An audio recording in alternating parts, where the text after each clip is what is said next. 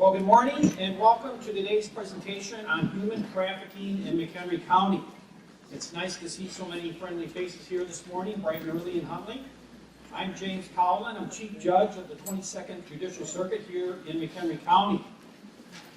We have an exciting and informative program today brought to you by our Family Violence Coordinating Council in partnership with Northwestern Medicine, the McHenry County State's Attorney's Office, and the Child Advocacy Center. So why this program and why now? Human trafficking in McHenry County. Can't be. Not here, not in McHenry County. This is where I grew up. We don't have those kind of problems in Huntley, Crystal Lake, Woodstock.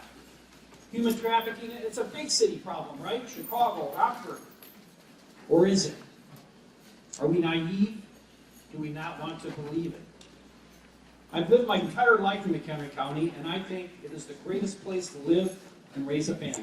I love it here. In the early 80s, when I was starting this out as a young lawyer, talk started about gangs in McHenry County. I didn't believe it, not at first. Then there were verifiable reports about the Latin Kings, gang fights on Route 14 in Crystal Lake, about 4 blocks from where I grew up. And then drug trafficking in McHenry County. It couldn't be. No, not here. But my years on the bench showed me otherwise. Recently, a man pled guilty to his scheme to traffic large quantities of cannabis by using an RV, driving it from California to his mansion in Bull Valley. Bull Valley. Another defendant awaits sentencing from a DEA bust from flying in cannabis, or flying in cannabis, to a small local airport. My point is, if it's happening in Chicago or Rockford, it's likely here too. Child pornography, sexual abuse and assault on minors, domestic violence, prostitution in the guise of massage parlors, all precursors or signs for human trafficking. Where do these victims come from? Some come from right here in our communities. Others are brought here. It's time to recognize and take action to prevent human trafficking, whether it's sex trafficking or trafficking for forced labor. Today, you're going to hear from several presenters on how to recognize the clues for human trafficking and how to report and respond. It's wonderful to see so many first responders here today. You're the eyes and ears. You're the ones that aren't blinded by the signs that perhaps a parent might be. So I want to thank you all for coming. Now it's my pleasure to introduce the 22nd Circuit Family Violence Coordinator, Linda Hooten. Linda is a sergeant with the Huntley Police Department. She's a trained forensic interviewer with extensive training in child sex assault interviews. During her career, Linda has focused on domestic violence, elder abuse, and sex assault issues. Linda earned undergraduate degrees from Western Illinois University in law enforcement and justice administration with a second degree in psychology. Linda was conferred a master's degree in law enforcement and justice administration from Western Illinois University in 2008. In 2012, Linda attended the 3-month FBI National Academy Leadership Training in Quantico, Virginia. As Chief Judge of the 22nd Circuit, I can tell you we were extremely pleased she accepted our invitation to be the coordinator of the Family Violence Coordinating Council. Please welcome Sergeant Linda Hooten.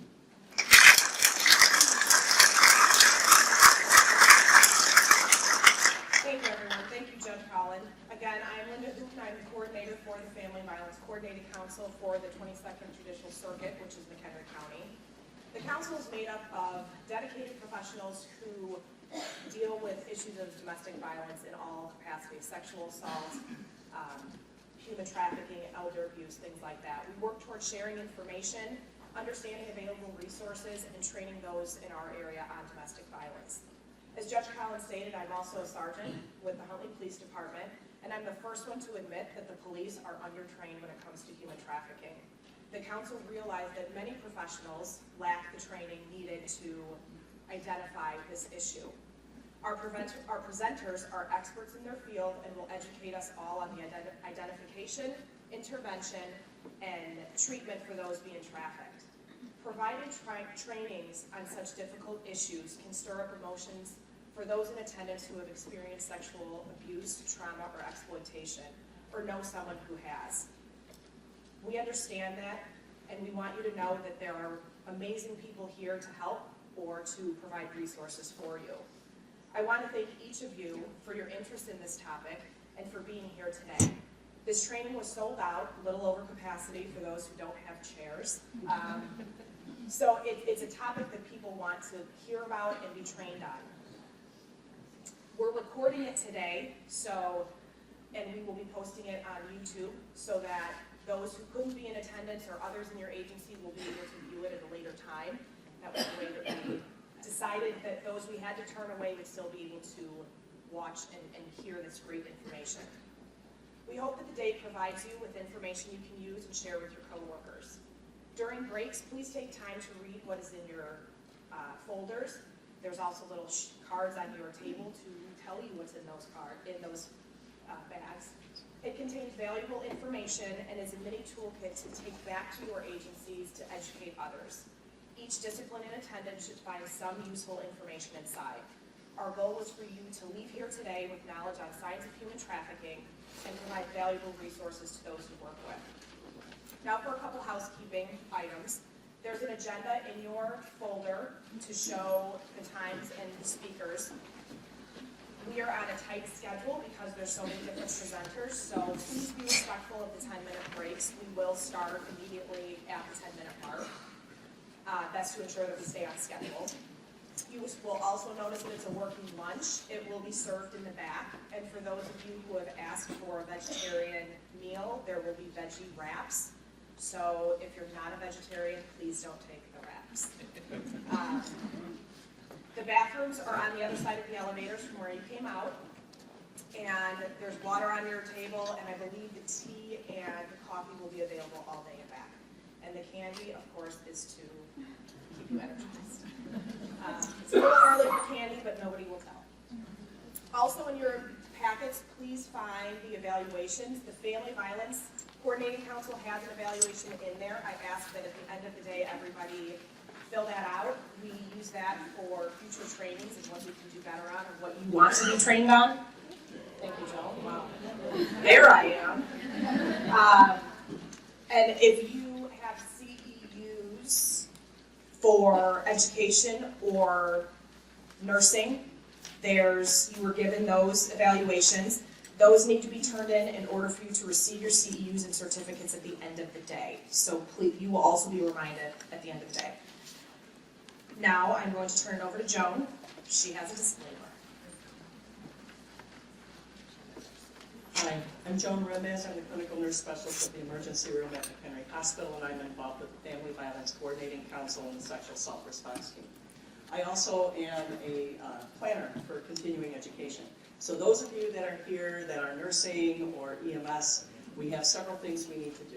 We need to talk about activity planners and presenters that have no bias, no conflict of interest. There's nothing here that's going to cause bias within this entire presentation.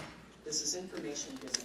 The activity is co-provided by us at McHenry Hospital and the 22nd Judicial Circuit Family Violence Coordinating Council, the Child Advocacy Center of McHenry County, and the McHenry County State's Attorney's Office. There's no endorsement of products, there's no commercial support. If you are getting CE, it means you must stay the entire time and you must give me an evaluation form back. Whether it's EMS, nursing, education, that's the way you get your CE. Are there any questions about that? So when you get to your evaluation, no, there's no bias. No, there's no conflict of interest. People still fill it out kind of bizarre. So are you guys good with that? All right. Okay, so I am going to introduce our first speaker, who is Sarah Seafried. She spearheaded the creation of the Center for Prevention of Abuse's Human Trafficking Services in 2017 and oversees all anti-trafficking efforts for foreign-born and domestic survivors in labor and sex trafficking. She is the Director of Human Trafficking Services, facilitates trainings for law enforcement, medical providers, community organizations, first responders, and participates in legislative discussions surrounding anti-trafficking efforts. Sarah joined the CFPA in 2006. Before developing the center's human trafficking program, she served as director of the Domestic Violence Family-Centered Services. She supervised 2 domestic violence shelters, an 11-unit transitional housing program, and domestic violence counseling services for adults and children. She has been awarded with 40 Leaders Under 40 and is an active speaker on human trafficking. She is dedicated to educating our community by raising awareness and providing specialized services for survivors. Please welcome Sarah Seafried.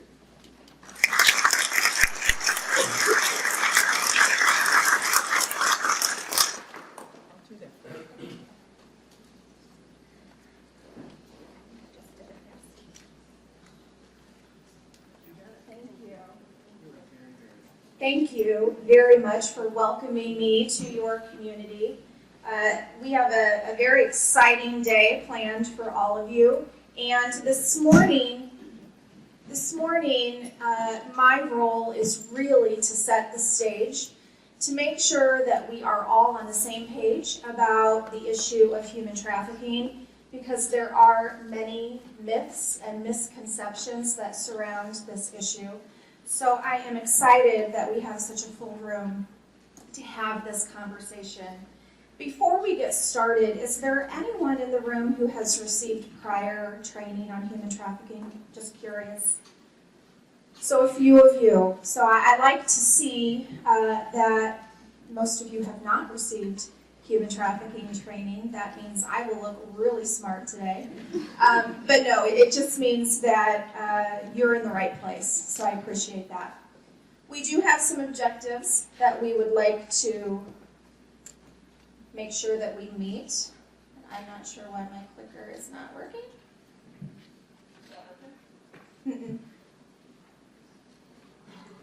It is not, but while we get this fixed, we will go through some of our objectives today. I know we have a great group in the room. I know we are filled with many disciplines. It also will help me if I have an idea of who's in the room. So if you represent law enforcement, would you raise your hand so I know we're law enforcement? Okay. Good to see that some of you are toward the front, because usually when I do law enforcement, they are all the way in the back. So I appreciate that. Thank you. Thank you. And if you are in the medical field, healthcare, raise your hand. Okay, all right.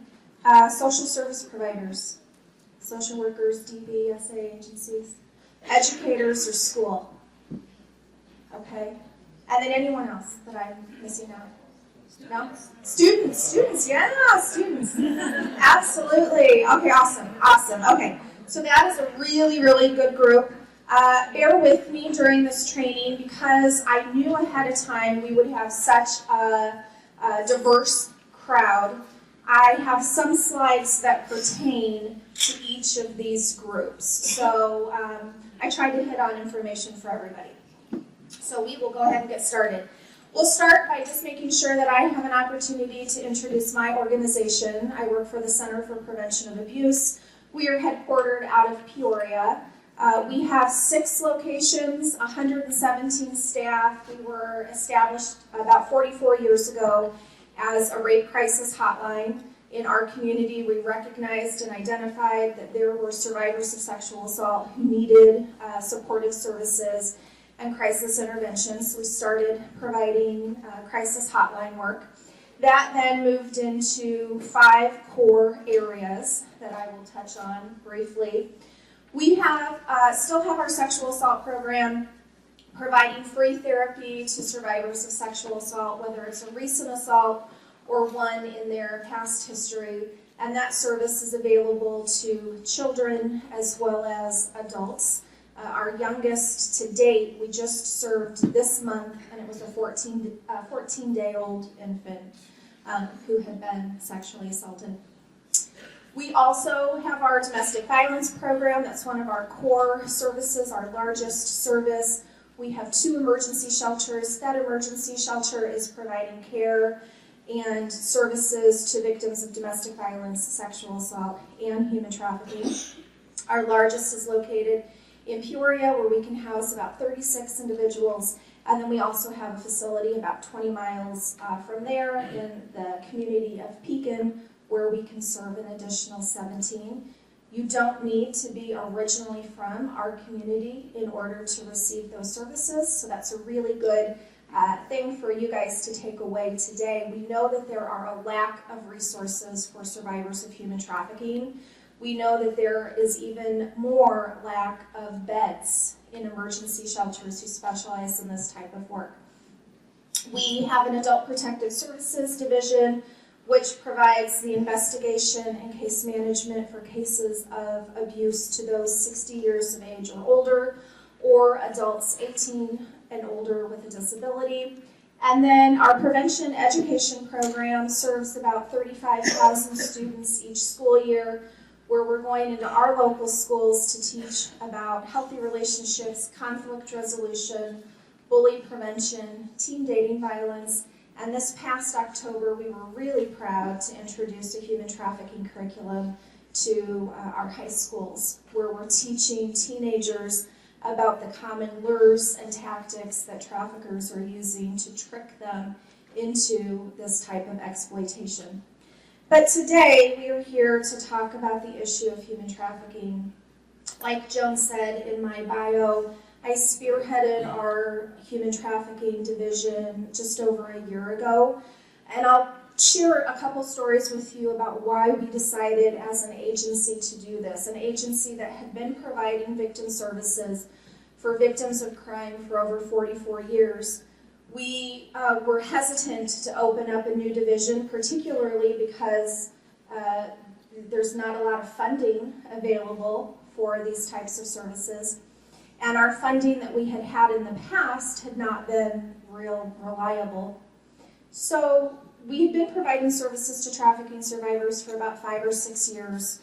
We did it very quietly. We weren't identifying many within our community.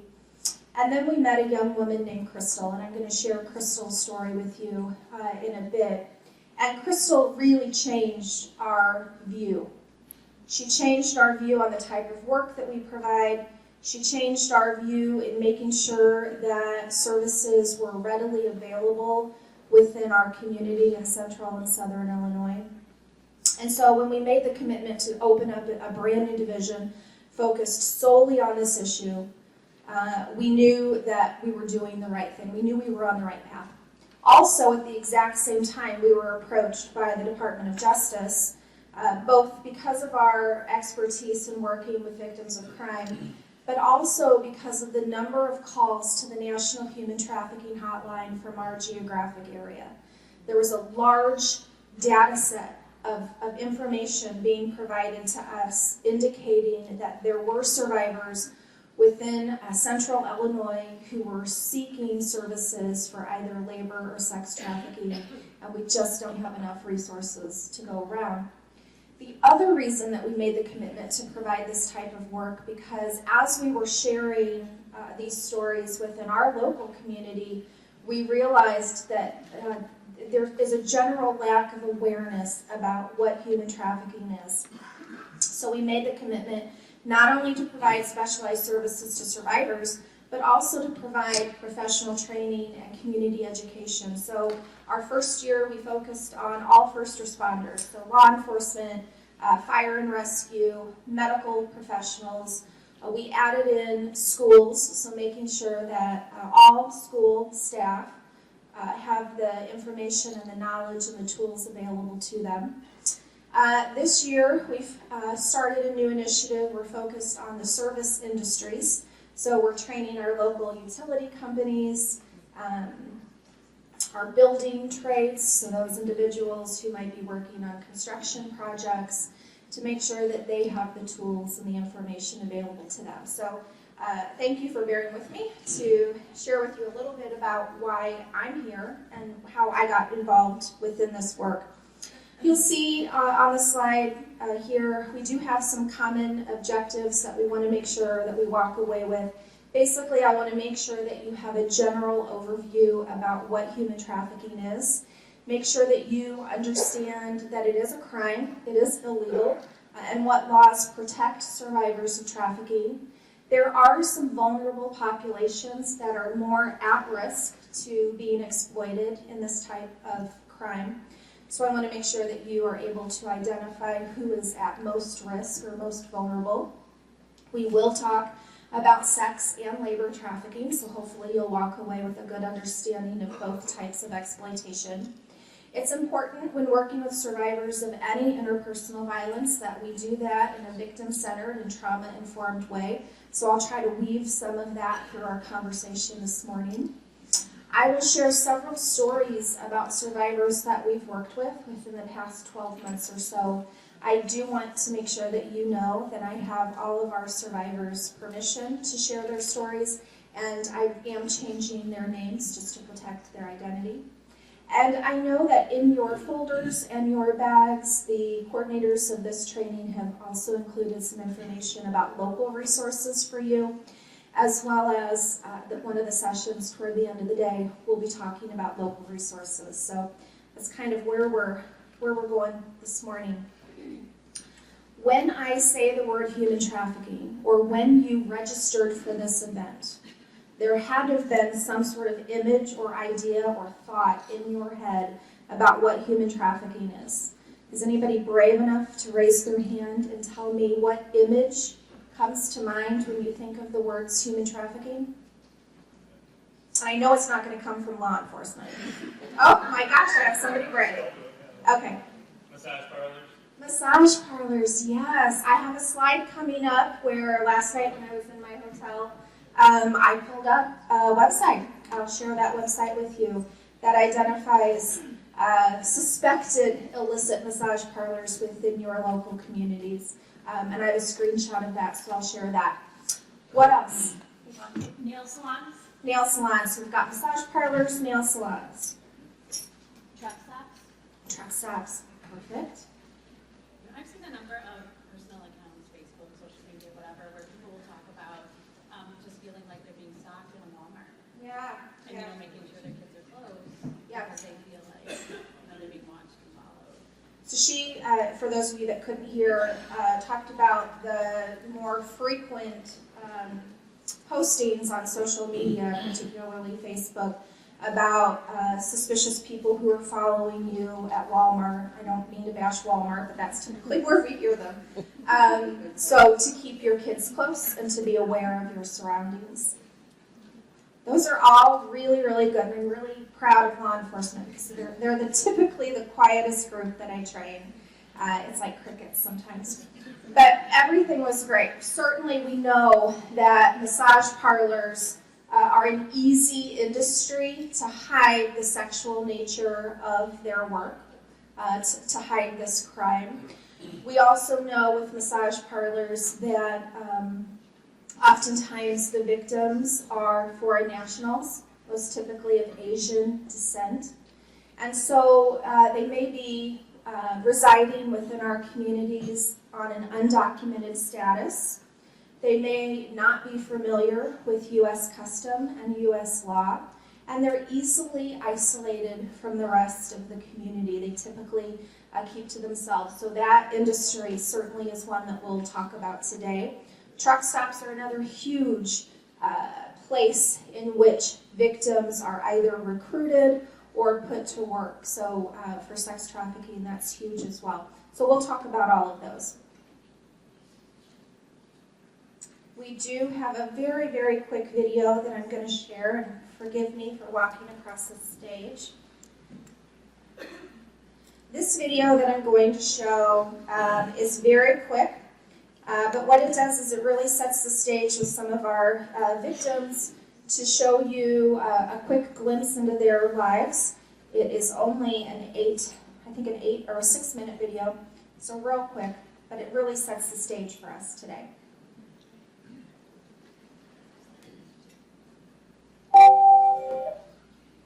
You're the one who's scared to tell about what's going on. I'm on a short delay, so it might take a second to pop up. It was an incredibly violent situation. I felt like there was no way I could get out.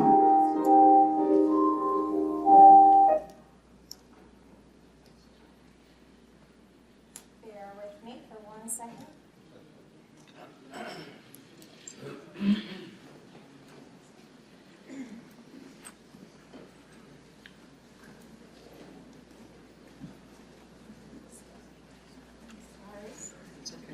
Got it working this morning.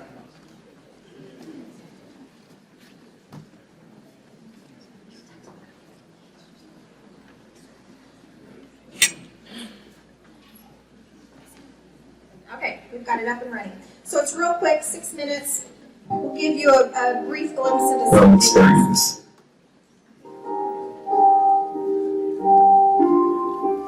I was full-time babysitter and house cleaning, cooking. I wasn't getting paid. I was lied to. I was abused. I didn't know I was a victim of human trafficking until I told my story.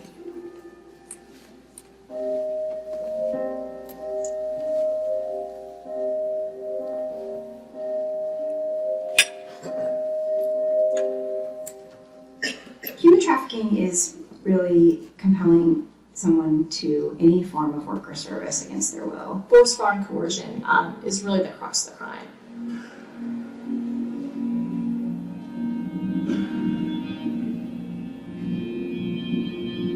Human traffickers can be just about anyone from any walk of life. Owners of small businesses, head of a household. A lot of the trafficking involves domestic servitude. Hoteliers, restaurant owners, owners of massage parlors, agricultural farm owners. There can be a trafficker who tells a woman, I want to be your boyfriend, I love you, if you love me, you're going to go out and have sex for money. It can be kind of psychological like that, or it can be more overt, more physical. It can be hitting, abusing, keeping them away from any support systems. They may have their documents taken away from them, passport, things like that, and they're sort of held in a way that makes them fearful to complain. And if they do complain, then they are fired. One myth about trafficking is that it involves people being smuggled in containers across borders. Smuggling is a crime against a border. Trafficking is a crime against a person. I still see this attitude of it's just immigrants or it's just people in other countries. It happens to U.S. citizens so much more than people are aware.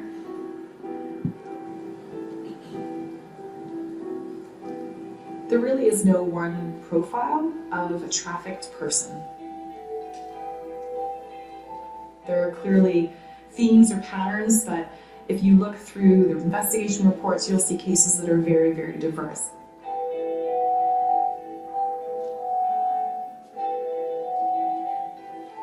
Trafficking doesn't know any boundaries, and it happens all over America. So I came from kind of a more privileged background, but it still happened to me, and a male. The victim can be male, female, transgendered, anyone. There's a myth out there, partly because of movies, that trafficking victims are chained up, and that's not the case, but it doesn't make the victim any less unable to leave. Oftentimes they're worried for their family members. Traffickers will often say, I know people that will do things to them. We need to understand that freedom of movement does not equal freedom of choice. Most of the time, being trapped is something we can't see. It's something that the trafficker pinpoints as a vulnerability and is able to use against the victim. You're initially brainwashed, and then over a period of time you become conditioned where you start to accept that this is all you can do. The natural stakeholders in this issue are certainly law enforcement, legal advocates, social service providers. There's other players involved as well.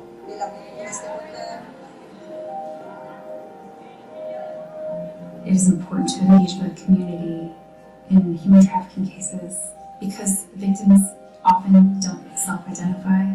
They don't come forward to law enforcement. Thank you. Bye-bye. We try to make sure the community is educated regarding human trafficking because those citizens in the community are the eyes and the ears. It's medical workers, it's educators, it's personnel at homeless shelters. There has to be a support system within the community, psychological counseling, shelter, and vocational education so they can reintegrate, become a healthy individual. We can't do this alone.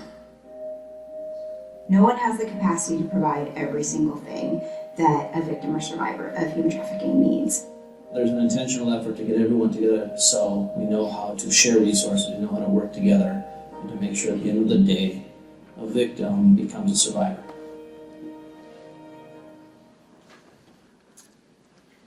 Okay, so one of the things that this video shared with you is the fact that we all need to work together. This issue is not going to go away based on us just wishing it away. We have a couple task forces within our communities. Cook County has a human trafficking task force, as well as Central Illinois Human Trafficking Task Force, which is I'm on both of the task forces that I just talked about. But the Central Illinois Human Trafficking Task Force also has some members from your local area who are participating. We meet in Springfield every other month, but it's important that if you don't already participate in discussions about human trafficking, that you try to form groups, you try to start those conversations, particularly with other disciplines. So having all of the disciplines within this room talking about what they're seeing and what resources you all can provide to this population. We're going to start really basic on this next slide with a common definition of what human trafficking is. Human trafficking is individuals who are compelled by force, fraud, or coercion to provide forced labor or commercial sex. Those are individuals who are being victimized by trafficking. When we talk about commercial sex, I just want to make sure that we're clear on what that looks like and what that is. Commercial sex is any sexual service provided for anything of value. So most often that item of value in exchange for a sexual service would be money, cash, but it also could be access to drugs, alcohol, cigarettes, food, medicine, clothing, a place to sleep for the night, so housing, really anything of value that's provided in exchange for any sexual service. There are two types of human trafficking. The first that we'll talk about is sex. Once again, it's that commercial sex act that's induced by force, fraud, and or coercion to compel an individual to perform that sexual act, unless you're a minor and you're under the age of 18. If you're under the age of 18, so you're 17 or under, and you're engaged in any type of commercial sex, so sex for anything of value, you're automatically considered a victim of human trafficking. You're considered a victim. We see sex trafficking in a variety of industries, and I'll share stories from many of those, but just see the list on the slide. Obviously, the massage parlors, very easy for those businesses to disguise this crime. Brothels. When you think of a brothel, you're probably thinking of certain parts of Nevada where prostitution is legal, or in other countries where prostitution is legal. But what I'm referring to is called a residential-based brothel rather than a commercial-based brothel. Those are nothing more than an ordinary home in an ordinary, typical residential neighborhood that has an illicit or undercover, hidden commercial sex operation operating out of it. We know that these are happening in communities both rural and urban. We know that from our conversations with survivors, as well as our conversations with law enforcement and city officials who are uncovering these on a pretty quick basis. We also see them in the common venues, so strip clubs, escort services, street work, and online prostitution or pornography. Labor trafficking is the second type of human trafficking. Once again, you hear those three words, force, fraud, and coercion, in order to compel an individual into a forced labor situation. We see those in industries such as domestic work, so that would be your household nannies, your cooks, your housekeepers. We see that in businesses dealing with agriculture, manufacturing. We see that in restaurants, panhandling, carnivals and fairs, traveling sales crews. Any business is susceptible to labor trafficking should the employer be seeking a quick profit and not caring if they're exploiting an individual. And we're going to talk a little bit about all of these industries as our morning progresses. But I want to hit home on the fact that if you're a minor engaged in commercial sex, you're automatically considered a victim of human trafficking. That's both on a federal level as well as within our state. And in Illinois, we enacted the Illinois Safe Children's Act in 2010, and that is one of the reasons why they're considered a victim. What this act did is it makes anyone under the age of 18 immune from prosecution for the crime of prostitution. So prostitution is still illegal within our state, but if you're a minor, so 17 or under, and you're engaged in prostitution or commercial sex, you're automatically considered a victim of human trafficking. So that means that there's really no such thing anymore as a juvenile prostitute, even though it is still on the books, that terminology. The second thing that the Illinois Safe Children's Act did was it amended the regulations or the set of standards that the Department of Children and Family Services works within, the Illinois Abuse Neglected Child Reporting Act. It now includes cases of both sex and labor trafficking in the list of allegations, and it has identified DCFS as the authority or the responder to those reports. So with all of the professions in this room, I would probably be safe to say that almost everyone sitting here is a mandated reporter. So that means that if you come across a minor who's engaged in commercial sex, you would then be mandated to report that to DCFS. There is a specialist on their staff who deals specifically with these cases. So they should be able to help you and take care of that. Smuggling versus human trafficking. This is a big one. This is one of the most common myths and misconceptions about this issue, that we conflate the two crimes, where smuggling always involves transportation. It's usually that agreement between one party with another to transfer or transport that individual across an international border, deliberately evading U.S. immigration and custom law, where human trafficking is very, very different. It's the crime of exploitation that requires no movement, meaning that you can be born within this community and you can be trafficked within this community and you never have to move outside of that area. Also, the crime of human trafficking is the exploitation of a human being, of a person who did not enter into that agreement willingly or was tricked or misled into the agreement. But oftentimes those two issues are conflated. Human trafficking is a crime. It's a crime on both a federal and state level. It became a crime federally in the year 2000 with the passage of the Trafficking Victims Protection Act. That act has been reauthorized and amended several times. On a state level, it became a crime in the year 2006 with the passage of the Illinois Trafficking of Persons and Involuntary Servitude Act. Our state actually has one of the best services for victims of trafficking, as well as some of the best laws for victims of trafficking.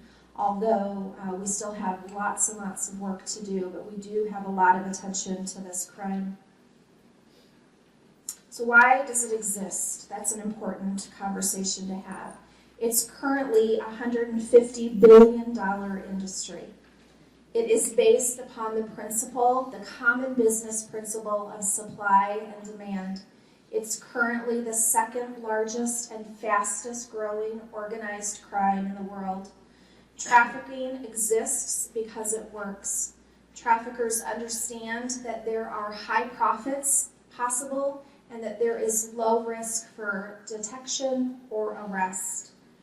Trafficking last year it tied for second place in the list of organized or criminal enterprises with the illegal sale of firearms, but now it's in second place, second only to the illegal sale of narcotics. Traffickers know that they can earn a lot of money with this crime. That's why it surpassed the illegal sale of firearms, and it makes sense, because if I own a firearm and I sell it to you, I can only do that transaction one time. I sell it, I get the money, and the transaction's over. But I can sell a 12-year-old girl 12 times today, 12 times tomorrow, and 12 times the next day. Each day, I'm the one incurring those profits. So they understand that this is a business in which they can make a lot of money. It's also low risk. It's low risk for identification for several reasons. One, because of the hidden nature of the crime. It happens just under the surface, so they don't hide it very well. And if we know what signs and indicators to look for, we're likely to see it happening in front of us. They also know that many departments within law enforcement are not properly trained to identify it. That's not anything bad about law enforcement. It's just stating a fact about where resources typically go. There are other priorities with most departments in which we're dealing with the opioid crisis, we're dealing with other drugs, we're dealing with gangs, we're dealing with gun violence, we're dealing with dozens and dozens of domestic battery calls every day. And so human trafficking just is a little bit lower priority on that list for many departments. There also is a lack of resources financially to try to combat this crime because these investigations are very lengthy, oftentimes taking several years to complete, oftentimes dealing with other jurisdictions. So it's something that is complex and it's not easy to deal with. There were three main elements for the Trafficking Victims Protection Act that you'll see on this slide. The first one is prevention, so that's public awareness and education, which is why my organization really is trying to get across Illinois to make sure that we're all aware of this crime. Protection is next. There are several immigration relief resources available to survivors that are foreign nationals within our country. And then prosecution. There are some law enforcement tools and law enforcement efforts and task forces that are out there that are combating this issue. When we take a look at the federal law, we have to have one item from each of these columns in order for us to successfully prosecute a case. So there's the process. The process is, how did this individual find themselves in the trafficking situation? Were they recruited? Were they kidnapped? Were they provided by someone? So there has to be one element underneath the process category. Means is that force, fraud, and coercion, keeping in mind that we don't need force, fraud, and coercion when we're dealing with minors. And that then the end column would be what the outcome or what the purpose of it was. Was it for either involuntary commercial sex or involuntary forced labor? We will define force, fraud, and coercion really quickly, just so we're all on the same page. Force is an easy one. That would be the physical or sexual assaults, the kidnapping or the isolation. The fraud is a little bit more difficult for us to wrap our heads around or to prove in a legal case. But that really is the false or deceptive practices. So the misrepresentation of a job or an employment offer, the misrepresentation of a romance from an intimate partner. Coercion is the psychological manipulation in which one person believes that if they don't comply with the demands of a trafficker, that harm would come to them or someone that they love. We have to understand and remember the one line from the video that we just watched that said that a lack of physical binds or ties doesn't mean lack of freedom, right? Or a lack of the ability to escape. Most times when we think about human trafficking, the image comes into our heads about what media often portrays, which is typically a young girl who is kidnapped, who was forcefully kept in a manner of either locking her in a room, chaining her up. I can't tell you how many images. If you do a Google search right now on human trafficking for images, what are you going to see? You're going to see women, and we know that it happens to males as well, but statistically a victim is female, and you're going to see either her mouth taped shut or her hands bound. And that typically isn't what happens in these cases of human trafficking. While it does occur, and we have helped survivors who have been forcefully taken, the majority of victims of human trafficking are living their lives within communities just like this, who are going to the grocery store, who are going to school, who might be employed or working, and that you may have interactions with on a regular basis, and you might not know that they're being exploited through commercial sex or forced labor. So we have to remember that there is always that element of fear, manipulation, and control that's keeping these individuals psychologically bound rather than a physical binding. So where is it happening? These statistics, the first one, the 8,524 cases of human trafficking were reported to the National Human Trafficking Hotline in 2017. 2018 numbers haven't come out. If you're not familiar with the National Human Trafficking Hotline, I would suggest that you become familiar with it because it's a great resource for statistics and information on both sex and labor trafficking. In 2017, 193 cases were reported to the hotline from Illinois, so from our state, and that puts Illinois in 9th place in the nation for the reports to the hotline. I want to say these numbers or give these numbers to you with a disclaimer that there is no one centralized database that's collecting this information. The majority of the survivors that I've worked with and that our law enforcement have worked with are not represented in those numbers of 193. So those reports are only the individuals who reached out to the national hotline from our state. That's one of the things that task forces throughout our state and our country are trying to improve upon is that data collection and that sharing of information. But at this point, we don't have real solid numbers to go off of, but I like to include it if you're a number person. The other thing that I want to make sure that we leave with today is an understanding that human trafficking is oftentimes under-identified and under-reported. So survivors don't self-identify as victims of human trafficking. They oftentimes don't report to anyone that they're a victim.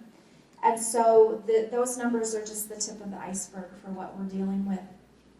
For our organization, my organization, the Center for Prevention of Abuse, within the last 12 months we've served just over 40 individuals. The graphic at the bottom of your slide provides you with some of the demographics for what who we've been providing services to. 97% female, so the majority have been female victims of human trafficking, which goes statistically with the trend of Illinois as well as the United States. Our youngest survivor was 12. She was 11 when we received her paperwork, but she celebrated her 12th birthday. And our oldest was 62, and I'm going to share their stories with you in a moment. The majority were from central Illinois, so communities just like this, 83% central Illinois population. So once again, that tells you that the myth that this issue is only happening in other countries or only happening to foreign nationals is simply not true. 15% labor trafficking, 85% sex trafficking. And I also want to point out that with the demographic split between labor and sex trafficking, also it's hard to identify labor trafficking due to the covert nature of the crime and the high security measures that employers take to make sure that we don't identify the crime. So it's a little bit easier to identify sex trafficking. But basically it's happening everywhere. The top right corner shows you a heat map that is produced and published by Polaris, which operates the National Human Trafficking Hotline, which indicates through the different color composition where the calls are coming into the national hotline across the United States. And you can see that no community, whether rural or urban, is immune from the crime of trafficking. This slide represents the top venues or industries within our state. It's divided between sex and labor trafficking. For the longest time when I did these trainings, I indicated that traveling sales crews were the #1 venue for labor trafficking. And the statistics for 2017 and 2018 are showing us that they're not even on the list now. So I'm not sure what to make of that. Or actually, it is the very last one on the list. But I want to point out to you that traveling sales crews are still pretty rampant within my community, particularly as we're moving towards spring and summer months. Traveling sales crews target youth. They target those vulnerable teenagers and college students with flyers that promise an exciting summer job, lots of money, prizes if they meet their quotas or if they're the top seller. And basically they're going door to door trying to sell you a product or a service.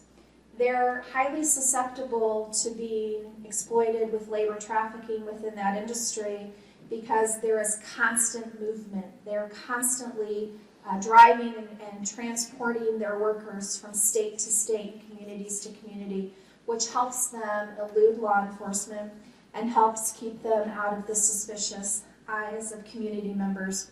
But also on that list would be domestic work. Our oldest survivor was a victim of domestic servitude. I'll share her story. I will call her Lynn. Lynn was 62 when she came to us. She was one of our foreign nationals. She born and raised in Indonesia. As an adult, she sought work through an employment agency in her home country who promised to set her up with an employer within the United States to provide basic household help. She was set up with a family. It was actually a suburb not very far from where we're located right now. So she was placed with an Illinois family. She was promised $700 a month plus room and board to provide basic light housekeeping, cooking, with traditional work hours, but she knew she needed to cater to the family's needs, so she would need to be flexible. What she received was something completely different than the job offer that they promised her. She was paid, so that's something to keep in mind, that you can receive an income or a salary and still be a victim of labor trafficking. The $700 a month she was promised was turned into $100. The room and board consisted of a yoga mat on the laundry room floor. She was basically kept as a household slave for 7 years. They monitored her communication and her movement. She was not allowed to leave the home unless she was accompanied by one of her employers or traffickers. She was physically beaten on a regular basis. She was verbally assaulted by both employers on a regular basis. They restricted her ability to communicate with her children, her adult children, back in Indonesia. She was rescued by federal law enforcement who had received a tip about another victim within her community, and that victim in her interview shared the story that there was somebody just like her in the house down the street. So it shows you how easily hidden this crime is, because no one within that community ever mentioned any of their suspicions, and I'm sure they had suspicions. Neighbors probably had suspicions about her, but didn't report that or didn't contact law enforcement. Our youngest victim, a victim of sex trafficking, and I'll go through the top venues for Illinois as I share her story. She was provided or given by her mother to their landlord in exchange for reduced rent, cigarettes, alcohol, drugs. At 11, she was forced into commercial sex through online resources, so forced pornography, and that is your fourth common venue in our state. I'll call her Molly. Molly was both sex trafficked in person as well as online. She attended school on a regular basis. She hid this from everyone that she had contact with. No one at her school suspected that this type of abuse was happening.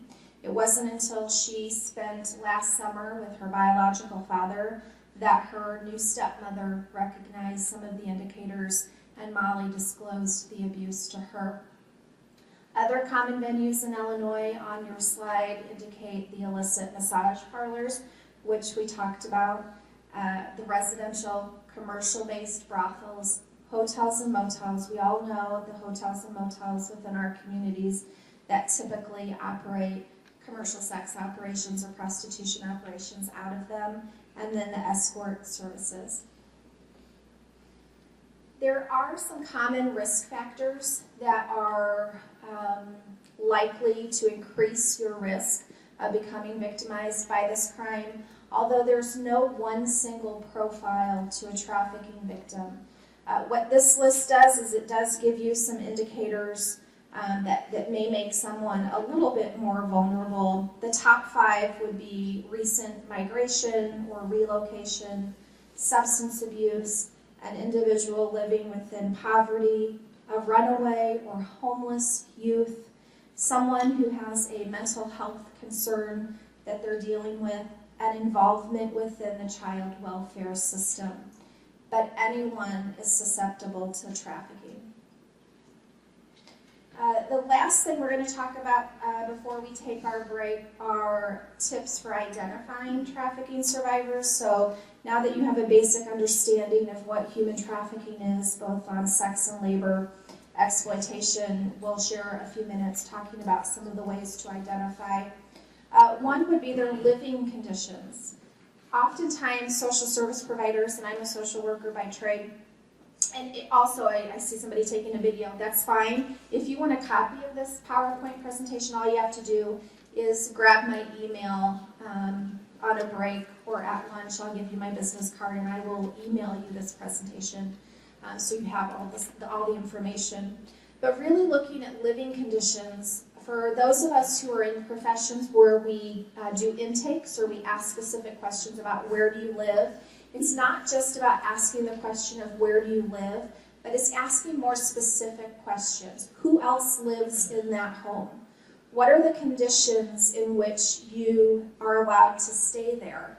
Because the individual may be very forthcoming and tell you that, well, I can stay there, I can sleep on the couch as long as I'm willing to have sex with one of the homeowners. So really asking detailed questions about their living conditions. The next slide shows some images that would indicate some of the red flags with a private residence. Oftentimes these residences that are operating commercial sex operations out of them have little or no furniture or personal possessions within the home. Oftentimes traffickers will block off areas of the room, like in the picture on the top left, with a sheet or a curtain, which is just meant to divide it up so there's multiple private spaces for services to be provided. A lot of mattresses on the floor would be a good one. We spoke with a mayor recently in a very rural community near Peoria, who indicated that his community, the city, owned a property within their downtown area, and as they were getting ready to clean out the property to re-rent it to a new tenant, they found evidence of a residential brothel right there downtown in the heart of their community in a home that no one suspected. What they found when they went in to clean up the property were several dirty, unkept mattresses on the floor. There were poster boards tacked up to the wall that had the sexual service with the dollar amount that was associated with it. So these residential-based brothels are happening in communities everywhere. Also, signs or indicators that individuals are living within the premises. So maybe a lot of individuals are residing within one home.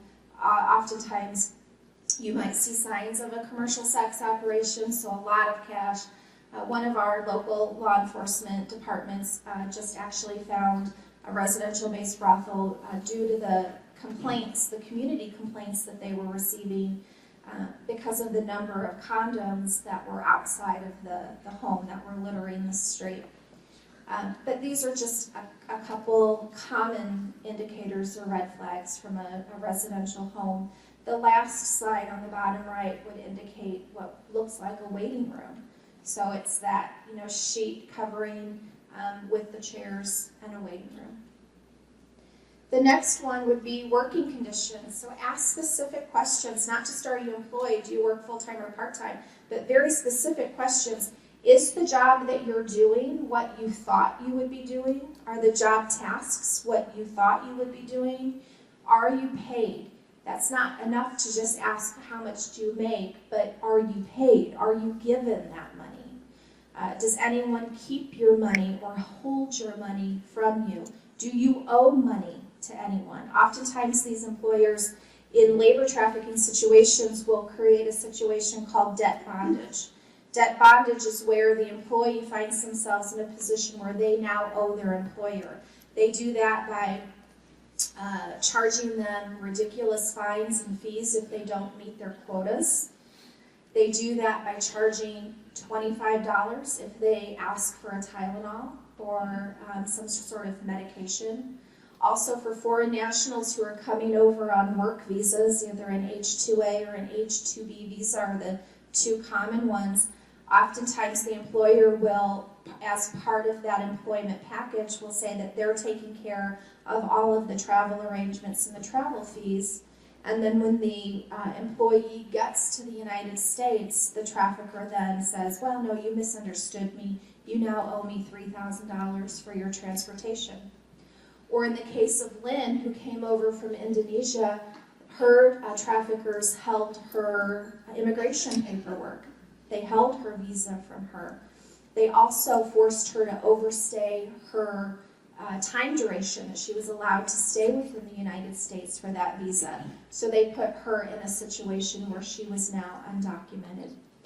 Other things to look for in labor trafficking or industries of business or employment would be employees who live on the property of the business. We see that a lot in massage parlors. We see that in restaurants where the employer might have a back room where the workers live. If they don't live on site of the business, oftentimes the employer will own a home or rent an apartment where they'll house all of the victims. Oftentimes those housing accommodations are unsanitary. There are a lot of people living within those quarters. It's smart that an employer would do that because what does it do? It isolates the victim. We see trucks or vans who are going to those homes, picking the employees up in the morning, and then driving them, dropping them off at the place of business, and then driving them back 12, 15 hours later. They're providing all of their food, clothing, and taking care of those needs. Also, a red flag would be an unusual or excessive number of security measures within that place of employment. So a lot of surveillance cameras, doors that are locked, potentially fenced off work sites, particularly within Illinois. We do have some work camps or work sites, particularly with agriculture or manufacturing operations. And so they just look a little bit shady, like they're trying to keep people in and they're trying to keep law enforcement and the community out. And then the last one that I'll point out is just oftentimes in these work situations, they are not being provided with the appropriate protective gear. So we see individuals who are presenting to emergency departments with workplace injuries that could have been prevented should the employer have provided protective eyewear, hard hats, gloves, boots, those types of things. Finishing up our list before we go on break, indicators of physical abuse would be another one. Oftentimes in these situations, the victims of both sex and labor trafficking. One of the ways that traffickers manipulate them through power and control is by using physical abuse. Restriction of movement is huge. We have so many victims who their movement is being controlled and monitored by a trafficker, particularly with our victims of sex trafficking. So they're being tracked on their cell phones. Their communication is limited.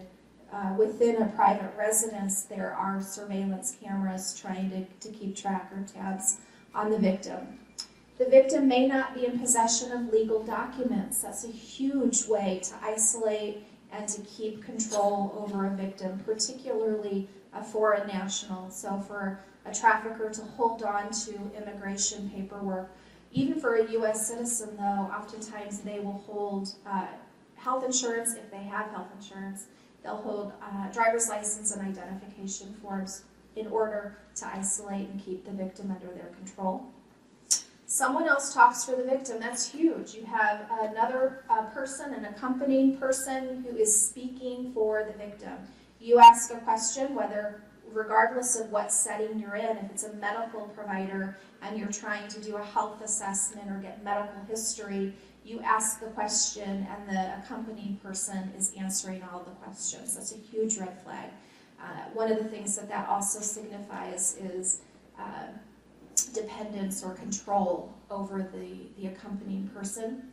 Victim may use common slang. This is huge.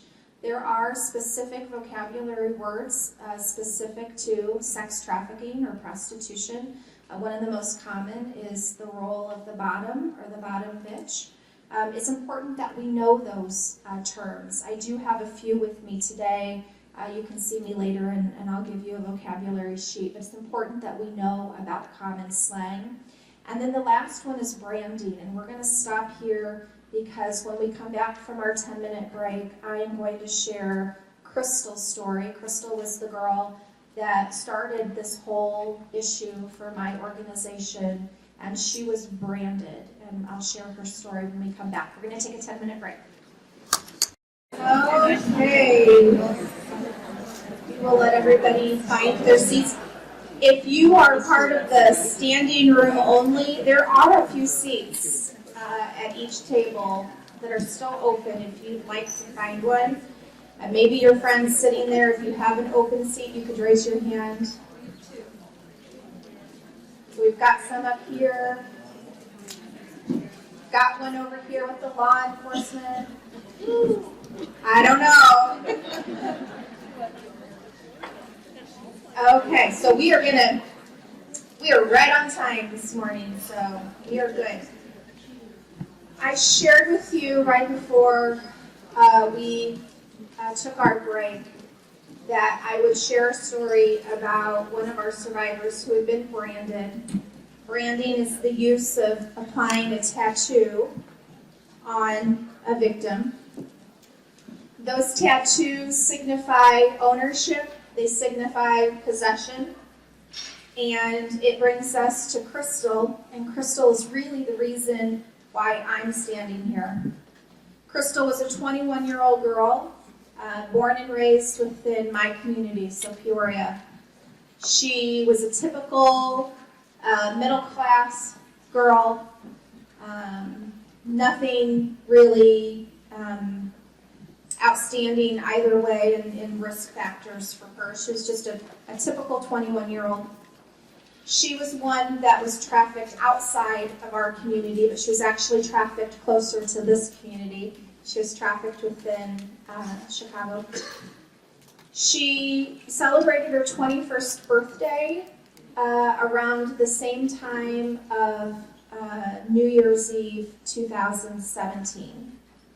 As part of her birthday celebration, she and some girlfriends decided that they would go into the city, have a great weekend, and celebrate her birthday as well as bringing in 2017.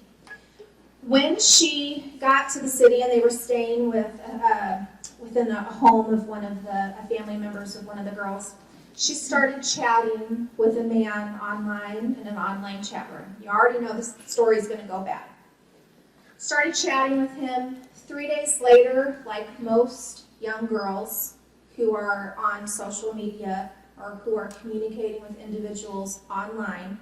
She felt as though he was her friend, that she could trust him.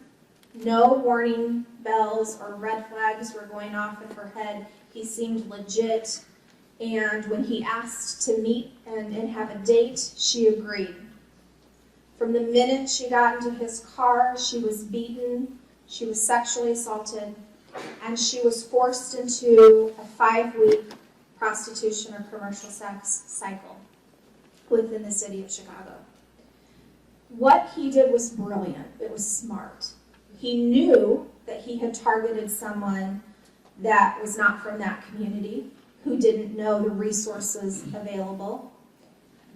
She was vulnerable due to her age, the naivety of a brand new 21-year-old, and how rampant technology is that we're able to communicate with people over the internet. One of the things that he did, and also this is called, for a trafficking situation, this type of scenario with this force is called a guerrilla pimp. That's what he was. That's one of the things in the vocabulary sheet that I described. So guerrilla pimp, which is not the typical human trafficking scenario, but this one was used by force and violence. So forced her into that 5-week commercial sex operation. One of the things that he did to control her and to get her to comply with his demands was he injected drugs into her system. So not just gave her drugs, he injected drugs into her system and large amounts of alcohol into her system. And she was not a previous drug user before this happened. He branded her. He put his first and last name, so traffickers are not always smart, but first and last name across her cheekbone and then again across her forehead. And prostituted her out, forced her dozens and dozens of clients each day, and kept her high and under the control of substances the entire time to force her to comply. She was able to escape, but she is not escaping the fact that she still to this day has his first and last name on her face in 2 places. At my organization, and how she came to find us was she finally escaped the situation. She went to law enforcement. Law enforcement put her with a human trafficking shelter provider within the Chicago area who provided great services to her. She wanted to relocate back to her community, obviously, and so they provided a warm referral to our organization where we accepted her into our program. But when my staff was doing her intake and asked her the name of her perpetrator, because that's just one of our standard questions, she didn't know how to spell his last name, and she directed my staff to read her face, to read her cheekbone.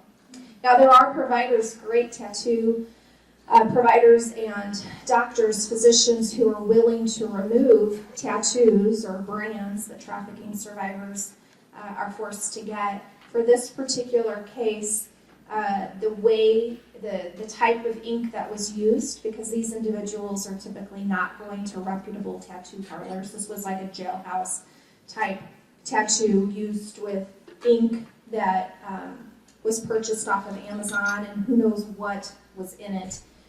We were told that in order to get that removed, it would probably do more damage to her face because of her particular skin coloring and the ink that was used. So to this date, she still has that tattoo on her face. So that was Crystal's story. But this slide shows you other common brands or tattoos, and that's what they are. They're brands. These individuals are seen as commodities, they're possessions, they're a way to earn profit and money for the trafficker. And so the trafficker oftentimes signifies that possession by putting that tattoo on them. They're typically put on females in places where women typically don't get tattoos.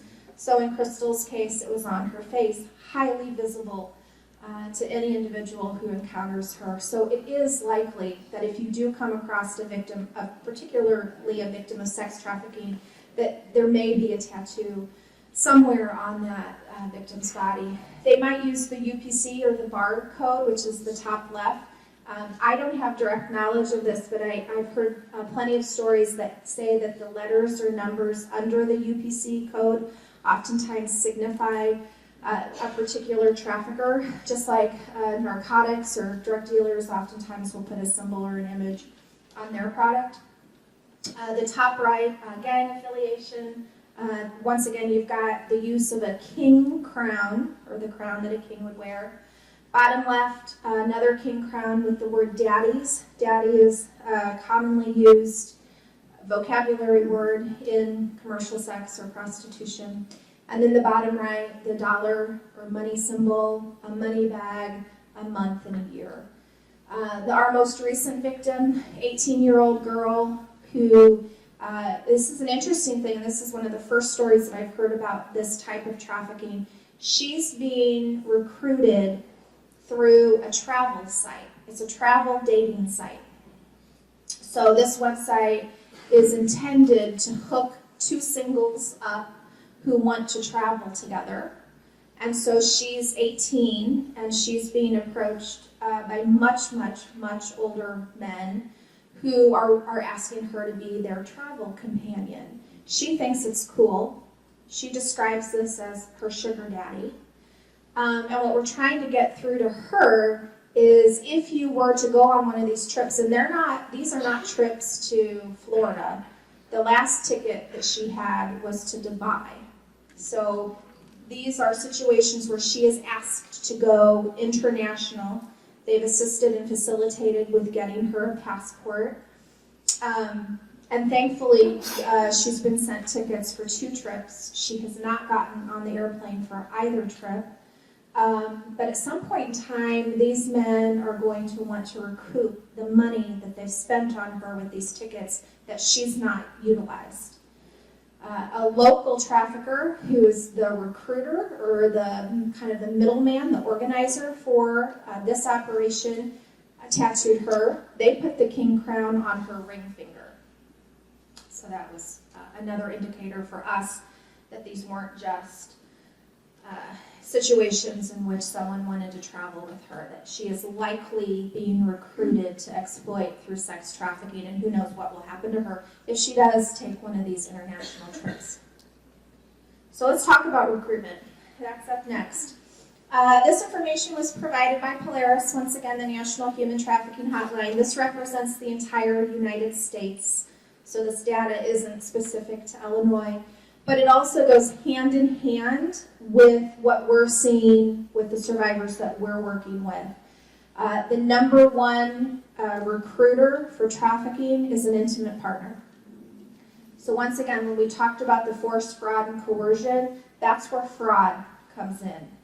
Most of the clients that we've worked with who are victimized in sex trafficking, the trafficker was an intimate partner, so boyfriend or husband, who groomed or selected that girlfriend for the purpose of exploiting her sexually. So an intimate partner. Next would be familial. That goes back to our youngest, our little girl who had just turned 12, and her mother recruited her or provided her to the landlord. So a family member. Just like in cases of domestic violence, elder abuse, or sexual assault, oftentimes the victim knows their offender or their perpetrator. Posing as a benefactor is number 3. That's probably where this young girl that I just shared the story with the traveling, or the travel site, the dating site. They're posing as a benefactor. That also might be somebody who's targeting families internationally, where they will say to a family in an impoverished country that there's a benefactor in the United States who wants to provide an education for their child. And so this is a very real epidemic that's happening right now.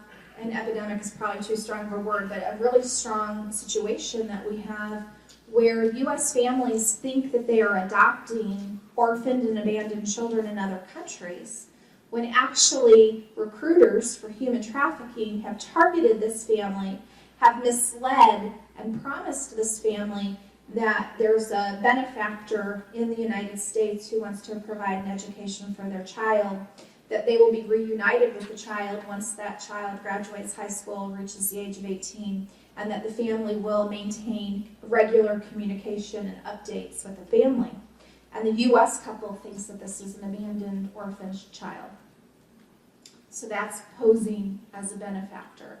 And then the last one on the list would be job offer. So who has heard about the stories on the media where the young girls were stopped by the ticket agent at the airport with a one-way ticket? Yes, we've all heard those stories.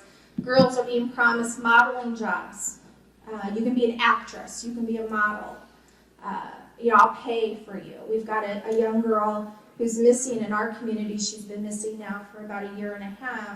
And what they think happened was she went to Las Vegas with a gentleman who was recruiting talent for a bachelor party. And so we think that would be a job offer. Hey, do you want to earn some quick money this weekend? I'll pay for your travel expenses. We're going to Vegas. All you have to do is strip for me for this bachelor party. And then they're exploited through sex trafficking and relocated and transported. And they think that she might be in California now. So recruitment tactics for labor trafficking would be next. A job offer obviously is number one. Misleading, misrepresenting what the job offer actually is. False promises or fraud. Smuggling related, that's where sometimes human smuggling and human trafficking intersect, where a foreign national will make an arrangement to be smuggled into the United States, unknowingly putting themselves in a vulnerable position where now that smuggler will exploit them. So they might cross the border and then immediately get sold to the next trafficker. The victim has no idea that this was a prearranged operation before they took the smuggling contract. And then once again, posing as a benefactor rounds out labor trafficking. So this just really highlights once again that it's very important that we know what questions to ask when we are suspicious of a case of trafficking. And sometimes it's difficult for us to know who's the victim and who the trafficker is. And this is particularly for the law enforcement people in the room, because you might come across a large group of individuals that you might be suspecting is a human trafficking ring, and you might have traffickers that are interwoven within that group, and it's very difficult to tell the difference between traffickers and victims. Key questions to ask: if they're foreign national or if they're in your community and they're not from your community, how did you get here? They had to be transported some way. Someone transported them there. So who did that? What were the conditions of that transportation? Where do you live, eat, sleep? Do you owe anybody money? We have to remember to keep in mind that most of these victims are fearful and have had threats to them or to family members. So to ask the question of who are you afraid of? What would happen if you left your job? These individuals feel is that they have no option to quit their job. And who are you afraid of would be one.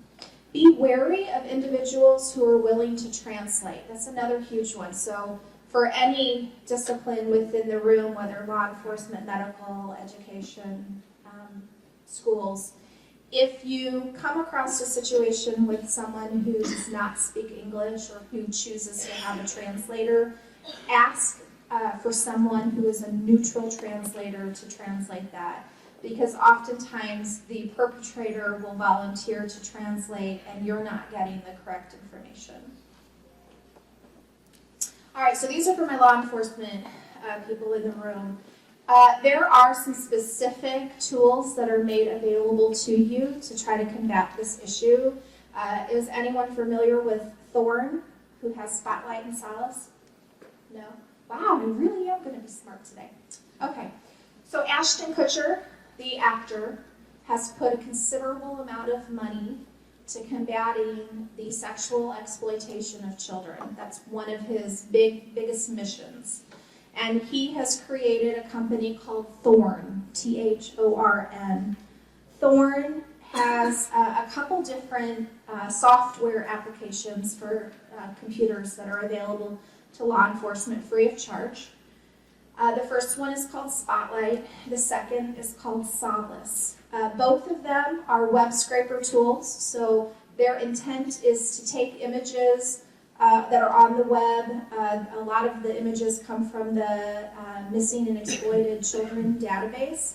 They take those images and they match them up with images on websites that are selling commercial sex. So like a Backpage type website. And they're matching them up. The importance of Spotlight and Solace is that it accelerates your investigation time, or it decreases your investigation time, and it accelerates the chances that you're going to identify a victim. They are identifying and rescuing about 8 children every day. It's available to all law enforcement free of charge. All you have to do is ask for it. Solace does the exact same thing, only they're searching for images on the dark web as opposed to the regular internet and looking through commercial sex websites. So those are 2. But obviously, a no-brainer would be utilizing our fusion centers. We utilize ours in Springfield quite frequently because those individuals are in the position to gather data that could help you in an investigation or kind of putting the pieces together. And then another no-brainer would be collaboration with federal partners and state partners because they have more resources readily available to combat this issue. For my organization, our top collaboration is with federal law enforcement, with the Department of Homeland Security, and then our second top one would be FBI, both federal partners. Then we move down to state police, and then lastly would be local police.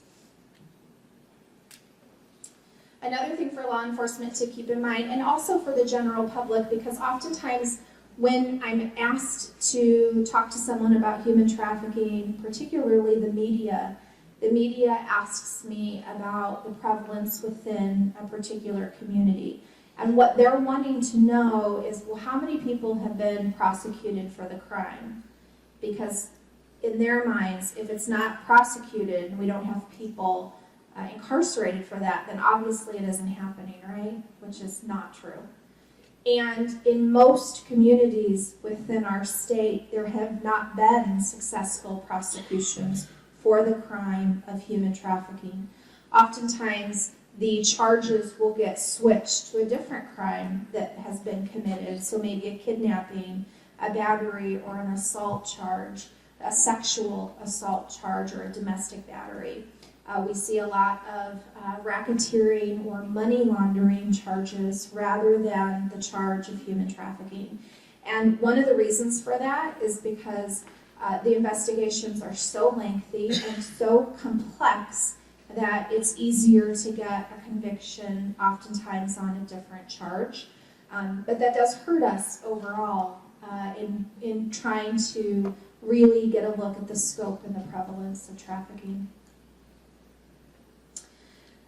This is for general knowledge about some of the commonly used websites that are advertising commercial sex. This is just a short list. There are hundreds of them. And I know that the wording is small, so like I said, if you'd like a copy of the PowerPoint, I'm happy to send it to you. Backpage, on this presentation, I don't have it striked out, but in most of mine, I have Backpage striked out. And that's because Backpage is no longer in operation. Did you guys know that? No, okay. It's not. Backpage was seized by the FBI last April, and that was because over 90% of their profits or proceeds were from the advertisement or the sale of commercial sex. And many of those were minors. They were children. Also, what helped get Backpage off the market was President Trump signed into legislation a new law called FOSTA-SESTA. What that law did was it made websites who knowingly facilitate the sale of commercial sex liable, potentially liable for that. that participation. And so Backpage is no longer in operation. But the second the Backpage went offline, new ones started popping up. The newest Backpage is called Skip the Games. And you can just see from the list that there are many. All of these are advertising commercial sex. The last one on that list is Rub Maps. That's the one that I shared with you, that if you're interested in looking up the suspected illicit massage parlors in your community, that you could find from that website. This is what you'll see if you do try to log on to Backpage. You'll see that it's been seized and no longer in operation. And the other thing that happened when the new Backpage, the Skip the Games, came on scene, they're, I believe, based out of the UK, so they're not even a US company. That also makes it harder for law enforcement to investigate these crimes, because now the website that is advertising them is an international company, which just increases the difficulty and the complexity of trying to get a subpoena and gather your evidence. This was a screenshot that I took last night of your community, which actually doesn't look horrible. There have been more in other communities that I've done, and obviously if we go into the city, if we go into Chicago, you'll see. And you'll also see that 2 have been closed. Now, I will say that in many of the massage parlors that are closed, they have just reopened down the street under a different name, but the same owner. Oftentimes the owners are not local to your community. They live in other cities, sometimes other states, sometimes other countries, and they have other people running it. But you'll see that rubmaps.com is geographically based. You put in a city or a zip code, it will pull up all of the massage parlors that have had reviews on the sexual nature of their business or their service. But how do we know? We know that massage parlors may be operating an undercover sex operation by a couple of factors. One, they typically have their windows covered, right? So they typically have them covered with sheets or curtains. Oftentimes their hours of operation are late into the night. You can see, this doesn't tell you, but if you click on it, that first one, Vitality Massage, and I am not saying that Vitality Massage is a commercial sex operation. So a disclaimer there, I do not know that to be true. But if you click on it, I believe they're open until 11 o'clock at night. One of these was, so that's another indicator. Massage parlors that are open late into the night. Oftentimes they're cash-only businesses. Oftentimes they only want to cater to males. If a female were to call and try to book a massage, they're probably going to be told that there are no openings. And when you say, well, what about next week? No openings. Probably you're going to pretend like they don't speak English. If you're female, typically the front door is locked and you can only enter through the rear of the establishment. There are certainly, obviously, security or surveillance cameras typically on them. So this is just information for you to do with what you'd like. And one special thing to report about my community, for the city of Peoria, well, I'll backtrack. Most communities, massage industries are regulated by the state. What we did in my community last year is we took back the regulation of our massage businesses within our community to make it local. So what we did was we rewrote a massage ordinance. Our massage ordinance is called our Body Works ordinance. And what it does is it allows the city now to set the standards, and more importantly, it allows our city to inspect. So now our code enforcement, law enforcement, fire and rescue, and city officials have been trained on the indicators and how to spot human trafficking, because they are the ones who are going in and inspecting these businesses just like they would inspect any other business. The other thing to keep in mind is that we have legislation out currently throughout the state. Senator Jill Tracy from the Quincy area sponsored it, and now it's in the House with Representative Mike Eunice. And what that legislation is doing is, part of the statewide massage licensing act has an exemption for what's called Asian Body Works. So if you regulate yourself or you claim that you're an Asian Body Works provider, you're exempt from any licensing regulations, meaning you don't have inspections, meaning you don't have to have a license to practice the art of Asian Body Works. And so there's legislation out right now that we're supporting that will allow that exemption to sunset in 2020. So just information for you.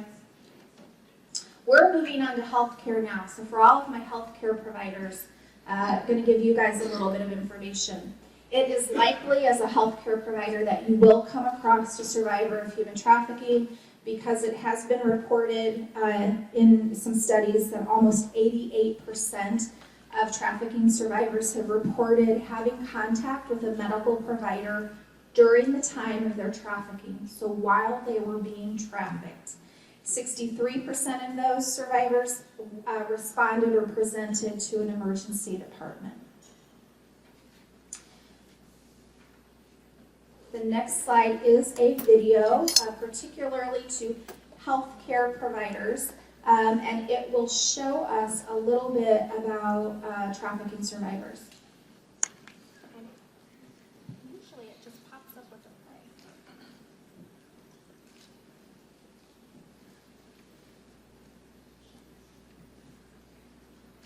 The victim's behavior may seem withdrawn, fearful, or timid.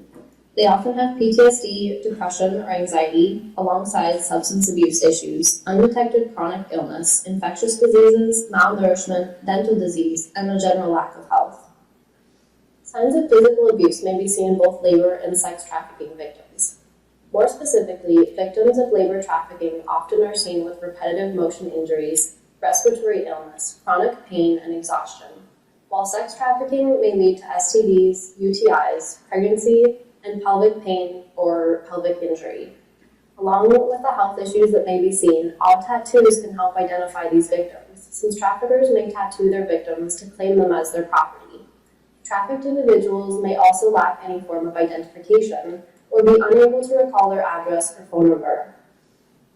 They may carry a lot of cash or have someone carry all of their money for safekeeping, and may have expensive nails, purses, wallets, or watches while appearing malnourished.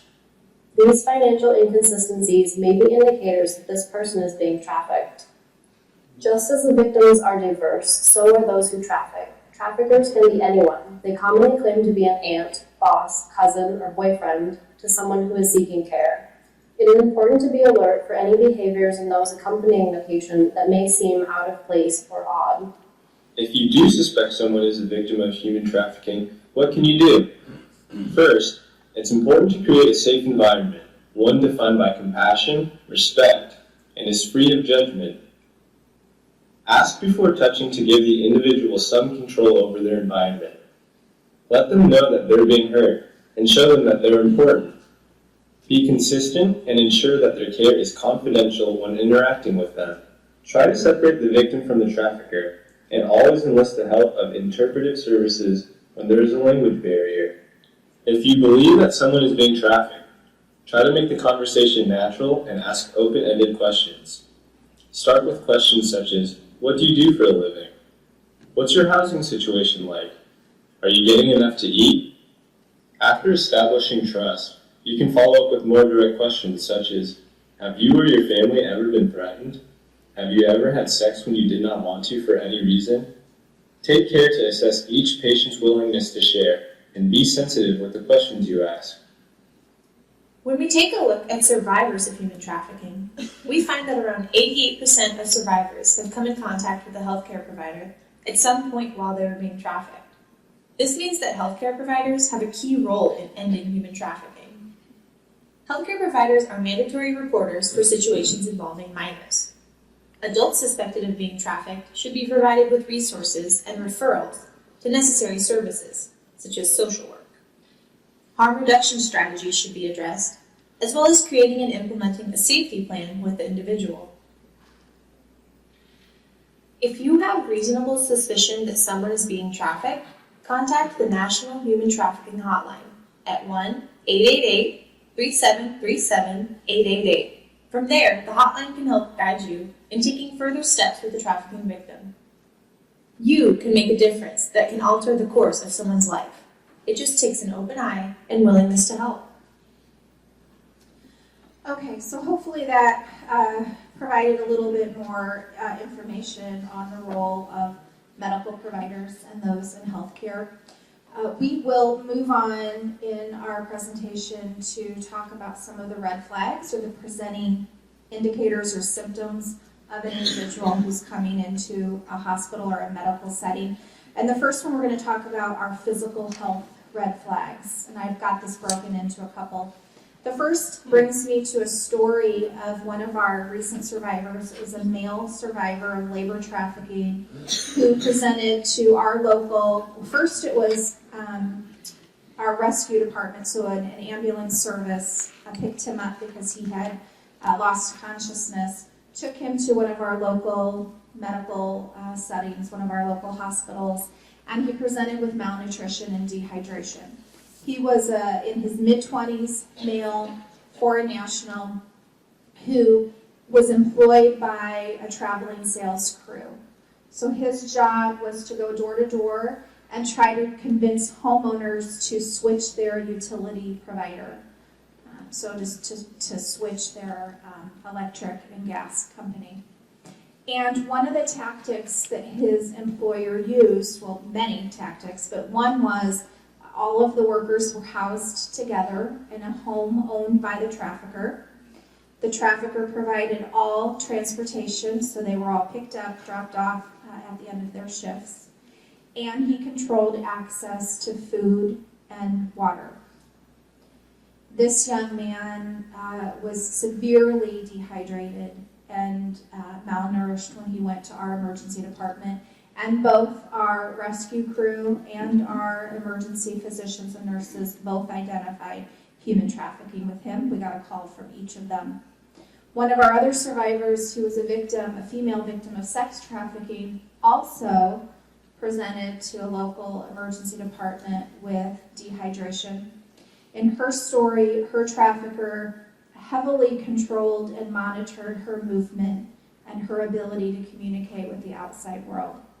So she was a victim of sex trafficking. She was given a daily quota of how many sexual services she needed to provide or how much money she needed to bring into the trafficker. If she wanted any food or beverage on any given day, she had to increase the number of sexual services she provided in order to pay for that. Most days she was not willing to pay that cost. The only opportunity she had to drink water without paying for it through sex was in a public restroom, because that was the only time that her trafficker didn't monitor her movement and have somebody with her. So those are just some examples of malnutrition, malnourishment, and dehydration. But this list shows some other presenting symptoms that they might present with in a healthcare setting. Obviously, for sex trafficking, they have multiple sexual partners. Oftentimes, they are having unprotected sex, so there might be frequent treatment of STIs or sexual injuries. High number of sexual partners, particularly with youth. So teenagers who are reporting having hundreds of sexual partners would be a pretty high red flag. Multiple pregnancies and abortions. Also, with labor trafficking, we're looking at workplace injury. So they might have respiratory issues. They might have repetitive movement injuries, chronic back pain. With respiratory injuries, they may be in work settings where the building isn't properly ventilated and they're breathing in toxic fumes. Burns, signs of physical abuse, so those lashings or signs that they've been beaten. Suicide attempts, self-harm, all indicators or red flags of physical health. Moving into behavioral health, oftentimes these individuals have signs or symptoms of PTSD, depression, anxiety, also may have some self-harming behavior or suicidal ideations. Also with this population with behavioral health, they might be presenting to your psychiatric unit or your behavioral health section of your hospital, and their story may sound made up, might be confusing for you to follow. If you ask them to tell you what happened to them, oftentimes their story is mixed up, it's jumbled, it's not in a chronological order. We're going to talk about that a little bit in a minute when we talk about trauma survivors and how this kind of significant trauma impacts victims. But I do want to mention that many of these victims are presenting in a behavioral health unit or receiving psychiatric services because of the significant trauma that they've experienced. Reproductive health, again, obviously some sexual assault or sexual injuries, maybe some mutilation, also infertility issues with females. So we'll move into the mindset of a trafficking survivor because I think that this is important. I shared with you earlier that most victims of human trafficking don't self-identify. They also oftentimes don't disclose what's happening to them, and they don't readily share their story and reach out for help. There are a variety of reasons for that. Probably at the top is the fact that this issue is filled with shame, embarrassment, guilt, all associated with being exploited in this type of way. They also oftentimes distrust outsiders. So for our law enforcement folks particularly, they are not going to see you as that person who is there to help them and provide resources and safety. We have to remember that many of these victims have been forced to commit crimes in the course of their trafficking. So if they're sex trafficking victims, they've committed the crime of prostitution, and they're fearful of being arrested for that. If they're not worried about the prostitution charge, they probably committed another crime as well. Drug offenses, so drug use or drug sale. They might have done, I've got a client who has some forgery and some check fraud charges on her, some battery charges. So more than likely they've been forced to commit a crime during the course of their trafficking situation, and they're fearful of being arrested for that, and rightly so, because they've committed crimes. But also, if they're foreign nationals and they're here undocumented, they're fearful of arrest and deportation, and oftentimes the trafficker will hold that over their heads.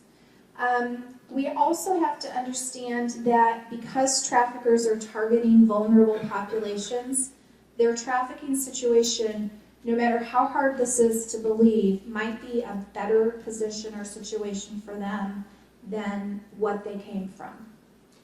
And I know that that's hard for a lot of us to stomach, but these traffickers are providing something. They're probably providing some sort of stability, so a safe place to sleep, food, water, maybe access to health care that they wouldn't necessarily have. If it's gang related, maybe they're providing safety to the trafficking victim. There may be a child in common, so you've got this interwoven relationship.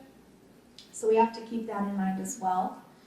If they're foreign national, also they're probably not very familiar with U.S. custom and law, so they might not even know that this is a crime that's happening to them. They also might distrust law enforcement because law enforcement in their home country might be corrupt and might not be a safe resource for them.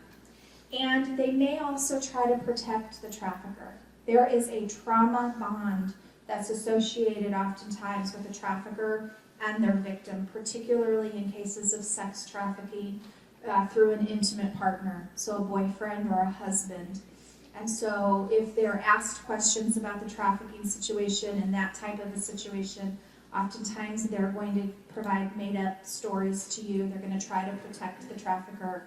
They might take full responsibility for their actions, particularly to say that I've chosen sex work or prostitution as my profession, and no one is forcing or coercing me into doing that. So be prepared to see that. We also want to just touch base a little bit on trauma-informed care and taking a trauma-informed care approach. And some of you might have had training on this more than others. But really it's taking a shift, a cultural shift, to stop asking the question of what's wrong with you and start asking the question of what has happened to you. Tell me what has happened to you. It's understanding that experiencing such a complex and repetitive trauma as human trafficking really does impact every decision and issue surrounding a potential victim. So it affects their ability to cope, it affects the decisions that they make, it affects their relationships that they're able to have with loved ones in their community. Here are some sample screening questions, particularly for healthcare, but it also falls into play in the other disciplines in the room. Have you ever exchanged sex for something of value? And you're going to need to spell out what that something of value looks like. For our teenagers, it might be a trip to the nail salon. So sexual service in exchange for getting your nails done, or a new cell phone, or cell phone service, a place to sleep for the night. And has anyone ever threatened to harm you, your family, your friends, to make you do something that you didn't want to do? And for those foreign nationals, has anyone ever threatened to contact immigration to report your immigration status? And then what do we say to them if they've said yes to one of those questions? Because that's probably the most uncomfortable position you can be in, is to have asked a question and then not be prepared with how to respond to that disclosure. So the easiest one would be, I believe you, and thank you for sharing this with me. Thank you for trusting me. I care about your safety. It's important that we don't make promises that we can't keep. The biggest promise that I would ask you not to make is that I'm going to make sure that this doesn't happen to you ever again. I'm going to keep you safe. Because that is not within our ability to do.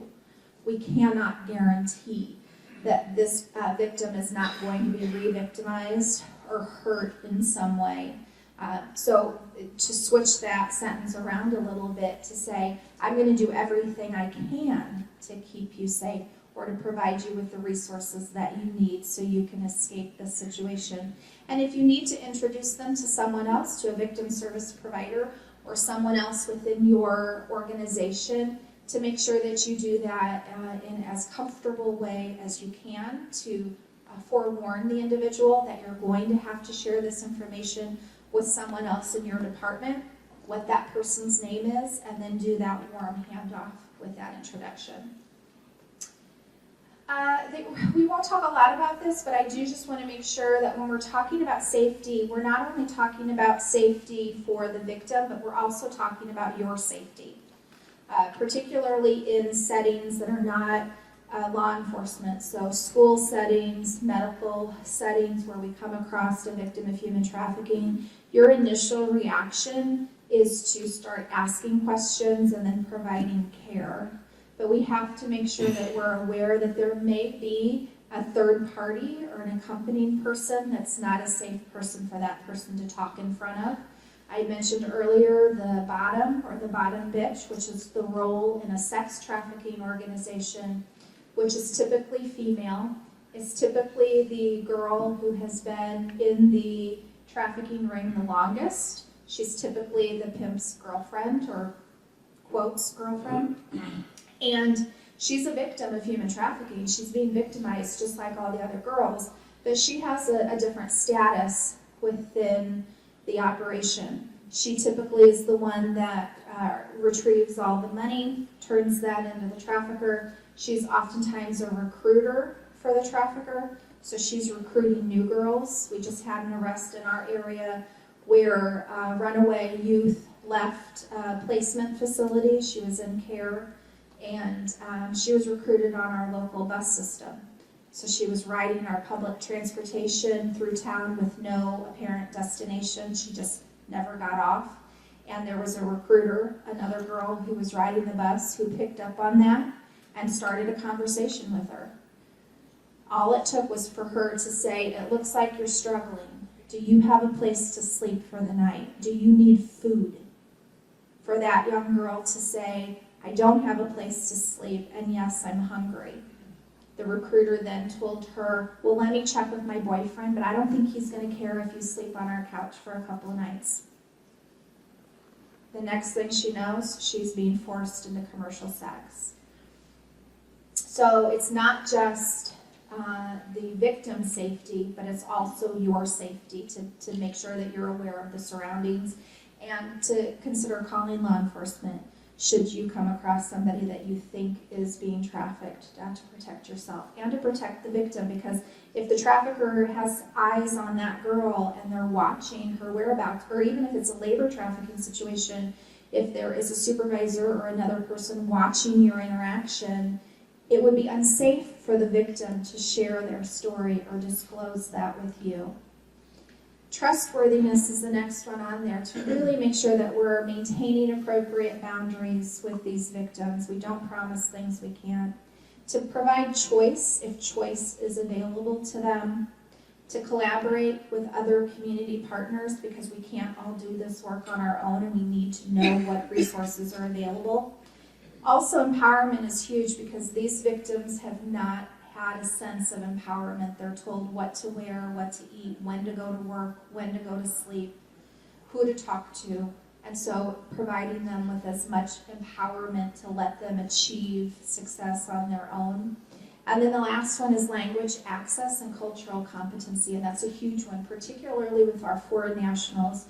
So to make sure that if we are providing resources, if we can provide those resources in the language in which they are comfortable, that's huge, as well as to understand how they may interact with you based upon their diversity and their culture. So victim needs, we're rounding out our time with me today. The next couple slides are really going to talk about victim needs. Obviously, they may need emergency shelters, so making partnerships and collaborations with your homeless shelters, your domestic violence organizations that offer emergency shelter, your local human trafficking resources to understand what are their eligibility requirements, what's their referral process, and how do I collaborate with them on this care and safety for the victim. Mental health counseling, many organizations, particularly sexual assault organizations, provide that free therapy, free, no cost, involved to the victim, both adults and children, so to make sure that you're accessing those free services. Legal status is something I'll talk about briefly. There are a couple types of immigration relief for foreign nationals who find themselves victims of human trafficking: T visa and U visa. The U visa has been around for a long time. There are a variety of crimes that are eligible for that type of relief. Domestic violence and sexual assault are two of the most common ones. But there is another visa that's not readily known, but we have plenty of them available, and it's called a T visa. It's a specific trafficking visa in which a foreign national victim of sex or labor trafficking can apply for that. It is their pathway to permanent citizenship. It will allow them to stay in the United States as a result of their victimization, as long as they're willing to cooperate with law enforcement should there be an investigation and prosecution. Developing a protocol is key. So regardless of whether you're healthcare, law enforcement, education, social service provider, to make sure that you're having these internal conversations. This slide is specific to healthcare because it talks about a response team. So knowing the roles and responsibilities within your hospital or medical setting. Many hospitals use the same coordinator as the person who's also a human trafficking coordinator. Also, using existing protocols within your medical setting. So most hospitals have an established domestic violence and sexual assault protocol. Adding human trafficking in there is a no-brainer, and it's pretty easy to do. And then medical providers might not know, but there are codes that are available for documentation of human trafficking. There are abuse codes that are specific to labor or sex trafficking, confirmed or suspected, and minor or adult. So just having those conversations. The National Human Trafficking Hotline has a 1-800 number as well as a texting option. This is the website that can also get you information on local services. I just did a quick screenshot last night of what the Human Trafficking Hotline provided as far as your geographical area. I know that this is not indicative of every agency that can support your work, particularly domestic violence and sexual assault agencies are likely not included on this slide. I do have business cards up front, so if you'd like to get in contact with me, I'm happy to do trainings for other organizations specific to your particular discipline or just role play through some scenarios for you. And we are finished with my section, so I'll take questions if anybody has one before we go on our break and then come back for our survivor story.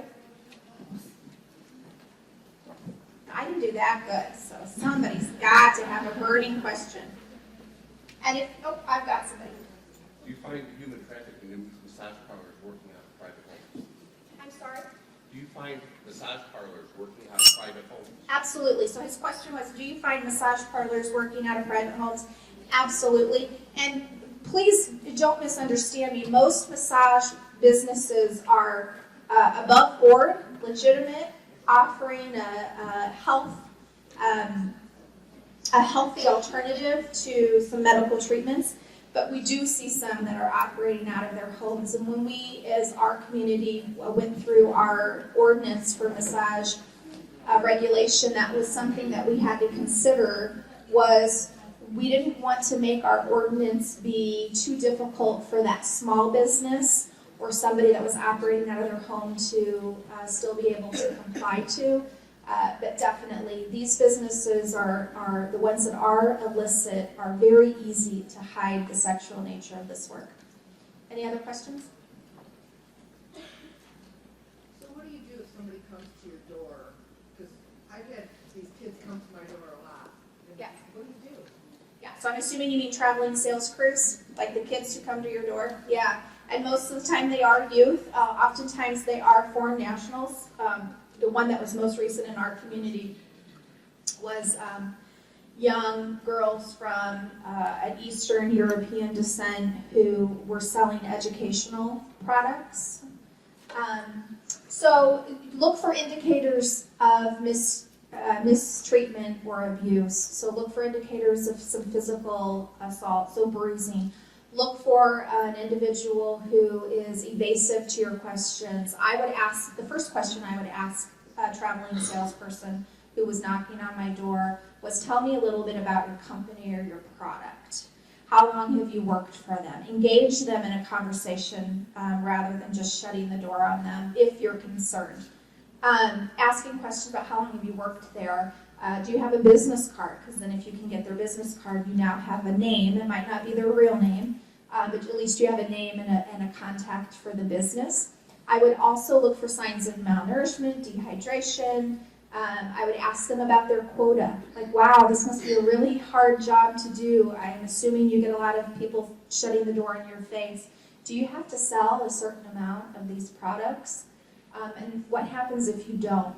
Those are some key questions that their responses might surprise you. Also, there's typically somebody monitoring them. So there's a manager or a crew chief that is driving a van around the block who's watching them, so I would be mindful of that. And then if you do have your suspicions raised and you think, oh, this just doesn't sound right, you can always call the National Human Trafficking Hotline and report that. They keep a database of all reports. You can remain anonymous. You don't have to give your information.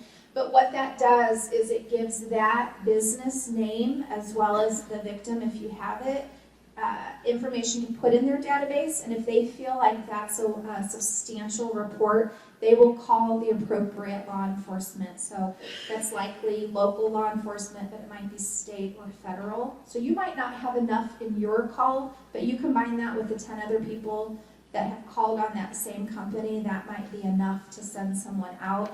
I would also contact your city officials and your law enforcement to make sure that that company has registered with the city to get whatever vendor license they need to do that. Any other questions? All right, so we are going to take a 10-minute break, and we will come back with the next session.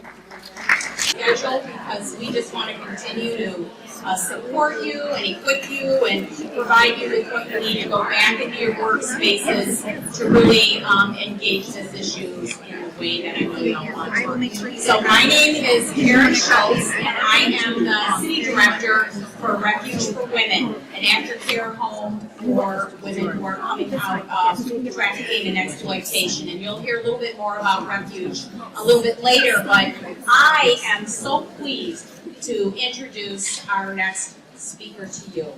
I met Vanessa about 2 years ago in preparation for a time when she was going to be giving a presentation on behalf of Refuge for Women. And we had tea in her home, and I got to know her, and I know you are going to get to know her and see what an open, vulnerable, courageous woman she is. She partners with organizations all around the country to help people like you and like me understand how it is that a child can be trafficked, hidden right in plain sight. Her story, in sharing her story, she gives voice to many who do not have a chance to tell their stories. So please help me welcome Vanessa Martinez.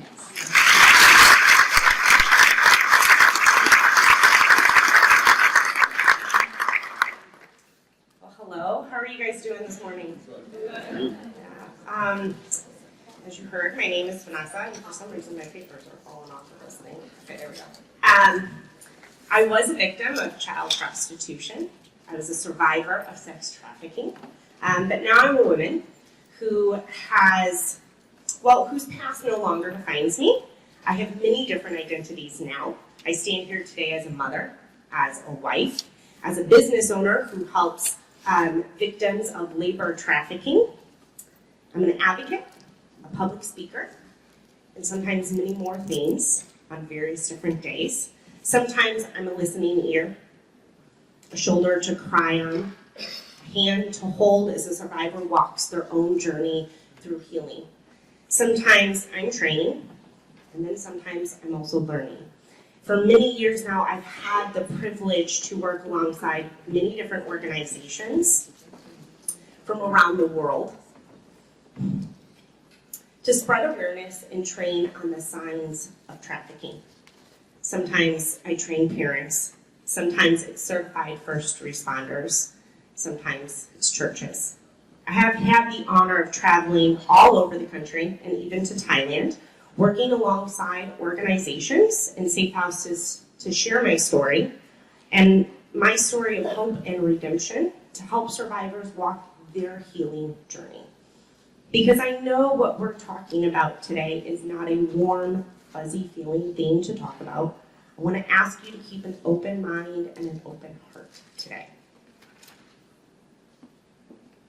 I'm sure you have had moments or will have moments today of disbelief, moments of anger, or maybe rage, even disgust or sadness. And although it's easier to dismiss what we are hearing today, the reality of sex trafficking stays real and alive, whether we believe it or not. It is disgusting. To say it is sad is an understatement. And we as a nation who boasts to be the land of the free should be outraged, enraged, and furious that our people, our girls, our women, our men, and our children are still slaves in our own neighborhoods. So I want to encourage you to press on today, to try as best as you can to stay present in the moment, to become a sponge, to soak up every little bit you can. Because what you learn here today can save a life, or maybe 10 lives. I know that what you are hearing today isn't easy, but I want to plead with you to understand that your discomfort today is minuscule compared to the torture that young girls are living in day after day with no hope of their torture ever ending. I'm honored to be here today, and I'll be honest, I'm a little scared. Every one of you represents somebody I was trained to fear as a child. Every one of you represents somebody I was told I couldn't trust, that would instead hurt me instead of help me. So I'm honored to share my story with you. I'm excited to see a room full of law enforcement and medical, people that work in the judicial system and teaching in the school system. I'm excited to see all of you here gathered here today, wanting to learn. I want to invite you guys to get to know me today. And I want you to get to know me to hopefully help you understand what thrives around you, lurking in the shadows, most often unrecognized. Although what you will hear is nasty, dark, and evil, my story is really about hope and redemption. So let's dive in since we don't have a lot of time. I want to start in the beginning to give you some background. I was raised in and around the Evanston, Wilmette, Winnetka, Park Ridge, and the Chicagoland area. From an outside perspective, I was raised in 2 loving Christian homes where I had more love than any child could ever need. I was the center of each of my parents' worlds, but this was an outside perspective, not the reality behind closed doors. My parents separated when I was just about 6 months old. I was a young infant, and I lived with my mom. For much of my childhood, my visitation with my dad was withheld from him by the hand of my mother. The abuse started at a young age. My life got turned upside down, inside out, and everything went sideways in a second. I was only about 2 years old when my mom began to rape me. The emotional pain and damage left my soul with a gaping black hole, and I instantly became a child at risk, webbed with confusion and contradicting emotions. Overcome, I had no clue and no way to express those emotions. I felt alone, abandoned, and orphaned at 2. What was moments ago safe and comforting was ripped away from me within seconds. Terrified of the whole world around me, I learned how to cope and survive in this new life of mine. I became a sweet, complacent, and compliant daughter, hoping that if I was good enough, she would stop the torture. But she never did. And for the rest of my life under her roof, I was trained to please and trained to be a victim. Taught to not trust anyone who might hold position of authority over me, I avoided eye contact at all costs, and I spoke little. Most didn't recognize the signs, but instead just thought I was a shy child. Over the years, while I was a young child, my mother had taken out personal loans from various different men, and she usually paid them back with sex. You see, sex was her usual form of payment. I grew up in a household where sex was the main form of currency. Prescription pills, groceries, rent, toys, clothing, anything, even a couch, could be and was bought with by sex. When I was about 6 years old in first grade, on a day like many before, a man came by the apartment to collect on a payment of a loan. I knew this man. He came by often and always acted like he was a fun uncle. But he always stared at me. His touch always lingered. Little did I understand that this day would change the path of my life forever. My mother offered her body and services as usual to return his loan, but this time the man didn't want it. This time it was not going to satisfy him enough. I remember them sitting down at the dining room table and discussing it like business. No emotion. I was not a human to them. I was not an innocent 6-year-old little girl. I was a part of a transaction. I was the new form of currency. After the deal was finalized, my mother led me by my hand into my bedroom. She left, closing the door behind her, and as she shut the doors all the way, I stood there still, tears falling down my face as I was trying hard not to cry. Terrified and overcome with a million different emotions, the floor beneath me turned to glue. I couldn't move. I stood there staring at the doors, waiting for her to open them and come back to save me, but she never did. after the payment had been taken from me, I was left alone, curled up in a ball on my bed, my body in pain and my soul left shattered in pieces like the clothing on my bedroom floor. And although the physical pain was unbearable, the emotional pain was far more damaging because safety and self-worth were torn away from me. Trust became something that was meant to be broken. Later, I was told I had done my job well. And that day, I learned what I must do to earn my keep.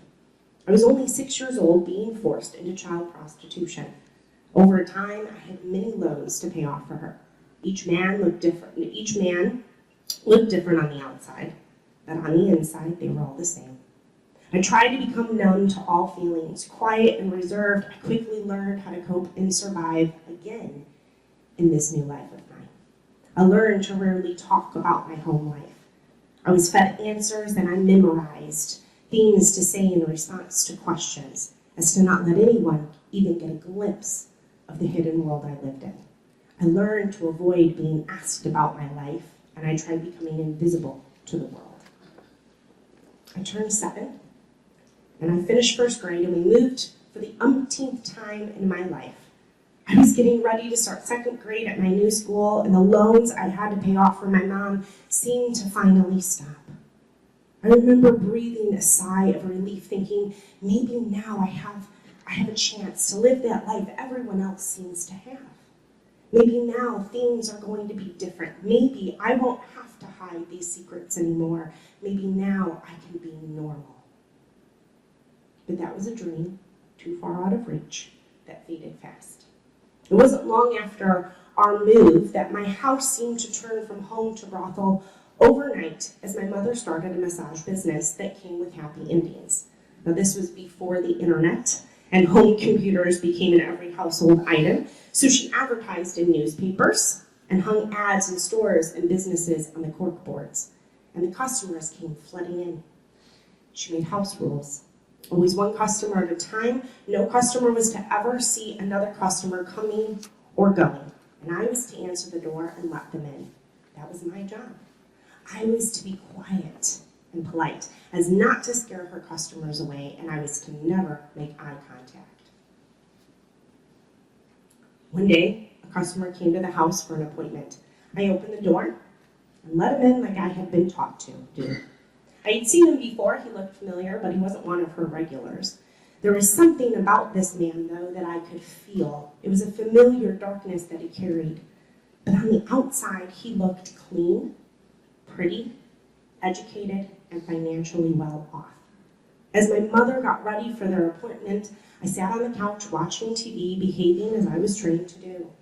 I was being quiet, polite, minding my own business, keeping my head down, and avoiding eye contact at all cost.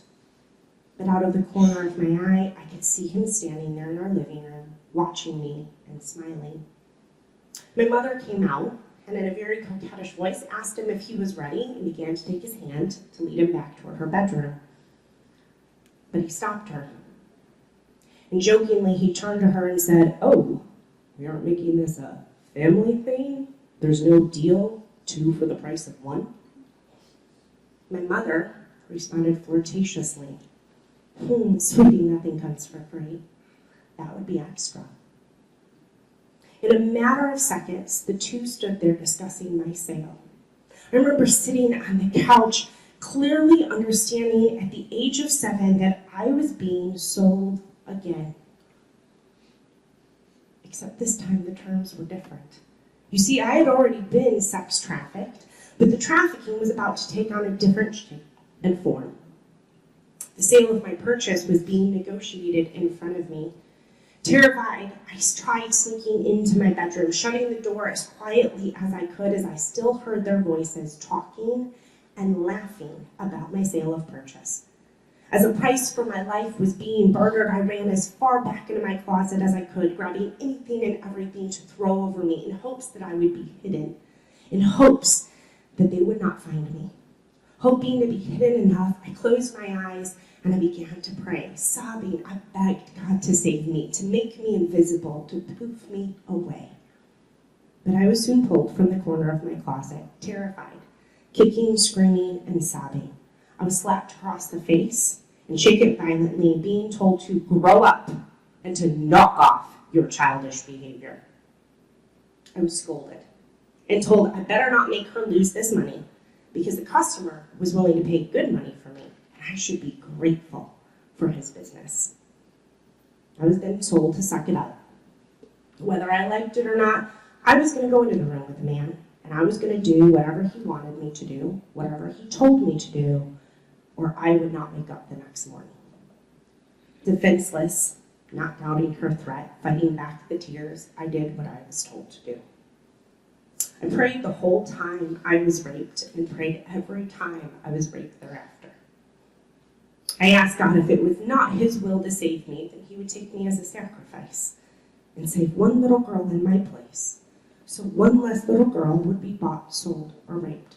The hope that somewhere out there God was saving a little girl just like me pulled me through each day. The thought that one less little girl would live in darkness, shame, and hopelessness and despair was the light at the end of my tunnel. That first day, I was sold for $30. I was given worth similar and less than many of the toys I owned at the time. But at 7, I thought it was an appropriate price after all. I was only a toy for them to play with. Later on, an official price was placed on my body, a value defining my worth set in stone. I was branded as a child with a razor blade in a place God intended to be sacred between husband and wife. I was owned as property, never to be mistaken for someone else's commodity. Scarred and marked as a slave, it became a daily reminder of the loss of my freedom. A reminder of how little choice and little value I had. A reminder every day of the hell I was captive in.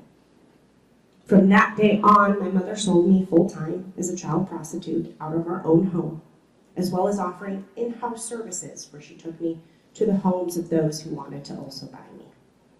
Many men and women bought me over and over and over again in towns that were considered safe, mid to high income, well-manicured, respected areas. Areas people thought that they were safe from my world. Places people thought my world could not exist inside of. I still went to school, both public and private over the years. I went to dance class, church, and camp. I played with the children on my own block, and I saw my dad on visitation days when my mom allowed it. You see, it didn't take chains to make me a slave. I was threatened, beaten, and shamed into obedient submission. It only took just the right words and just the right amount of threats. My value was diminished over and over again, told that my feelings and thoughts had no validity. My voice eventually vanished. Each time I was sold and raped, my soul shattered into smaller and smaller pieces. The web of confusion and contradicting emotions entangled more and more inside of me until I was no longer human. I was only currency, a commodity, only worth the small amount someone would pay for me. Being a prostitute became my life, and I learned how to become a good slave. Again, I learned how to cope and survive in this new life of mine. I learned to paint a smile on my face so the world would not see the pain I hid. The shame I truly felt deep down inside. The damage left my soul as a gaping black hole that filled with shame, pain, and despair until eventually I was broken enough. I no longer lived life. I lived by just trying to survive day by day, sometimes even hour by hour. I carried my secret and began to believe it was just the life I was meant to live. There was nothing I could do about it. God had just made me too beautiful to resist. It was my fault, I thought. But it was never the life God wanted me to live. Church was a normal part of my life growing up. On the Sundays my father had me for visitation, we went to church together. Church with my dad was a blessing that impacted me at a young age, and it would impact the rest of my life. There in church, I learned about God and his love. I learned of a God who heard not only our prayers, but also my cries, and a God who not only cried for me, but with me as well. a God who knew my every thought, even if I couldn't find the words to say to him, and a God who knew me deeply and saw me in every moment of every day. A God who loved to heal and a God who saved. I saw who this great God was and what he did confirmed in not only my dad's life, but also in the way that my daddy loved me. And at a young age, I handed my life over to Christ, knowing only he could save me from the torture I lived in. You see, at a young age, I learned of God's identity. I knew nothing was too dirty, too dark, too painful, too broken, or too far away for God. For it seemed to me that it was in those places God loved to be, washing away, shining a light, bringing peace, and restoring. I witnessed God show up in the midst of depravity. He taught me to trust him, and it instilled in me a love for him.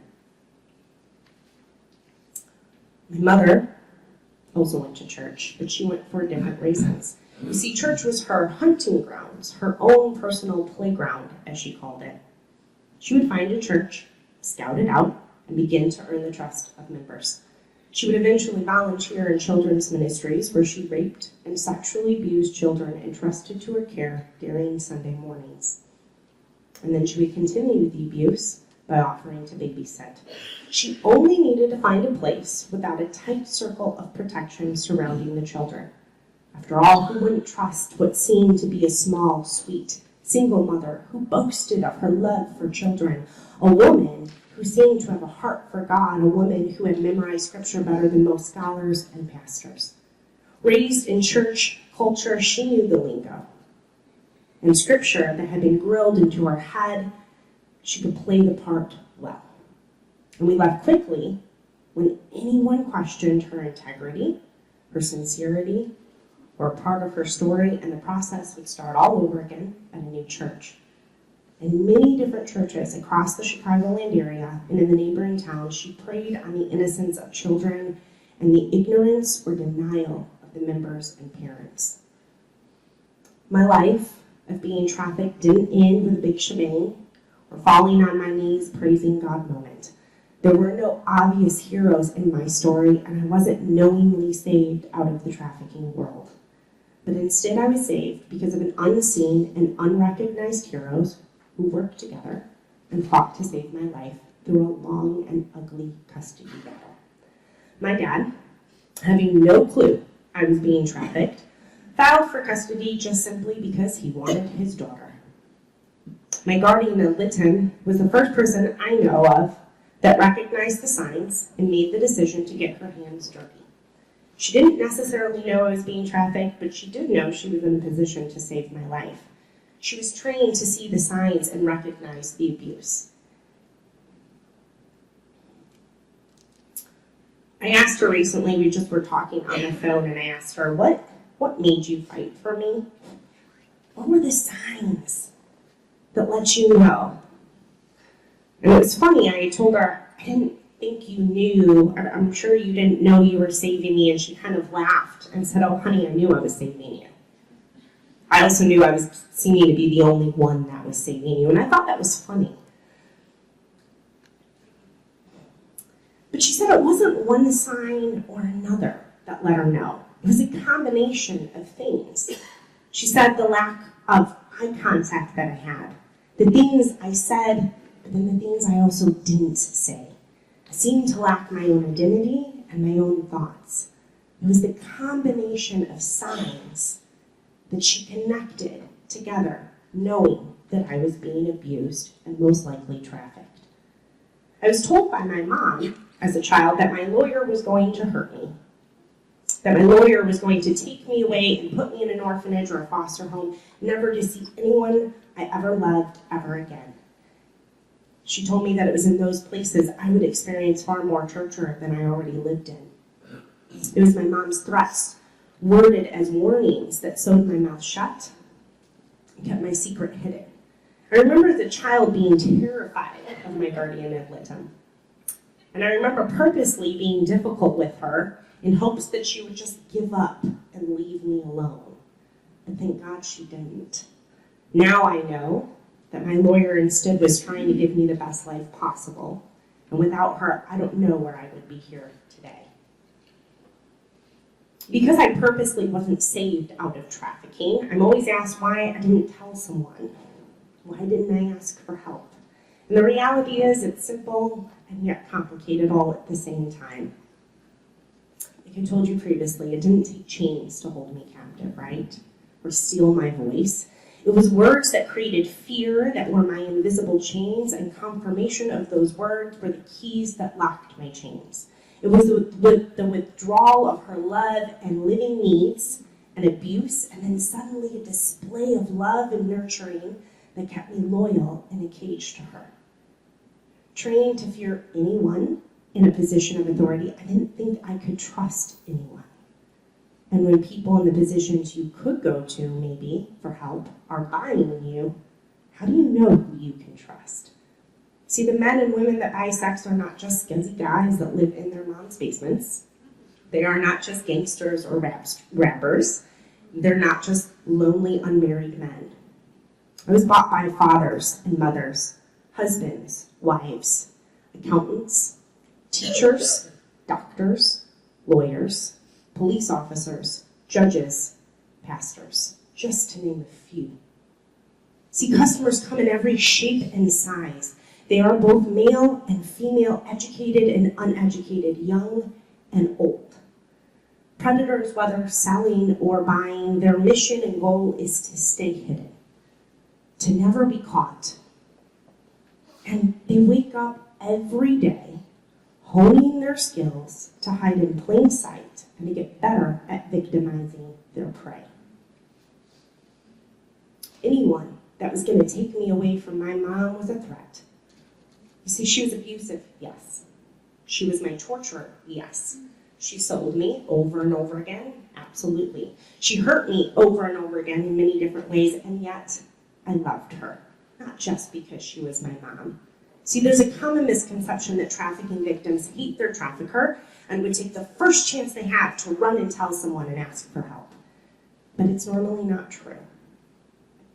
I'm sure some feel this way. I've met maybe 2 in all 10 years of sharing my story. That after all the years I've been working with victims and survivors, I haven't met one yet that didn't have some degree of Stockholm Syndrome. So you hate the abuser and yet you love them because they give you life and yet they take it away. You see, a predator trains someone to be their victim. And once they have that victim, they train that victim to stay their victim and to submit only to them.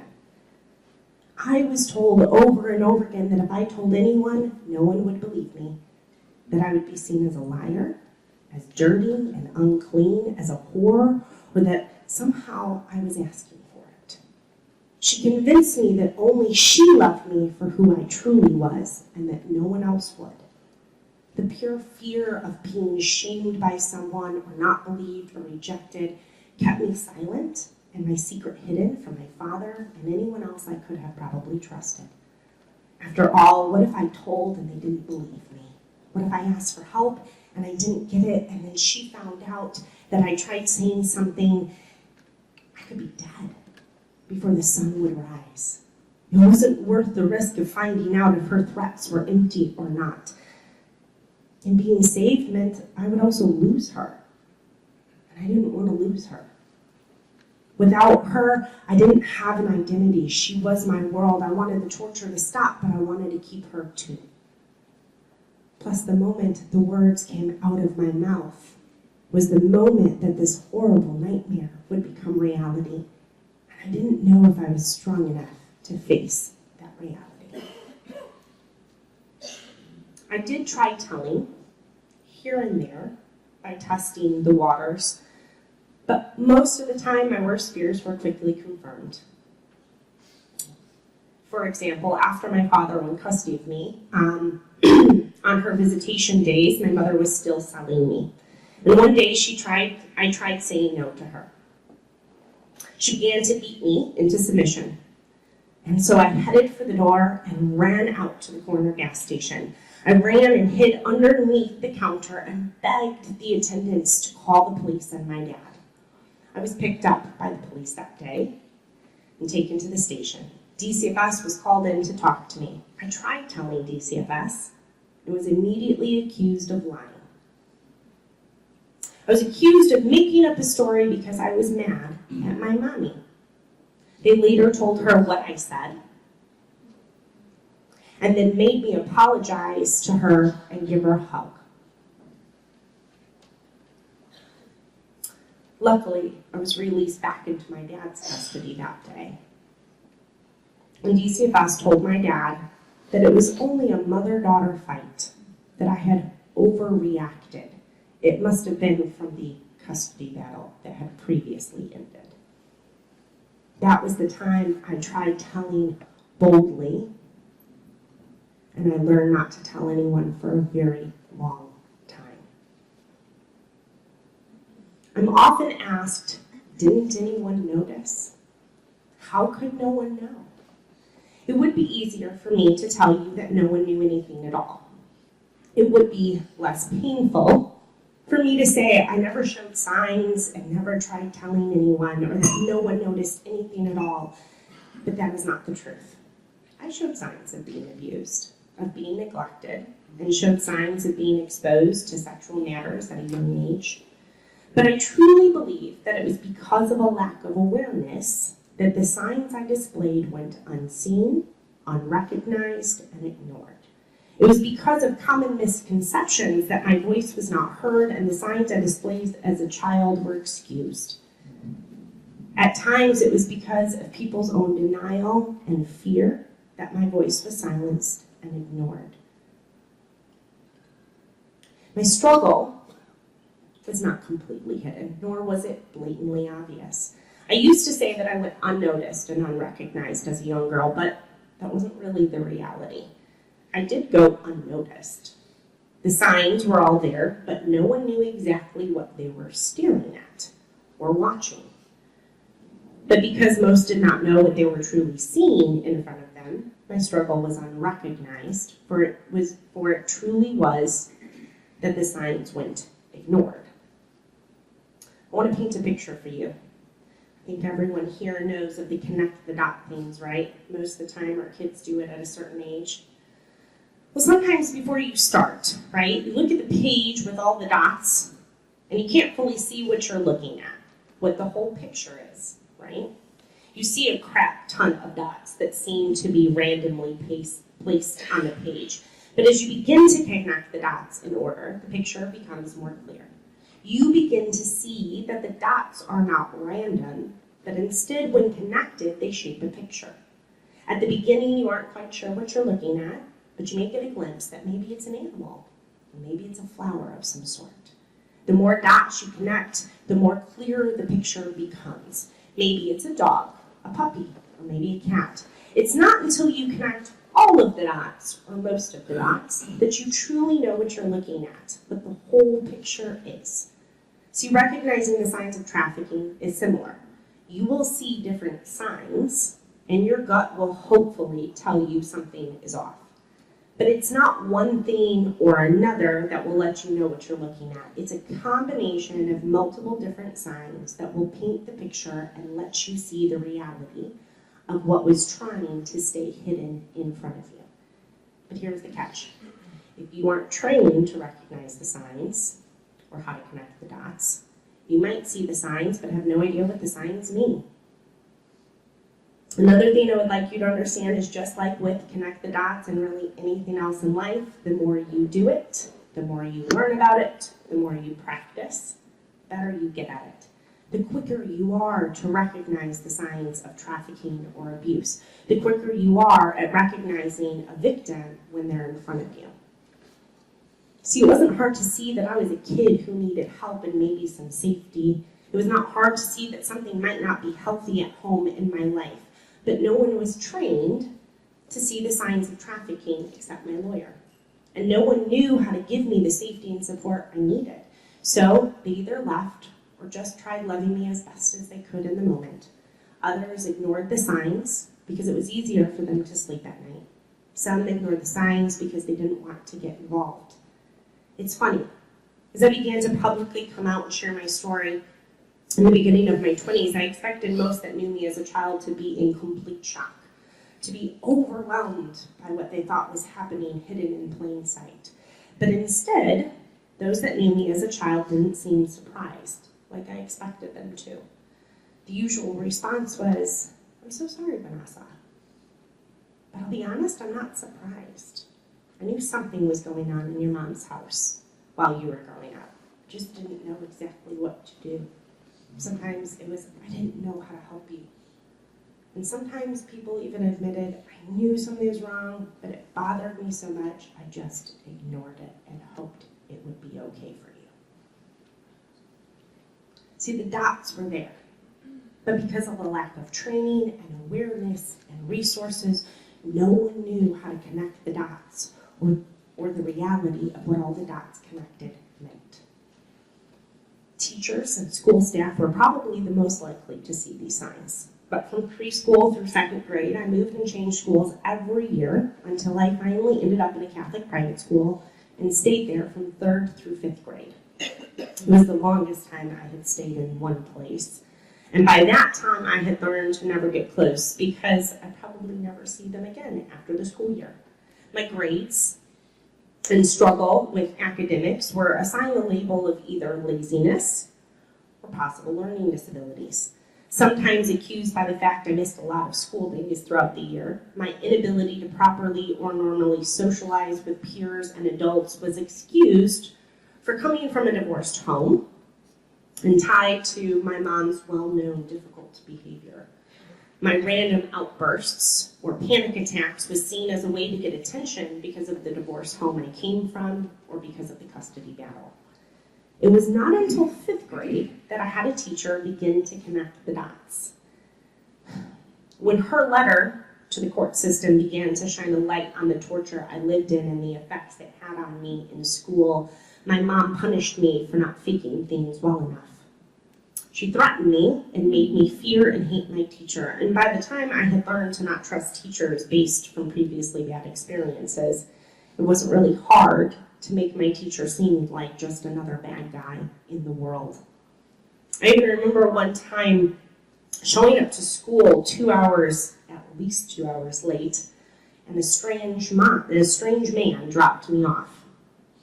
I remember having to tell the principal and my teacher that I said my mom had to work early and that my uncle had to drop me off at school, and that he didn't know how to get me there. My teacher at the time pressed harshly and demanded answers. She wanted to know why I didn't know how to get myself to school. Instead of staying calm, she became irate, feeling like it was some sort of a game I was playing with. The more I didn't look her in the eye, she saw it as disrespect and began to raise her voice to say, "Give me respect, Vanessa. Vanessa Hughes, you look me in the eye." And all I could see was somebody was trying to threaten me. If she would have calmed down and stayed a little bit more peaceful, she could have asked me one simple question: "What's your uncle's name?" And I wouldn't have been able to tell her, because I had no idea who this man was or what his name was. He had just bought me previously and raped me and then dropped me off at school. Simple questions, while staying calm, would have started to reveal the story of what was really going on that morning. I've been asked, didn't your pediatrician notice the physical signs? And in all honesty, I have no answer for that. I wish I did. But what I do know is that I was constantly in and out of the hospital and doctor's offices sick. It was my body's way of dealing with this stress. But again, when you're bought and raped by people in the medical field, you learn not to trust people in the medical field. But again, my doctor was the only one giving my mom the medicine she gave me when I was sick and when I wasn't sick. He wrote the notes she used to use to get me out of school, so I didn't think I could trust him. And my mom stopped any medical staff from doing what was probably routine. I'm sure it shot up some red flags, but what were they to do? Again, they weren't trained to notice the signs, connect the dots, and know what to do from there. And of course, I was trained not to trust them, to never go into detail. I stuck to the script I was taught, And I never had the ability to be alone with any medical staff. So anything that they would ask me would probably be out of the question. I even remember having surgery in about 4th, 5th grade. I had my appendix out. And my mom wouldn't even let them have surgery without her in the room with me. She refused to allow medical staff to ever be alone with me. I remember her using the excuse that I would freak out if she wasn't there, and so she wanted to be there for my comfort and my safety. But really what it was is that she wanted to make sure that I didn't say anything and nobody was going to ask me questions. She refused to leave the hospital. And my dad came, and he wanted her gone because he was hoping that the medical staff could talk to me and that they could figure out what was going on, because I was constantly in and out of doctor's offices and hospitals with random sicknesses and aches and pains that seemed to be almost unexplainable. And so his hope was that if he could get her away, I could get somebody to talk to. In the end, before my surgery even happened, as I was being wheeled to surgery, both of my parents were escorted out of the hospital by security. But I was quickly put under and never asked. I woke up, and there was my mom, who was out of surgery, and she didn't leave my side. There were definite signs. I had major tooth decay by the time I was about 24. I had no teeth. I was looking at getting dentures. I was blessed enough by a dentist who recognized what was going on inside of my mouth and gave me full dental work. But I had horrible teeth as a child. You could tell I had no idea even how to brush my teeth. If you would have handed me a toothbrush, I would have no idea what to do with it. I had bruises on my upper arms constantly, on my thighs, and my stomach area.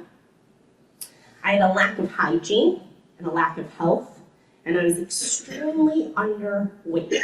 When I went in for surgery for my appendix getting out, I was barely 35 pounds, and I was at 4th, 5th grade. I'm small, but I wasn't that small. But I was constantly underweight. I've always been anemic as a child as well, due to the fact that food was taken from me and I couldn't eat for long periods of time, and then it was given to me, and then I also just didn't get proper health. And then the other thing was I never got normal, regular checkups. I have 3 kids. I take my kids to the doctor every year for the doctors and the nurses to look them over, to give them the shots they need, whatever it is that you guys need to do with my kids, right?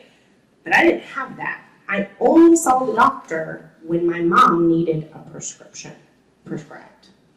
That was the only time, unless there was an emergency case, and then I was at the emergency room. But again, nobody could understand what was really going on with me because she wouldn't leave my side. Police were constantly in and out of my life as well, because there were many domestic disturbance calls that were made almost every time I was handed off from one parent to the other for visitation. So much so that the local police knew my family by name and by face. And as a child, I swear I lived in the courthouse.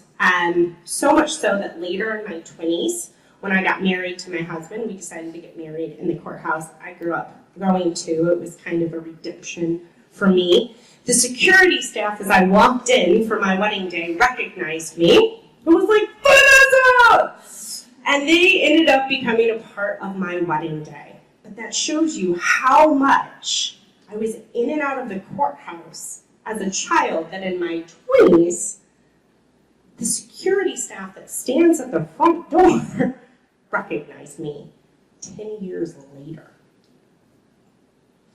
You would think that with this amount of interaction, I would have felt safe enough to tell at least one of them, right? But I didn't. And there were many reasons. I was taught, 1, to fear and never trust the police and anyone associated in the judicial system.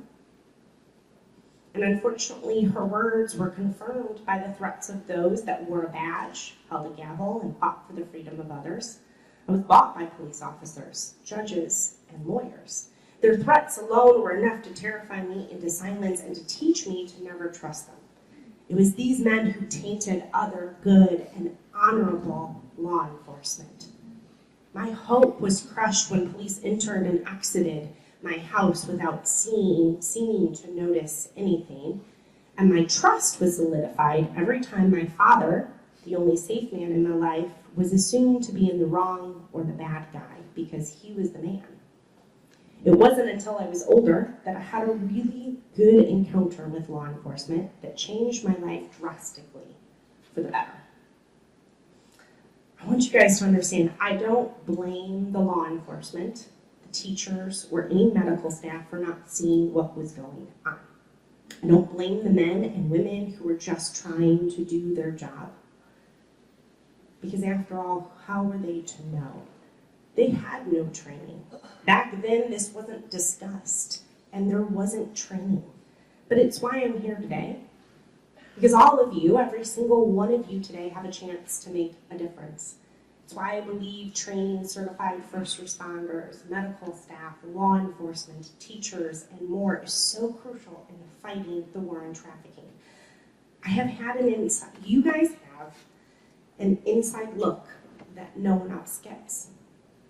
Figuratively or literally speaking, it may be a peek through a window, but if you learn to recognize the signs, a peek through the window can lead to saving a life. After you recognize the signs and have begun to connect the dots, that's when the real work starts. Because giving a victim or a survivor that's still living as a victim the ability to open up and talk is a challenge. Remember, a victim is trained to stay a victim, right? Told over and over again how they cannot trust anyone but the abuser. The more the signs are not recognized, the more their voice is not heard, not believed, brushed aside, excused, or ignored, the less they try, and the more the abuser's words and threats become more real to them. A victim will watch your every move from your toe to the hair on your head. Your reactions, your actions, and your choices speak loud words to them. They will evaluate your every word and your body language, and they will quickly decide whether or not you are safe and trustworthy or not safe and not trustworthy. Many times without our knowledge, we're sending signals both good and bad, which either gives or silences a victim's voice. Many times good intentions can be misunderstood by victims. The culture and language of a victim from the trafficking world is different, and so we need to be culturally sensitive. For instance, the word help would be normally used as a good word, right? Such as, can I help you? Do you need help? But the word help in the trafficking world means something very different, depending on how you put it in a sentence. See, help means that you owe someone something. Needed help is something hard to admit when you're in the midst of trafficking. When your life goal is just to survive, help shows weakness that you cannot afford to show. Help is temporary. It is seen as a band-aid. But support is something different. Support allows a victim full control. Support is more than temporary. It is longer lasting effects, and it's a hand up, not a hand out. And here's an example. I was working with a call center, and I had joined a call center here in McHenry County area, and we were making phone calls to girls that were being sold online to see if they needed help, to see if they needed support. And every time one of the women who worked at the call center would call and a girl would pick up and they would get to the word help. Can I help you? I'm just calling to see if I can help you. There were about 3 reactions they got. One was, shut up. I don't know why you call me, but I don't need your help. And a hang up. Sometimes it would just be a straight hang up. Or the answer would be, no, I don't need your help. How are you going to help me? I don't need your help. The word help, although the lady's intentions were 100% pure and 100% good, meant something different than what they meant it to say.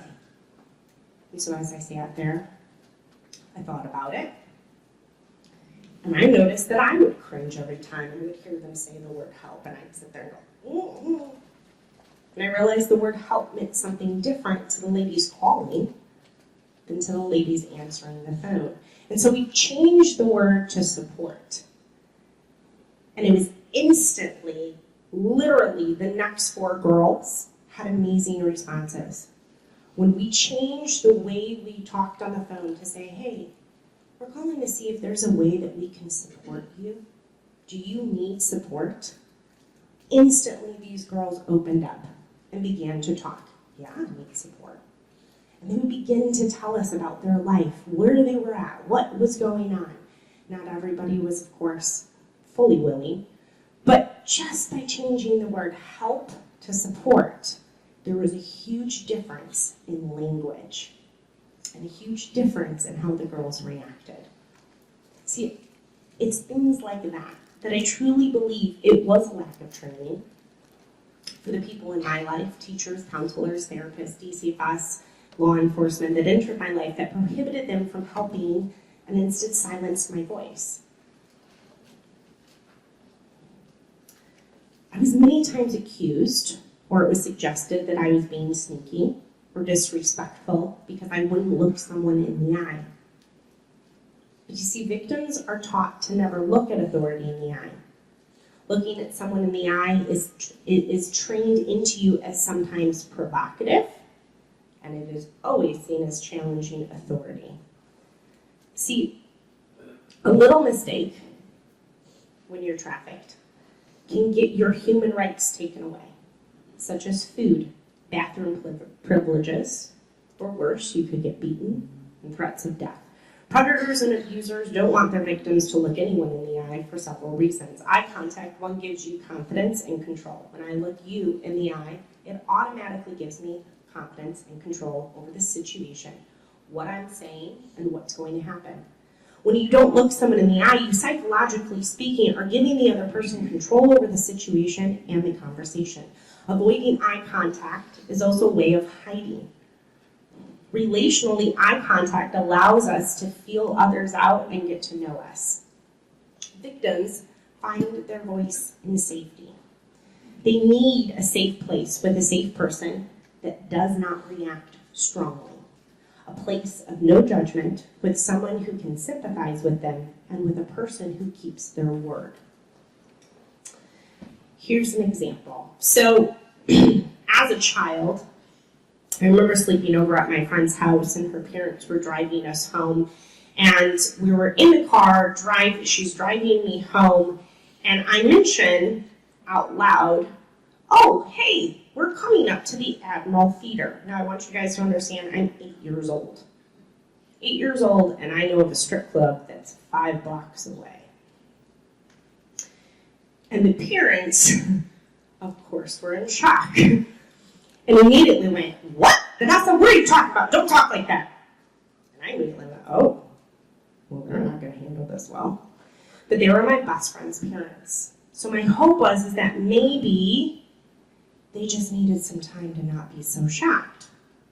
So I continued and said, well, yeah, you know, it's the Admiral Theater. It's like 5 blocks down. We're going to pass it as we drive. They were like, how do you know that? I said, well, because I'm going to work there one day. But their reaction, because it continued to stay shocked, because they didn't know at the time, right, to calm down and say, Vanessa, that's very interesting. Why are you planning to work there? Instead, they were more terrified of the fact that there is a child in their car that is planning to work at a strip club. What I was trying to tell them was that recently, my birth mom had taken me there, and there was a discussion that at some point, as I got older, she was going to sell me to the strip club, to work for the strip club, because between her clientele and their clientele, well, they could just sell me like me crazy, and they would all make money, and that's what they wanted. And so I was beginning to get trained at a young age. I learned at home and at the Admiral Theater how to work a pole. So that by the time I got there, and by the time I was sold over there, I would be ready to work. But because I didn't feel safe, because I felt like they couldn't handle what I had to say, that it was too scary for them, that small amount of info that to me felt like it was nothing compared to the rest, I was like, well, they can't handle this. So I'm not going to tell them anymore. And I excused it and changed the subject. See, a victim will often test the waters, right? If they begin to feel safe, they're going to test the waters. The fear of trusting the wrong person is overwhelming and unbearable. So they usually won't open up until they're sure they can trust the person. Sometimes that trust takes time and relationship. Sometimes it doesn't. It can sometimes depend on the current situation of the victim, past experiences of the person you're talking to, the atmosphere sometimes, the people around them, or the place. A victim is much more likely to open up to me faster than a police officer. Why? Because I don't hold a position of authority. If I recognize the signs, change my demeanor, my tone of voice, or my wording, they now are more likely to open up to me even faster. And I can ask open-ended questions. Examples, what do you do for work? Where are you originally from? Oh, you moved? I've moved too. How'd you get here? And eventually, as they open up, I have the ability to say to them, have you ever been in a situation where you feel unsafe? See, if I do all that, and then I have a natural conversation where I begin to share parts of my story, letting them know that I sympathize with them, that they might be, that I understand what they might be trying to tell me or may want to tell me, the girl might open up and share her story, and it may come pouring out of her. Sometimes it takes me 10 minutes, sometimes it takes me months or years, but it does depend on different variables. Being saved out of sex slavery was not the end of my journey, but rather the beginning. Because although I was physically saved, emotionally and mentally, I was still a slave, still a victim. No matter how hard I tried to be normal, I couldn't. I didn't even know what normal was. See, this new world of freedom was foreign to me. And what seemed to be simple decisions to everyone else was terrifying to me. The endless anguish of trying to be normal while trying to hide my past and cope with the trauma sent me into a tailspin of self-destructive behavior. I acted out of my brokenness and pain, but God did not have a life of destruction planned for me. It was actually while on a mission trip in Brazil, as I sat with a girl my age, hearing her story of being trafficked by her mom, just like I was, that I heard God's calling on my life. It was then that I realized I wasn't alone, that trafficking had to be happening all over the world. It was while I held her in my arms as she wept that God began to show me that He had plans for me, plans for my future. He gave me a calling on my life to do something, a purpose.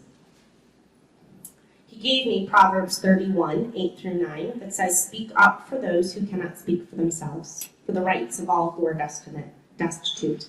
Speak up and judge fairly, defend the rights of the poor and needy. I was only about 13 years old, fresh out of being saved out of trafficking, in the midst of a favela in Brazil, sitting on garbage, surrounded by garbage, holding a girl just like me at my age with the same story.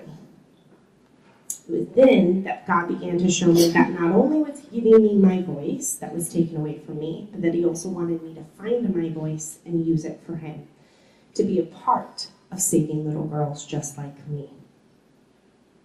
Me and that little girl knew that nobody was ever going to hear her voice, but that I had an opportunity growing up in America the girls in Brazil didn't have, that one day I could share my story, and that by sharing my story, I also shared theirs. See, I didn't know who to trust, so I tried hinting to those that I thought might be safe, hoping that I could eventually find my voice.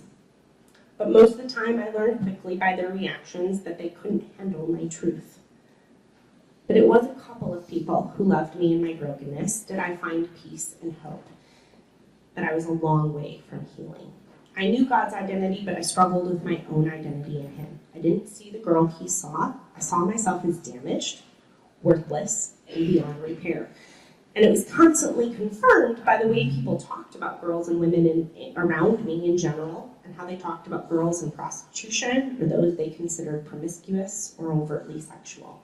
Their attitudes and belief systems kept me silent throughout my teen years. Just when I thought I was getting a handle at living normal life and that my past was just that, a thing of my past, I got sideswiped. At 17, after going to the doctor's office, I was told that it was medically impossible to ever have a child of my own. The damage done to me as a little girl was unrepairable, I was told. I instantly went into a deep depression. I saw myself as damaged goods and treated myself as such. I unconsciously self-sabotaged myself. At 18, I found myself between a rock and a hard place, living with a guy who was abusive, controlling, and a drug dealer. I was starving, scared, and alone, not knowing who I could turn to, thinking I had no other option. I stole money from my job to just try to eat and pay part of my rent, while my boyfriend took my paychecks to use for cocaine. Being caught was the turning point in my life. I remember sitting with the officers in Niles Police Station, terrified of them, shaking in fear, but they were calm and kind. One must have noticed my glance at the food as we passed on the way to the interrogation room. They, pretty much off the bat, gave me a bunch of delivery and takeout menus and let me order food, and they fed me a lot. They asked me about my life with non-threatening, open questions, and showed concern for my well-being. I knew it had to be an interrogation tactic to get me to confess, but I really didn't care in that moment. It was the first time I had been treated like a human being. It was the first time someone had genuinely shown concern for me, and the first time someone ever spoke into my life, encouraging me. When they finally got down to business 2 hours later, after eating a lot of food and having fun and talking about life, we got down to the business of why I was there. I had a choice, lie or confess. I chose to confess because it was the first time I had ever felt safe enough to use my voice and tell the truth, even if it was incriminating myself. See, my night in jail was actually amazing. They listened all night long, and we talked. We continued to eat a lot, which I needed. And in the end, the next morning, when we were in court, they took a chance and asked the judge to give me grace. It was their words that actually saved me, and I received a misdemeanor instead of felony charges. I was assigned a probation officer that from the beginning saw something in me that I did not see in myself. It was her honesty and her bluntness that made me trust her. She would ask me, Vanessa, why are you here? How did you find yourself at my desk? Because this doesn't seem like you. She didn't know me, but she knew something wasn't adding up. She would sit and listen, and she would tell me, Vanessa, you don't belong here. You're smart. You're amazing. You can do more with your life. It was her encouraging words that saved me and pushed me to turn my life around.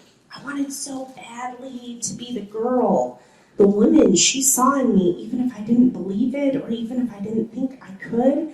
But I was going to do everything I could to try. I wanted to prove everyone else wrong, and I wanted to prove that she was right. See, I couldn't handle thinking about the disappointment that the police officers, the judge, and my probation officer would have if I didn't become who they saw in me.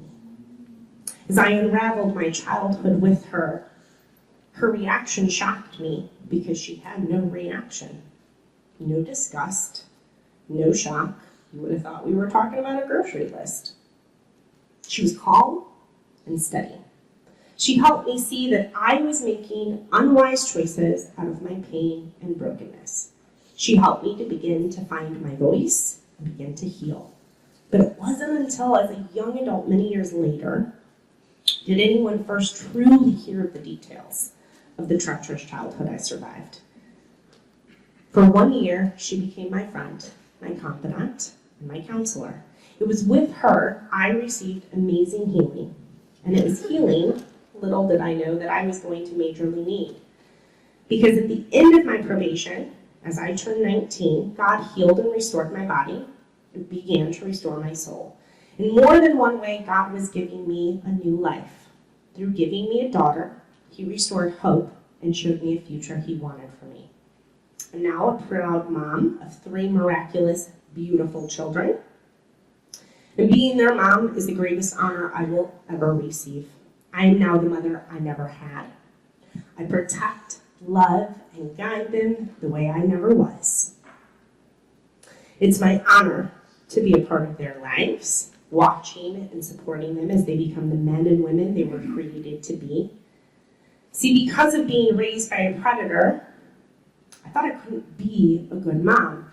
But I realized that being raised by a predator was actually a blessing, because I know how a predator works, thinks, acts, and what they look for to see if they can train and make a child into their victim.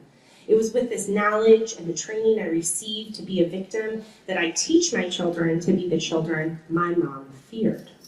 See, I teach my children at the root of who they are, that before they were born, they were given value that cannot be taken away from them, and there is nothing they can do to diminish their own value. Their value is pricelessness, and it is in the fabric of who they are. Their body and character is one. It cannot change no matter what. I teach them that they are priceless, not because I say so, but because it is a fact. Their value of pricelessness is not defined by any man or woman. It is not defined by how they are treated or what others say or think, and it cannot waver or change. I teach my children to have a voice, to listen to their gut, and we use everyday occurrences to train them for the future. I teach them to stand tall and to make eye contact. I teach them that they do not need to fear the world, and I give them tools that one day they might need to face the world that lurks in the shadows. Tools I hope they will never need to use. I teach them how to say no, and that their body is theirs and nobody can touch it without their permission. And I use the knowledge of my childhood and the knowledge I've gained from others to help teach other parents how to raise their kids to be children predators fear, and to help teachers, counselors, and others how to recognize signs of a victim and give them a safe place to find their voice. You see, there were always the children that my mom feared. She knew those were the children that she couldn't touch, that she couldn't talk to, that she couldn't go near, because they were going to tell someone. They not only had safe people in their life, but those safe people had taught them how to use their voice and what the boundaries were that an adult could not do to them. I now look at my past with joy and honor, but it wasn't always my perspective. It wasn't until over 10 years after I was saved out of trafficking did I really honestly find my voice and began to speak out. It was only then that anyone truly heard the details of what I survived. My journey of healing has not been easy, but what waited for me on the other side of the door was true freedom and a life worth living for, a life of hope and redemption. My healing has come in many shapes and forms. I once lived in a life where hope was a privilege I could not afford, and redemption was to dream on a star too far out of reach. Broken, alone, abandoned, I walked in the darkness of shame and despair. I lived in a world that was evil, dark, and terrifying, a world that seemed far from God. Through the eyes of this realm, my fate seemed to be sealed.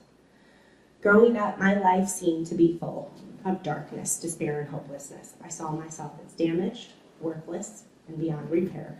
But looking back through it, I can see that God never stopped fighting for me. God has been there from the very beginning, shining a light in the darkness, walking with me, loving me. and protecting me in ways I did not see at the time. And that God has shown me that I am precious, priceless, and beautiful. I learned in the beginning of my healing journey that to deny my pain was to deny the damaged state of my soul, that set into motion everyday complex webs of self-protective defenses that worked mostly outside of my awareness at the time. And by denying the damage, I denied the abuse that happened and would sugarcoat my story. And when I denied the abuse and sugarcoated my story, I began to silence my own voice and close myself off to hope, healing, love, and life. It is only with God and a deep conviction that living in denial is no life at all that I begin to heal. It was with the love and support of those closest to me that allowed me to see and confront the choices I had been making in response to my abuse and pain. Every day, I hand over my healing to God. So you can't take someone out of slavery, pat them on the back, and say, well, honey, thank God you're saved. Go live life in freedom. A survivor needs support, time to heal, and help to unravel that web of confusion and contradicting emotions. The healing process is painful because the best path to genuine deep healing is walking back through the hell you survived. What pain within must come out to get healing, and reliving those memories is sometimes more painful than when it first happened. I found healing with my amazing husband, who loves the true me, all of me. He loves me unconditionally, my past, present, and future, and loves me the way I deserve and need to be loved. He has sat with me in my deepest pain, loving the parts of my soul that were scarred and damaged. It was through him and the safe places he provided, even when we were just friends, that I began to find the voice God had given me. It was in my husband's arms as I wept that I found healing. It was in the way that he looked at me and the way he talked about me that the ugliness of my past began to turn into something beautiful. Each and every day I share my story, I find deeper healing.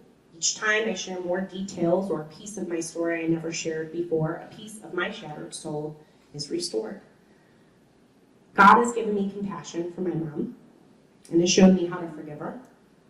Although for my own safety, I cannot physically be near her, although I do live about a mile away from her right now, I now weep for her, emotionally and spiritually understanding the depths of brokenness she lives in as a victim of sexual abuse and trafficking herself, from a young girl like I was.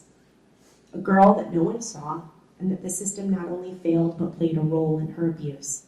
See, growing up, my birth mom in Georgia and Florida was tossed from orphanage to foster home and back and forth throughout her childhood. She was raped, molested, and trafficked by those who were supposed to love her, take care of her, and protect her. I was a broken woman. Now I hold broken women, wrapping my arms of love around them, helping them pick up the shattered pieces of their soul. I walk beside them as they heal, sharing hope with them. And God's given me back my voice that was once taken away from me, and has shown me to use it for Him. When I once had no voice, and no one heard my cries, I now have a loud voice, and I use it, so that the silenced cries of other victims and survivors can be heard. I want to thank you for being here today, for being courageous, to face the ugly reality of the world we are raising our children and grandchildren in. I want to challenge you today as you go through the rest of your training to not just see the numbers, not just hear the facts, but to see the men, women, and children that make up these numbers. I've been asked before, why do I do what I do?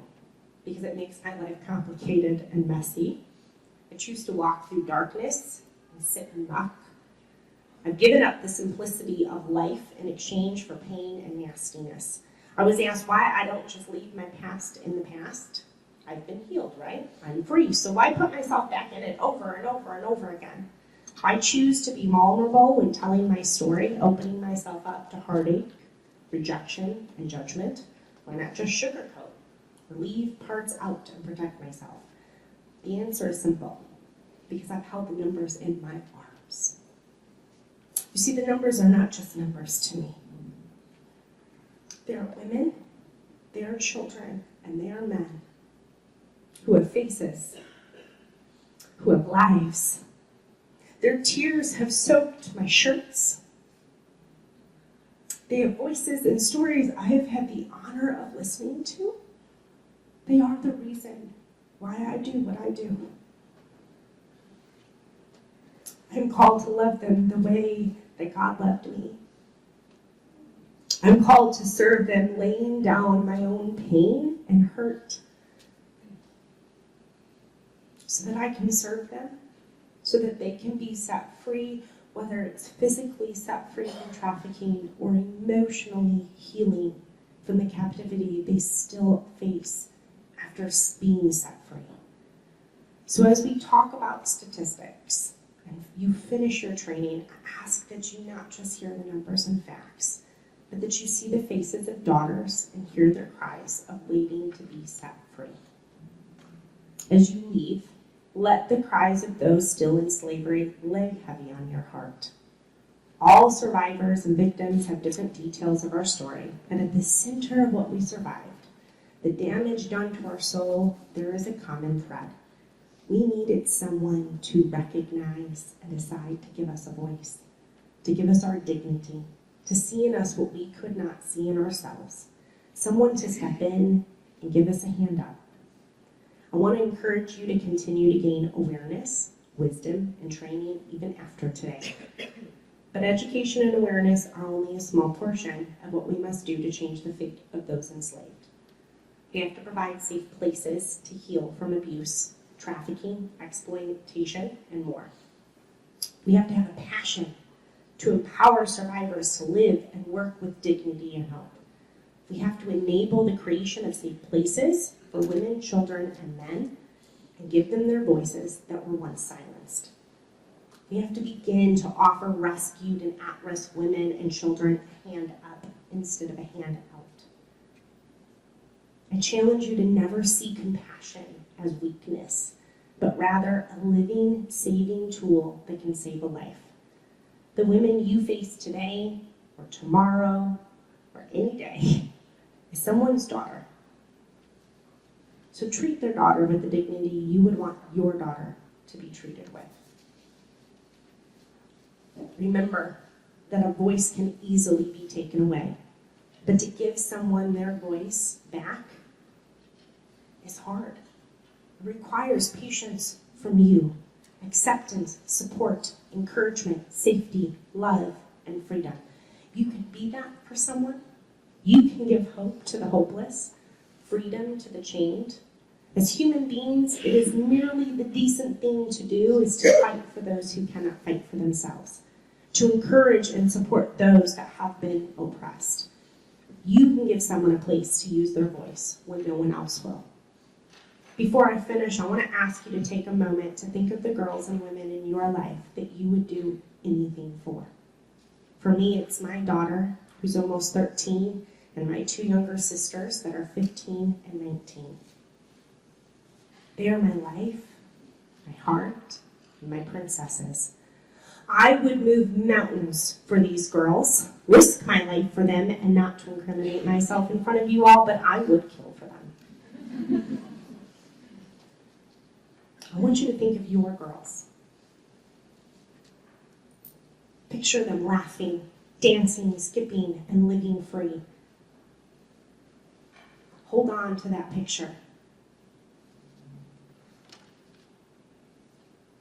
And I ask you to do this because the number one and biggest misconception and biggest problem I face every time I speak for the last 10 years is when people come to a training like this and leave still believing it doesn't happen in their area and it wouldn't or couldn't happen to one of their kids or the people they love. My heart sinks every time. My heart cries for the unseen victims around them because my father was one of those people. Those who entered my life growing up who could have made a difference was one of those people. They had the same thought process. It doesn't happen here, and it can't happen to somebody I would encounter or that I would know. They truly believed it didn't happen in their area and that it couldn't happen to me. In fact, every woman and child I've ever held in my arms as they weep from their damaged soul has one thread. No one knew because no one believed it could happen. They were unheard and unseen because the people in their community had their ears and eyes shut in denial. Denial and excuses or ignorance doesn't make it any less real. It just allows slavery and the gruesomeness of it all to thrive and flourish, killing emotionally, mentally, and physically our girls and boys that we should be protecting, caring for, and loving. I want you to think, if it was your daughter in front of me, what would you want me to do? How would you want me to treat her? Would you want someone to step in and get their hands dirty and help her or save her? If it was your daughter in front of me, I can assure you I'm going to fight for her like she was my own daughter. But I ask you, what will you do for someone else's daughter when they're in front of you? So I'm asking you guys, no, I'm going to beg you guys, be a different county as a whole. I've traveled this nation, and I've been to events like this, and I'm asking you to be a different county than the rest of our nation. Be a county who sees what others don't want to see. Be a county that starting today makes a decision that the lives of the girls, the men, and the children who live here or even just pass through here matter enough that we're willing to get our hands dirty.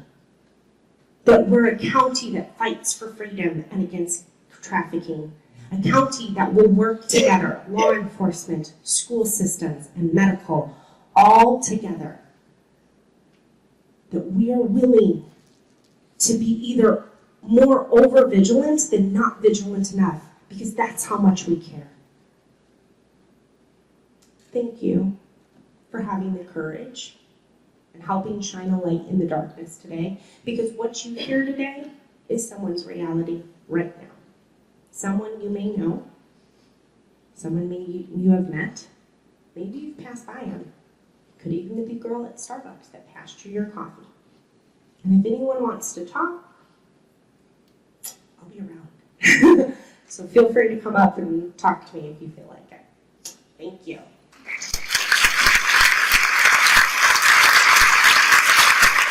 Division. He's served as Chief Judge of the 17th Judicial Circuits. He's worn many hats there.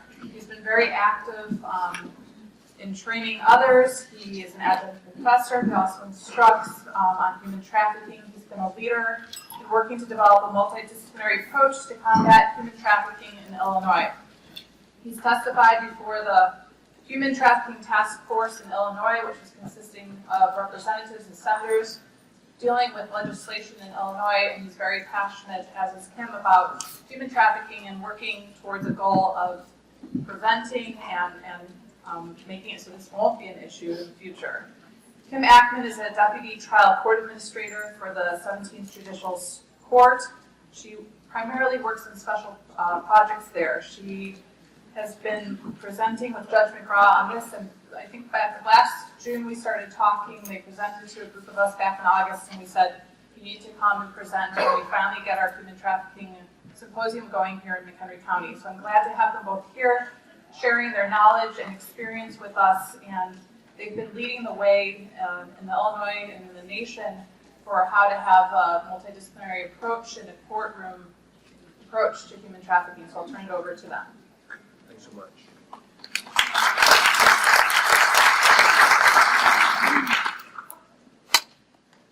Now I have to lower your expectations after that introduction. Actually, Kim and I have been on this path of learning just the last few years. And a couple years ago, when Rita Garvin was the Chief Justice of the Supreme Court, she challenged me to look into some sort of coherent, systematic approach to human trafficking in the court systems. And when the Chief Justice asks you to do something, you say, yes, ma'am. That's exactly what happened. So Kim and I kind of began this process of discovery, learning what was going on around the country, and we learned that there's many approaches. There's not really a one-size-fits-all. But with that in mind, there were certain things that were constants, and court involvement at the highest level in court leadership is so important to bringing together all the multidisciplinary team members that are necessary to address human trafficking. It's not just a law enforcement problem, it's not just a prosecution issue, it's not just a public health issue, it's not just an issue in education or social services. It really spans all those communities, and in order to be successful, you need to have everyone involved, including the faith community. So we began this discovery process, but even a couple of years ago in Rockford, which makes all the top 10 lists that you don't want to be on, you know, for all kinds of crime and whatnot. In fact, I tell people, I came to Rockford as assistant state's attorney many years ago, and they say, "Why did you come?" And I said, "For the crime." And I haven't been disappointed. So Rockford, in spite of its challenges, when we began this, we had some in the law enforcement community and other places that didn't really believe human trafficking was a real issue in our community. Many were familiar with kind of the street level prostitution, and thought, okay, where's this human trafficking thing that we've heard about? We don't see it. So with a concerted effort between Creighton University and doing some studying some metrics of Backpage, we learned some important things about our community, which was a necessary first step to coming to grips with the scope of the challenge. I'm with Kim, who's been my right-hand person throughout all of this to address that issue. Okay, so as Judge McGraw is saying, is that we were having a real issue with what is going on. We don't know what's happening here. So we found out that there was a human trafficking initiative out of Creighton University, and so we spoke with them and said, hey, can you tell us what's going on in our area? They are able to actually look at what's being advertised in the area. At that time, they were using Backpage, and they were able to track phone numbers. With those phone numbers, they were able to look at the ads to provide the average age of what was being advertised, the race of women advertised for sex, and information regarding stable sizes, and the top 4 routes utilized in our market. For those of you that may not know, a stable size is the number of people working together, so they were able to see, okay, there's one number tied to 4 different ads. We believe these 4 different women are working together. So they were able to tell us in 2016, they were able to give us a number of Illinois as in a regional context. So what they were able to tell us is that in Illinois there were 6,800 unique individuals on Backpage each month, and about 1,350 per day throughout the state of Illinois, unique. So, measured by the number of unique sex workers per capita on Backpage, Illinois has a relatively large commercial sex market for its immediate region. So this is Illinois, and then we can see our neighboring states. We have Wisconsin, Minnesota, Iowa, Missouri, Kentucky, Indiana, Michigan, Ohio, and Pennsylvania. Okay, so they looked at our region, Rockford, for a 4-month time period in 2015. So in that 4-month time period, they were able to tell us that there were 784 unique sex workers advertising in Rockford on Backpage. So this is a little hard to read, but they look at number of sex workers by city. So of those of our similar size, 100 to 250,000, we were at 784. Madison beat us with 1,383. Peoria is at 483. So per capita, we were at 5.26. Okay, unfortunately, we learned some more details about the sex market in Rockford. We learned that it is young. So the national average for those advertising under 21 is 30%. In Rockford, we had 34%. So we knew that we were averaging higher than the national average for the young advertisers. So for us, 34% were advertising under the age of 21. So that meant 51 girls in Rockford were advertised as 18 to 19 years old, and 212 were advertised as 20 to 21 years of age. Now keep in mind, you can't advertise that you're under 18 on Backpage, but that's what they were advertised at. Okay, this is a little trickier to read, but this is trying to show us where the sex workers were coming from. So 72% of those that posted on the Rockford Backpage were static locals. So that meant that they were really only advertising in Rockford and the surrounding areas. And the visitors, they were coming from Chicago, Janesville, Milwaukee, Madison. They were making up 18% of our sex workers. However, they also comprised of 63% of the 18 to 19-year-old sex workers in Rockford. So we learned that those that are visiting our area to sell sex were also the younger of those that were being advertised.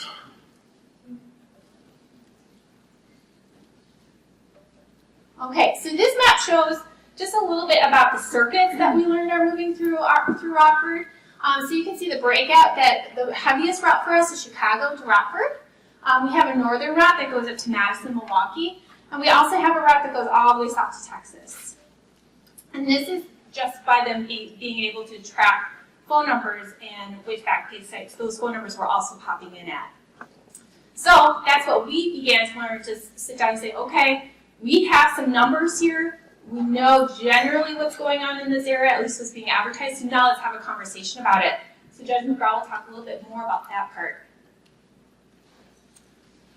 Thanks, Kim. So the next step is convene the stakeholders. And, we sort of just had to begin by brainstorming, like, who do we need to gather all in the same room to try and get a handle on this, just to begin the conversation about who would be an important partner to address these issues. And we held a number of these meetings, and I chaired those meetings. I'm getting a signal. Keep the mic up by your mouth, Joe. So I chaired those meetings, and there's a saying that when the judge calls a meeting, people come, and so that's what happens.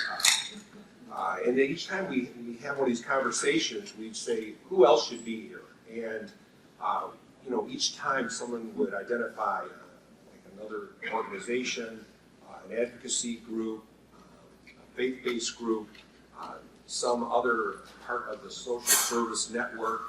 And so we continue to meet and convene and discuss. And as you can see from the slide, the types of groups and individuals that we call together. So once the stakeholders were convened, we identified 4 key areas that needed to be addressed. One is education and training, mentoring, intervention, and prevention. And so the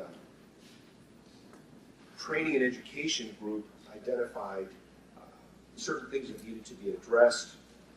It said the mentoring, the intervention, and the prevention. And as part of that education, we had the multidisciplinary task force in Dallas, Texas, come up to Rockford and present to us how they formed their multidisciplinary team. And they conducted a day-long training for us, and all those mentioned on the previous page were present and represented.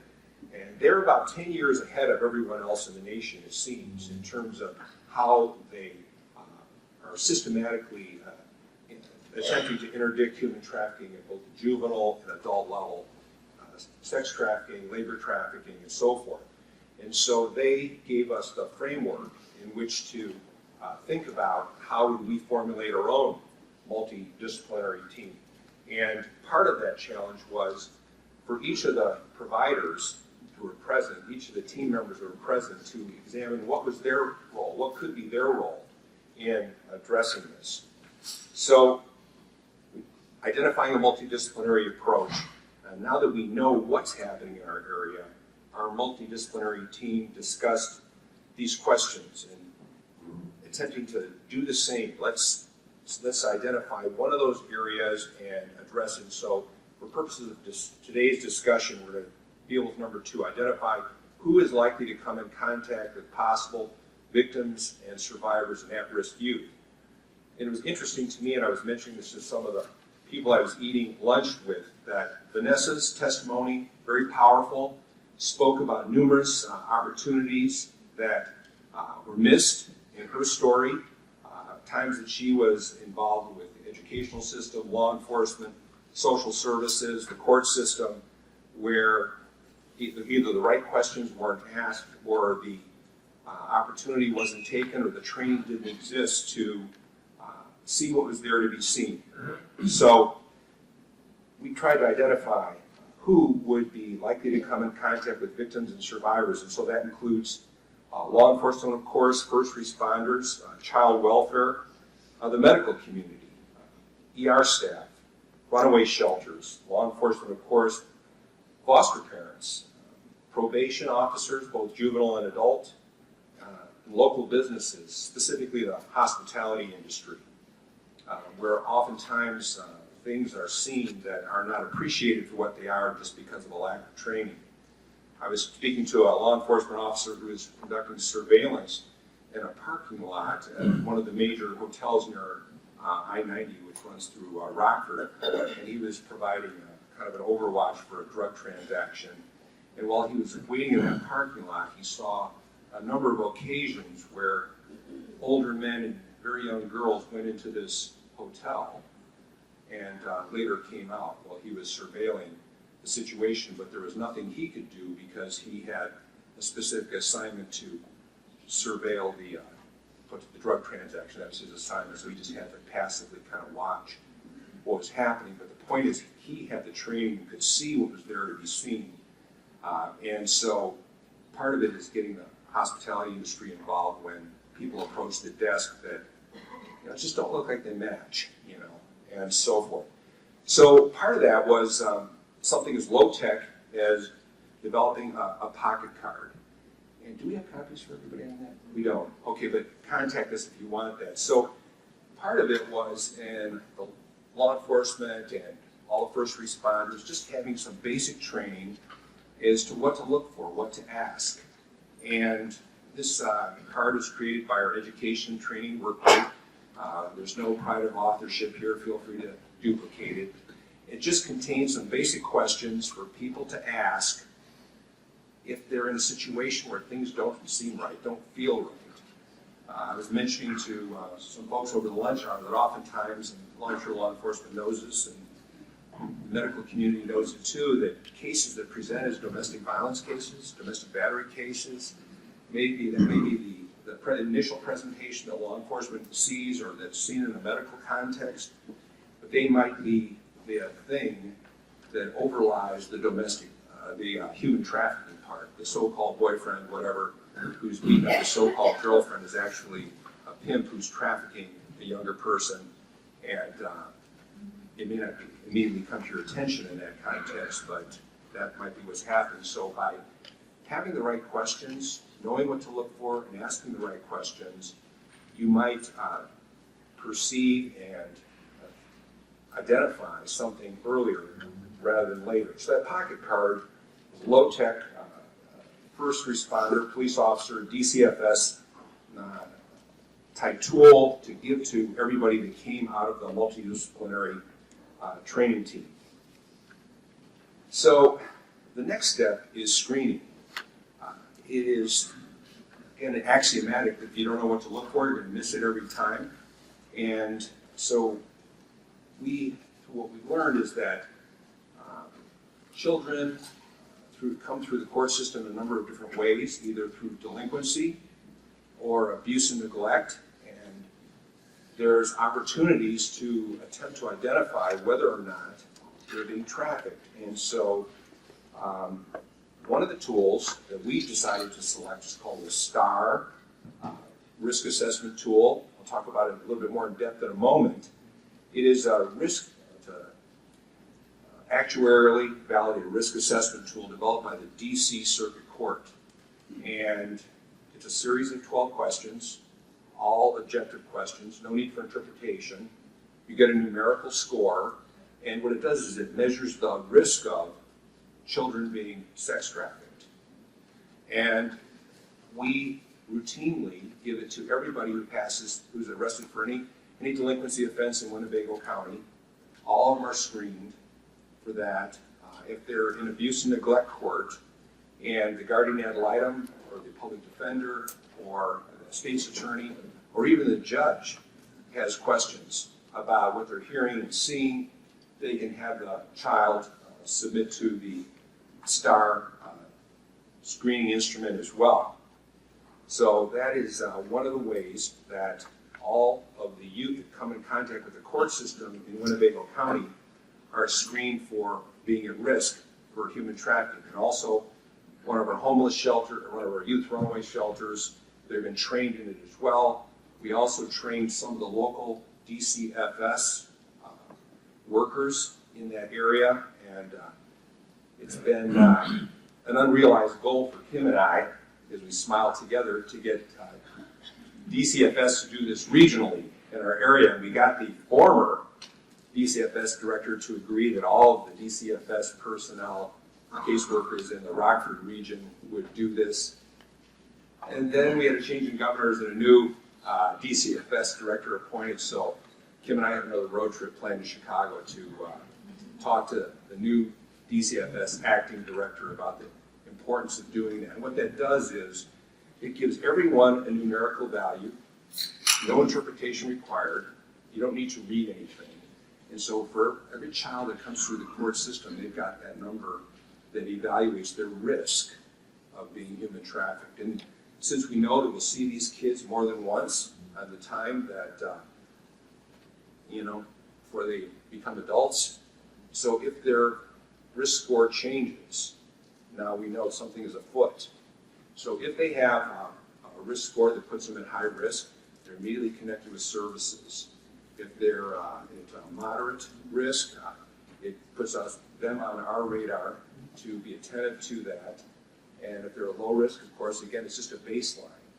So this is an example of something specific that we decided to do to attempt to identify and intervene in the lives of kids that are coming through our system, much like Vanessa and others that I'm sure that you've seen. So in about, I say it was the last year, I think it was, we started doing a similar screening. Let's put up the STAR slide. Yeah, so those are the 12 questions. So the data that we discovered is that about 8.5% of the kids that we screened were in a high to moderate rate. Now, that alone should give you pause. That's a little less than 10% of the kids that would have totally escaped our attention had we not done the STAR assessment. And so now we've got that information. Of those, there were 12 that were high and 52 that were moderate. And it gives us, again, objective criteria to determine whether or not they're at risk. So then let's go on to the next. So 52 were moderate, 12 were high, 650 were low risk. But again, that gives us that database that we need to evaluate where the kids are at, because again, they'll have repeated contact with the court system, and so the goal is to get them into the services they need. In addition to that, kids that are already on probation, if their probation officer feels that something isn't right, they can have the child screened. If they're in, like I said, abuse and neglect court, they can be screened as well. So this is an opportunity for anyone within the court processes, their attorney, the prosecutor, the probation officer, the guardian ad litem, you name it, can say, I want them screened. Something just doesn't seem right here. And again, harkening back to Vanessa's story, there are so many of those situations where she had court contact that maybe if something had been done or was available, her story might have changed sooner rather than later. So additionally, we decided we need to do something with the adults too. So every person who is charged with a felony in Winnebago County gets a pretrial service interview before they go to bond court the next day or the next morning. And one of the questions on that pretrial service interview is, have you ever been forced or asked to exchange sex for something of value? And we have found that a number of individuals have answered yes to that question. And so, again, things aren't always as they appear, and someone might be charged with possession of a controlled substance, or forgery, or burglary to an automobile, or felony retail theft, you name it. There's all kinds of ways they might be in court in front of me or some other judge, and you wouldn't know, based on the fact pattern as it's given to you in court, that there's something else going on in the background. And by them answering that question, or at least having the opportunity to answer that question, that lets probation, state's attorney, their public defender, or private counsel know that they've answered yes to the human trafficking question. These are adults. And so then it's up to us then to act on that information. But again, it's an opportunity for us to look and see what's there to be seen if we know what we're looking for. And so the Wisconsin Department of Children and Family Services developed this indicator and response guide. This is something that we share with our partners and our training because anything good is worth duplicating or stealing or whatever. And so the state of Wisconsin's come up with this matrix response guide, which is, again, we want to eliminate the subjectivity. We want to give people some basic tools they can use. And for example, if the youth answers yes to more than 3 at-risk items, in Wisconsin, they're referred to law enforcement. If they answered yes to 1 high-risk item, they're referred to law enforcement or DCFS. Now again, Illinois, DCFS doesn't utilize this type of risk response matrix. We've spoken to them about that, done some local training, some local conversations, and we're always about advancing the discussion about monitoring and reporting information so that we can, so if there's a pattern of things that are happening over time, you don't always, I don't get cases where someone's charged with human trafficking. It just doesn't seem to happen. I get women charged with prostitution, guys charged with soliciting and so forth, and we'll talk about how we make a court response to those individuals. But this is kind of a collective aggregation of information that comes from many sources, and it allows you to kind of put the pieces together. So that's a great example of what they're doing in Wisconsin. And by the way, everything we have is available to you. So let's talk about some other court interventions. Many of you are probably familiar with problem-solving court, like mental health court, drug court, veterans court, things like that. And that is, you might say, an ideal where someone is teamed with service providers and professionals that can address the multiplicity of needs they might have. And that requires the one thing that we don't have, which is money. Everything we've talked about thus far that we're doing in Winnebago County is being done without any additional funding. It's being done with current probation officers, current state's attorneys, current public defenders, trial court administration, volunteers from the advocacy community, and so forth.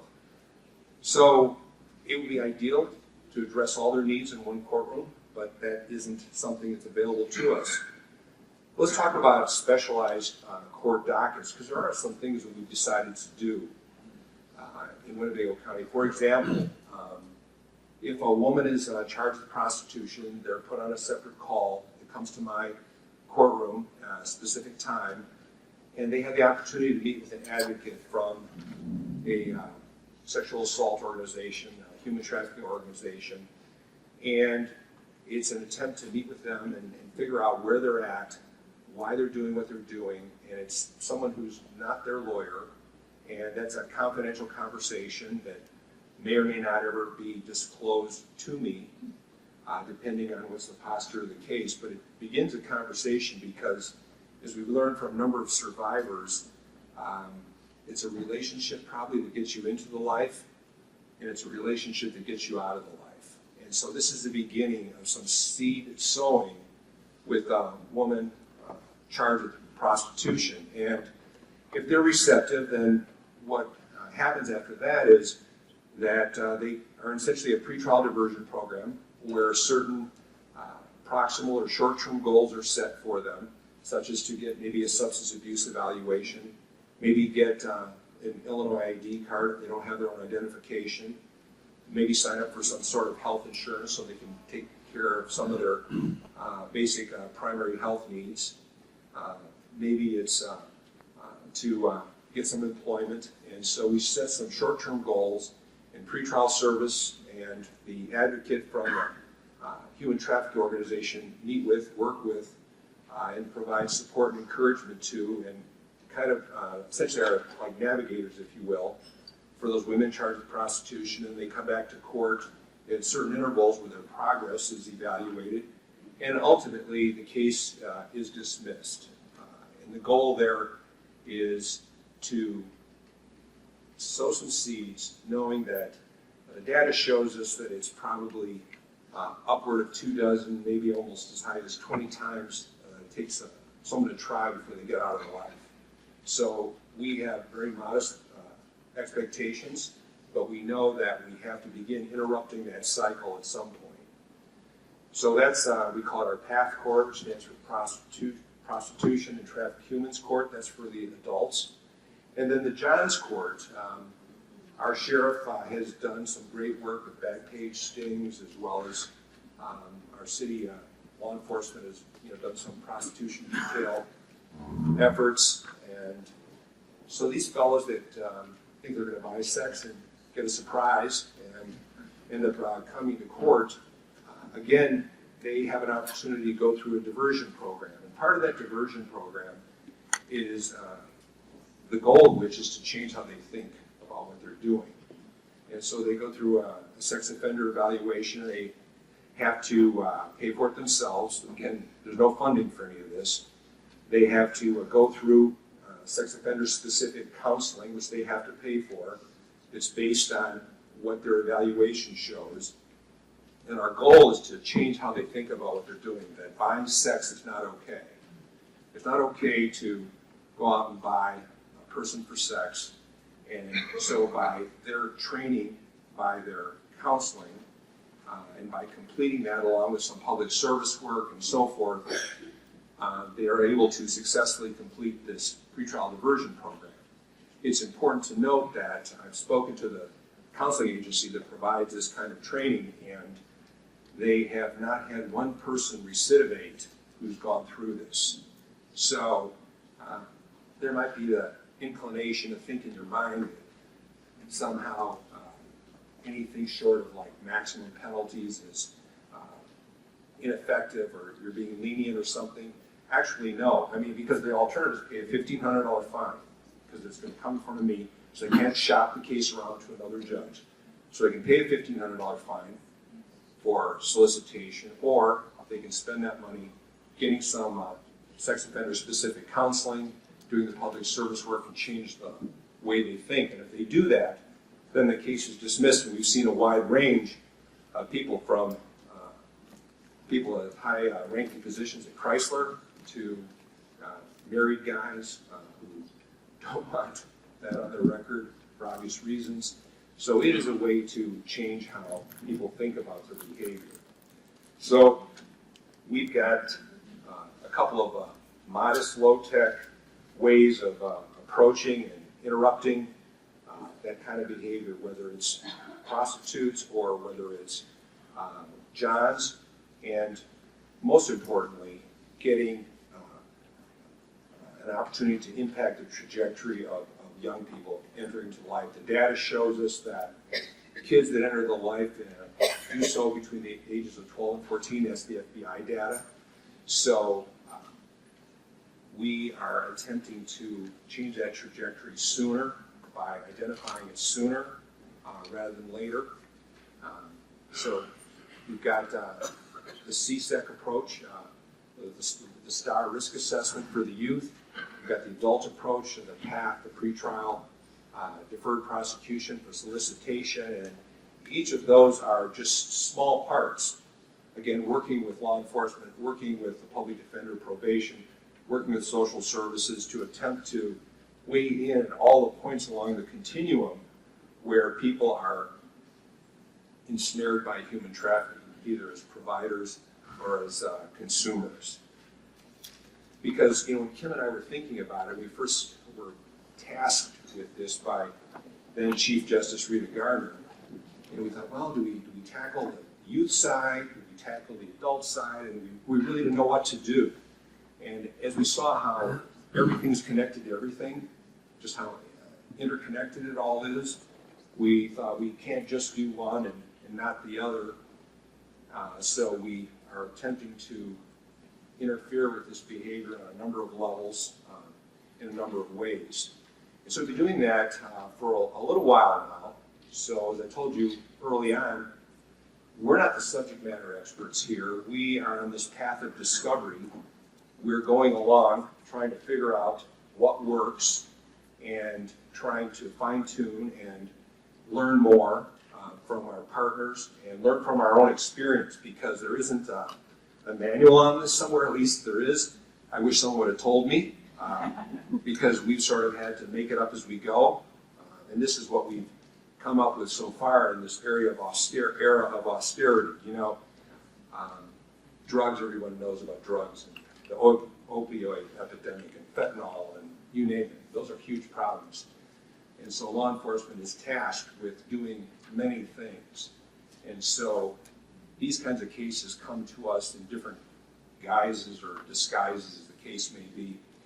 But it's an opportunity at various phases and stages along the way to interrupt the behavior, change the thinking, and so forth.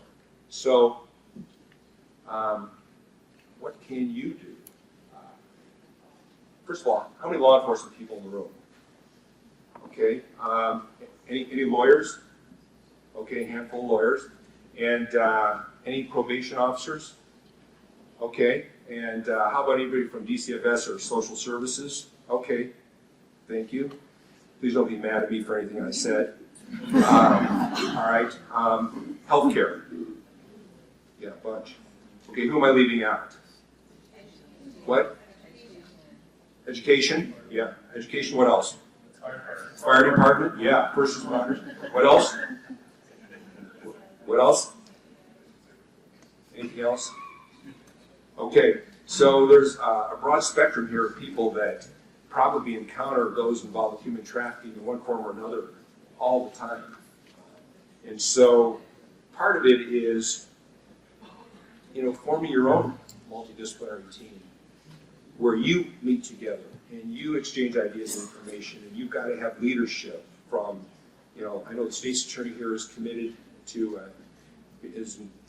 from counteracting or interdicting human trafficking. I'm sure your chief judge is as well. And it's learning together, learning from one another, and identifying who's coming in contact with these individuals, and learning some of these basic screening tools. The STAR assessment that we talked about earlier, created by the DC Circuit Court, we didn't pay anything for that, did we? All they had to do is come out and train us to use it. And once they trained us to use it, then we were authorized to use it.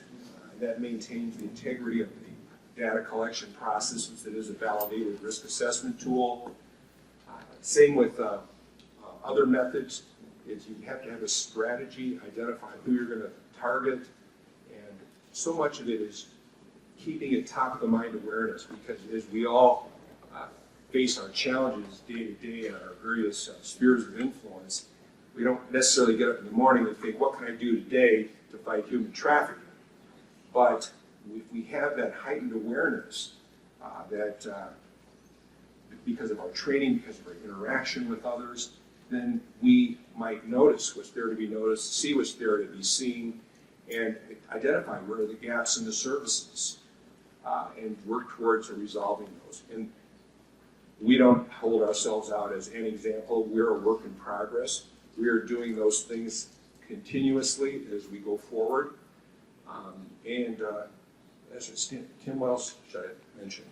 I might just mention that as you all continue moving forward, I know one exercise that we did with the Dallas team is they broke us up into tables like mini cities, and they gave us scenarios. Okay, so this comes across. How would you respond? How would you respond? How would you respond? So as a city, you start to learn, as I'm in a city, you start to learn what each other's roles really are intricately, so you can figure out where those gaps are. So you can figure out, oh, well, wait, that's where you get stuck. I can help there. This is what I do. And so you can kind of discuss your issue that way, and then share among the large group, okay, here's where we're at, here's the gaps that we see, and here's how we can really work this as a team within our community. I just wanted to point out too, we do have, throughout this adventure, we've run across tons of resources out there.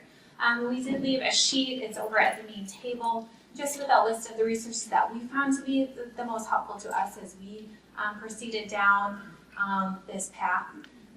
So feel free to take a look at it. We also included on the back side, we do have a copy of the Wisconsin DCFS indicator report. We found that was helpful because as we were talking in our mini city, it became really apparent that each person said, well, I won't know where to look or to dig any further unless someone gives me a heads up that something looks funny here. You know, unless law enforcement says, well, you know, when I was talking to her, something just didn't seem right. This is what I was seeing, but, you know, I can't really put a name to it. We'll pass that information on to, say, the Juvenile Assessment Center when you drop them off for their assessment. That way that assessor has an idea, okay, they're thinking there's something funny here. Let me see if there is more there. And that's also where your screening tools can help you there. Are they going to tell you this person's being trafficked? No. It's not going to tell you that. It's going to tell you that there's probably risk here. There's something going on, so that you can start maybe pairing, getting the right services in place, the right relationships in place to really try to assist this person. One other point that I would make is the whole reason why this came up is you heard law enforcement earlier at lunch. They said, we didn't really want to arrest her, but we didn't know what else to do. We were hearing the same thing from our law enforcement. There might have been community pressure. There might have been, well, we're seeing the same person over and over and over again, and boy, they're going to get into some big trouble here. We have to do something. Okay, so when we have that charge in front of us in our court, what is our responsibility? What is our response? What are we going to do, and how are you all going to help us with what we got to do? So that's how our conversation started. Thanks, Kim. I think we have time for some questions, if there are some. Questions? Bueller. Anything? Yes. You had said before that you just don't see the actual sex trafficking or human trafficking cases in your court. Right. Is that why? I mean, you know, with this whole Jeffrey Epstein thing, I'm like really angry about that. Like how he was never charged federally. Like how? Oh, he was charged federally. I'm angry about how it turned out. Oh. But talking about Jeffrey Epstein, the question is why don't we see those charges, human trafficking charges? And I can't speak for the state's attorney's office, but those charges, if they come, are typically federal in nature because they have the time and the resources to devote to long-term investigation, and they have the technological resources to devote to the accumulation of the data to prosecute those cases, whereas local law enforcement, the sheriff, and the various municipal agencies are more responsive in nature to what's happening on the street today. So joint task force, such as in the drug area, are common between state and federal. And probably that's an area that could be an opportunity for state and federal law enforcement to grow in, but state law enforcement, local law enforcement is so overtaxed with day-to-day keeping of the peace that I just don't think there's an appetite to get involved in that right now in terms of resources. That's one man's opinion.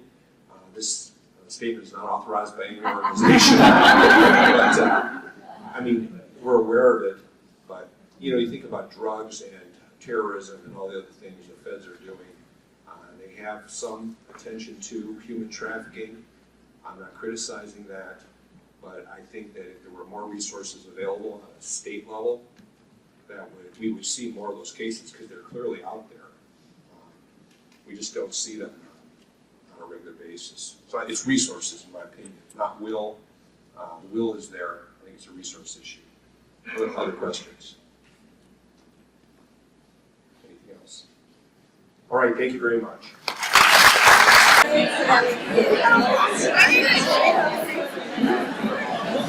I'd like to introduce our next speaker, Patrick Day. Pat was elected McHenry County State's Attorney in 2016. He joined the McHenry County State's Attorney's Office in 2007 as an Assistant State's Attorney.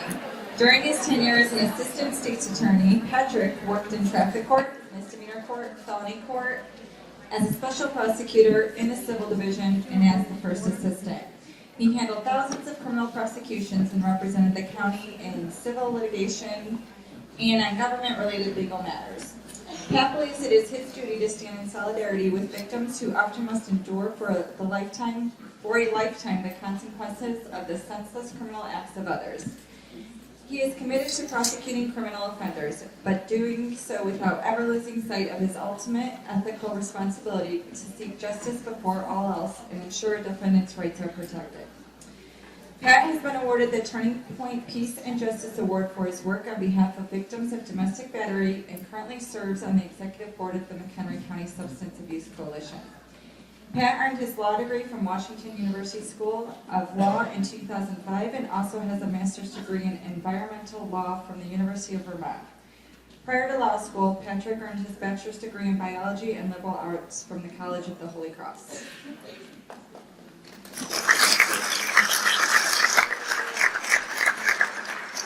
So you'll all be happy to know that I don't have 25 minutes worth of material.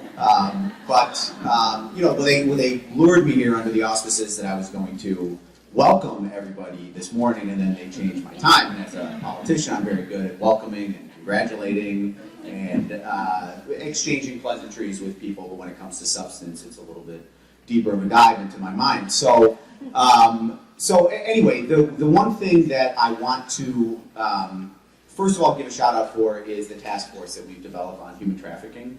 If anybody is interested in joining that task force, there's a lot of interesting things going on, and I think we've gotten to the point where all of the ideas have sort of percolated, and now we're ready to act. And I want to talk a little bit about acting, but if anybody is interested in joining that task force, we meet at the State's Attorney's Office. Beth Banau, who is in the back, she's a member of it. Cheryl Eisenstein, Linda Hooten from Huntley PD, Misty Mariner from the State's Attorney's Office. If you see any of those people, they can get you information. So when I initially heard about human trafficking, I just kind of scratched my head and I said, it's just like another thing. It's another pet project for somebody, and this is McHenry County, this isn't Albania, and this isn't, New York City, whatever.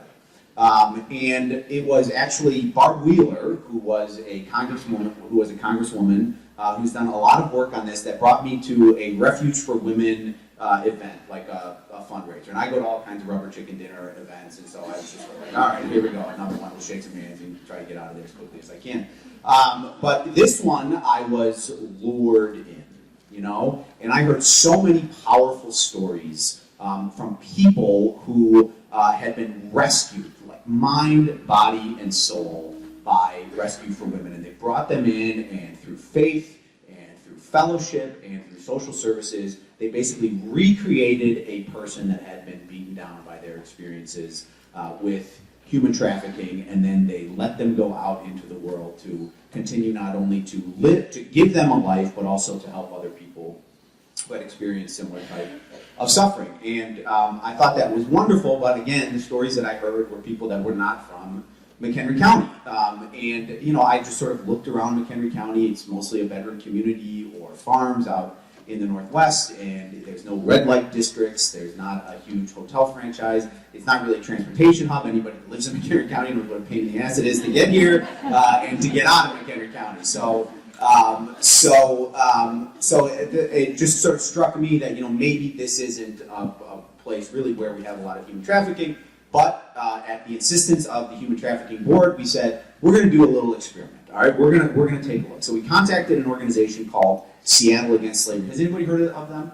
All right, well, they're an organization out in Seattle, of course, and their primary mission is to assist victims of human trafficking, but also to identify. And so what they're able to do is monitor things like Backpage and a lot of these other vile websites where these type of arrangements are being made. And so what they were able to do for us is they were able to put up these artificial intelligent bots. Okay, we call them sex bots, and there's a lot of jokes about, are you getting it? That kind of stuff. But anyway, so we call them sex bots, and so we put them up on things like Backpage and some of these other sites. And as an artificial intelligence program, it's able to talk with people. And then there was a very lewd picture and an invitation to call to engage in the type of arrangement that we all know. Okay, so we put that up on Backpage and some of these other sites, and the artificial intelligence bots are able to talk with people via text message who are contacting them for sex, and they're able to sort of with sort of canned responses get to the point where a sexual transaction has been agreed to, and there's been an agreement with regard to money, and then they send them like a prohibitive message. You have just engaged in sex trafficking, and please be advised that this is a crime in the state of Illinois, and it's not a victimless crime, on and on and on. So I was thinking, and we did it for 2 days. We did it one weekday and one weekend in February. All right, so just 2 days, and we had 2 ads. And I was thinking we were going to get like 5 hits, 4 hits, whatever. Does anybody have a guess on how many hits, on how many independent people contacted those bots that were advertising services in one of 4 towns in McHenry County? Anybody just have a guess? 163, just for those 2. 163 independent people contacted those. So it wasn't multiple contacts by the same person. It was all independent numbers. So they sort of extrapolated from that, and they said, as we posted our ads on these websites, we also noticed that there was 163 ads, similar ads, that were up there naming the McHenry County, naming places in the McHenry County area where they offer their services. And through extrapolating for that, they estimated there was probably about 1,300 contacts over those 2 days just in McHenry County to engage in sex trafficking, prostitution. All right? So we were astounded by the results. I certainly was astounded. We got a lot of that information, and that information has been shared. So now the question is, well, what are we going to do about it?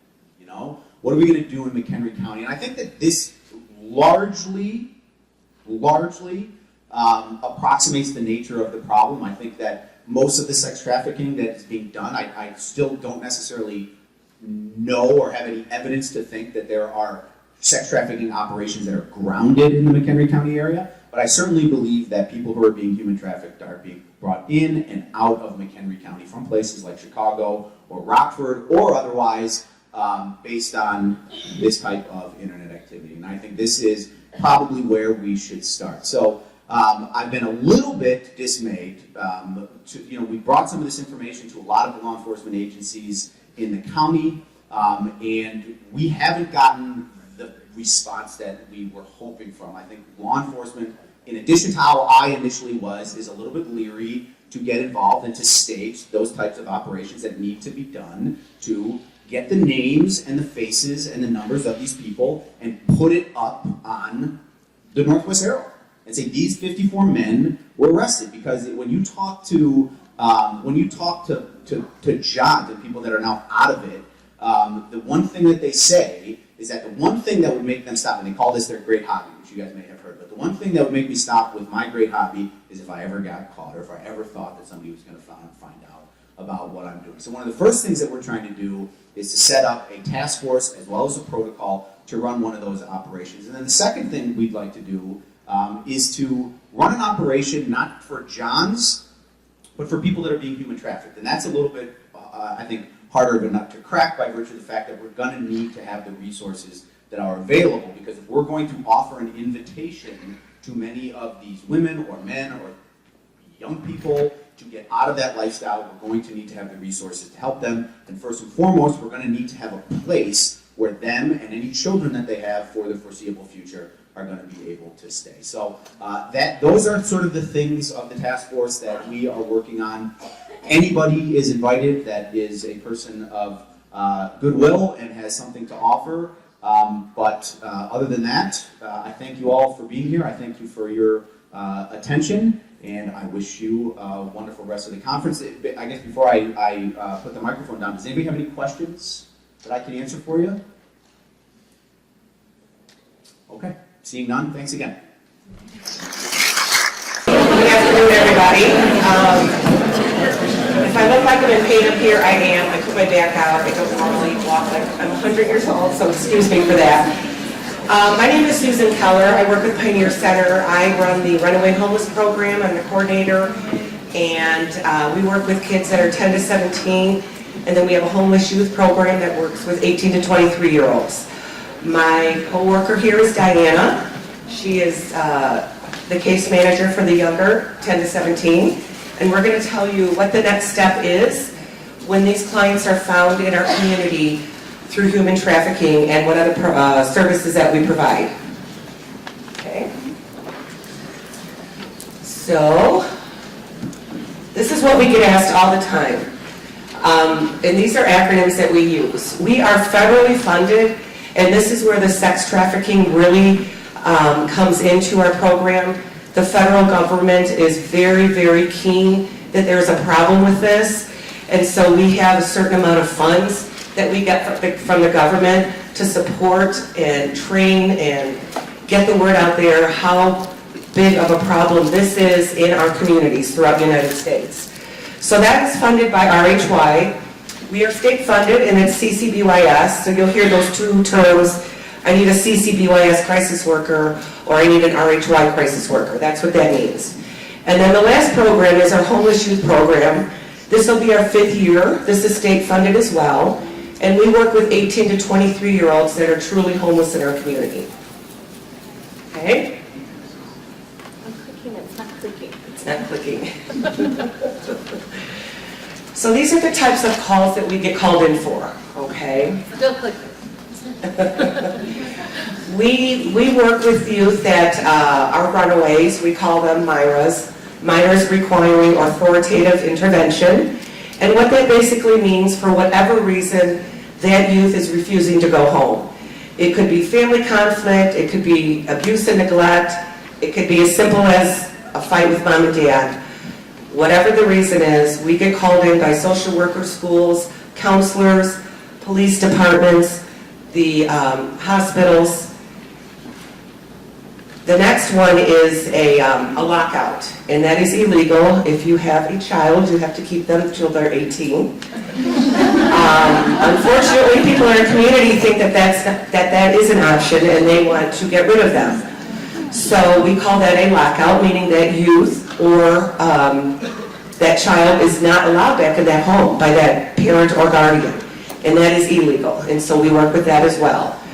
We get runaways from other counties and states, and that's where we pull in our wonderful Julia Pineda, state's attorney.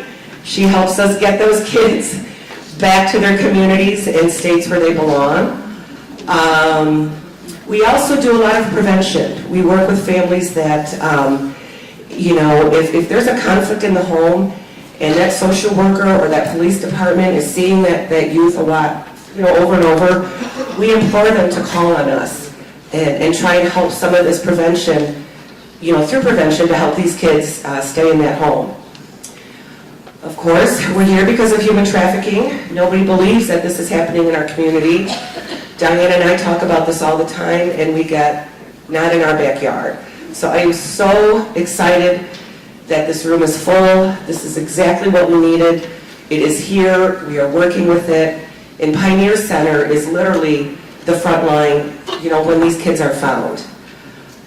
We also do detention screening for juveniles up to the age of 13, and what that means is if those kids get in trouble, we need to find out if they are okay to go into one of our shelters. More than not, they're not suitable for our shelters and they need to go into detention. And then, of course, the last is the homeless youth. We work diligently with this population. It's a whole other case manager. We're out at Pat's. I'm sure many of you know we are working towards a year-round shelter that is cultivating very nicely. And so we will be at the Chapel Hill Church within a year. And we do a lot of, these kids come to us and don't have any clue how to adult. So we're really teaching them how to adult, how to make a doctor's appointment, how to get your birth certificate, how to get an ID, how to apply for a job, how do I dress for a resume, or how do I make a resume, how do I dress for a job. And then we put the mental health portion into that and get them services, drug addiction, so whatever their goals are is what we help them try to attain. We work a lot with community members. We have an awesome partnership with McHenry County Workforce. We've had several young men go through their welding program, were completely homeless, and now they're on their own in a good career. And, we could not do it without our community partners. Okay, so overall, I guess a little understanding of what we do provide in regard to CCBYS. One of the things that we do is crisis intervention. We are staffed, can you hear me? I mean, I'm loud to begin with, I probably don't even need this thing. We do have 24/7 crisis intervention. So we have workers around the clock who will respond at any time for anything that Susan stated on the previous slide. We do have emergency shelters. We have them and we take them, we place them wherever, however we need to, whether it's an overnight just for the night, get away, get a break, or if it's a little bit longer term for those virus situations. Provide meals, transportation, follow-up counseling, referrals for job placement and school placement. We do, I've helped kids get into boarding schools, just getting re-enrolled into schools, and finding jobs, getting further. A lot of these kids are having difficulty at home and have had difficulty at home for such a long time that they want a job and they want to get that full-time job so that they can get either emancipated or just be ready to move out when they're 18. We do, when it says legal guidance, but we're not lawyers, so we don't sit there and say we're offering legal advice. What we're doing is we're providing them the resources that they need, whether it is reaching out to the state's attorney or another lawyer in the community, asking questions, getting them more resources that they need. And then how we come into play is in the human trafficking part of this is that we have, we're developing an assessment with the Human Trafficking Task Force in McHenry County, and we, being that we are front lines in crisis, will come in and we will work with them, develop the rapport, build their trust, really earn it. I'm not saying build it because I'm going to break it down, but we're going to earn it. We're going to do what we can to get them the help that they need. But those assessments can't be done the very first time we meet them, can't be done the very first time that we get called in. It has to be done over a long period of time because these people have been conditioned to believe that no one's going to help them. Still clicking. That's you. Okay, I briefly touched on this earlier. This is just kind of a snippet of what we provide. We really are hands-on, like I said. We do employ the services of other providers in the community, and that's what makes us successful. We would not be successful just standing alone as Pioneer. It really takes all those community members to help us. They always say it takes a village. It does. It takes a village of providers to help get these young men and women on a path to successfulness and out of homelessness. Yep, this is what we did. Keep clicking. Okay, so we do have shelters that we use. McHenry County does not have its own shelter, so what we do is we place outside in Cook County. There's a shelter in Palatine for the boys and a shelter in Schaumburg for the girls. Both are DCFS approved and licensed foster homes. And we can only place 11 to 17-year-olds. I recently had a 10-year-old case that came in, and for a while I thought I might have had to take her back to the PAD shelter. PADS is the homeless shelter for McHenry County, and my office is there. And in my office is a lovely, comfortable couch that 10-year-old children have to go sleep on if parents don't want them home or if they're refusing to return home. The only other time we would use my office is if a client is not allowed to go to the shelter, whether just due to history, violence, anything like that. But we have no in-county placements available at this time. So we do have to go about 40, 45 minutes out. And then for 18 to 23-year-olds, we use PAD shelter. We also use a local hotel that they can stay at. And then we have we're starting to look into host homes for the community. That would be almost like having a family placement, almost a foster home for an 18 to 23-year-old. There are many studies with this age group that host homes do work. And so, not that the PADS environment is a bad environment for 18 to 23-year-olds, it's just a different environment. And we are really excited to explore the host home component, oh my gosh, I can't even say it. Component. For this generation. And what that would look like is, I only have 4 beds at PADS, and every day those 4 beds are full for the homeless youth program. And so what those kiddos do is they use the church sites, and we all know that those are ending soon, April 30th, okay? And then they're kind of on their own. So to alleviate some of that pressure, we are really, there's models out there, and we're really looking forward to offering the host home program in this program. Okay, so we do serve a wide variety of kiddos throughout the community. We have weekly prevention groups at the schools. We have Paula, who's a wonderful teacher, goes into the schools and teaches them prevention groups. Based on, it is a curriculum from Let's Talk, and the kids, they get a lot of information, not just about preventing running away, but suicide, who to talk to, a lot of things that they're going to come into contact with. We touch base on online presence and sexting and things like that. We do hit anywhere between 125 and 175 youth in crisis per year. I am the only case manager for those 10 to 17-year-olds, so that's a big caseload that I have to deal with every year. But every single one of those kids get my full attention and get as much as I can get for them. And we do work on making sure that the families are reunified. If we can't, then we find a better place for them where they're going to thrive, because that's what we want overall. So last year fiscal year, which is July 1st through June 30th, we had 36 homeless youth that we worked with. And those are just the kids that came in the door. That is no outreach at all. We have surpassed that already mid-April, okay?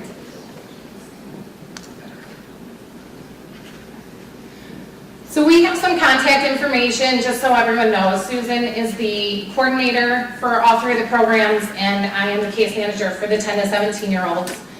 In order to contact us, you can reach us directly, but that's an 8:30 to 5 thing, so it's not guaranteed. McHenry County Crisis Program is the best way to go, or our direct pager number. And yes, folks, I do carry a pager from the 1990s. It is on my hip right now, and there's my earring again. But yeah, so this is what we do. I have the numbers again, but I wanted to touch base real quick for why human trafficking is like how we got involved. Okay, 1 in 7 youth, 1 in 7 endangered runaways is most likely a sex trafficking victim.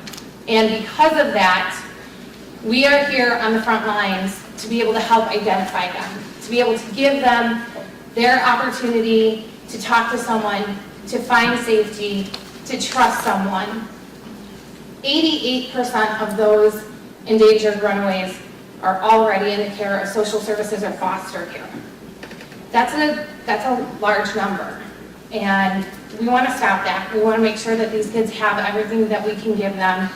That is what I try to do. I try my hardest to work with them and identify them. I'm currently looking through my caseload from the very beginning and trying to identify those victims just based off of what I saw in the very beginning.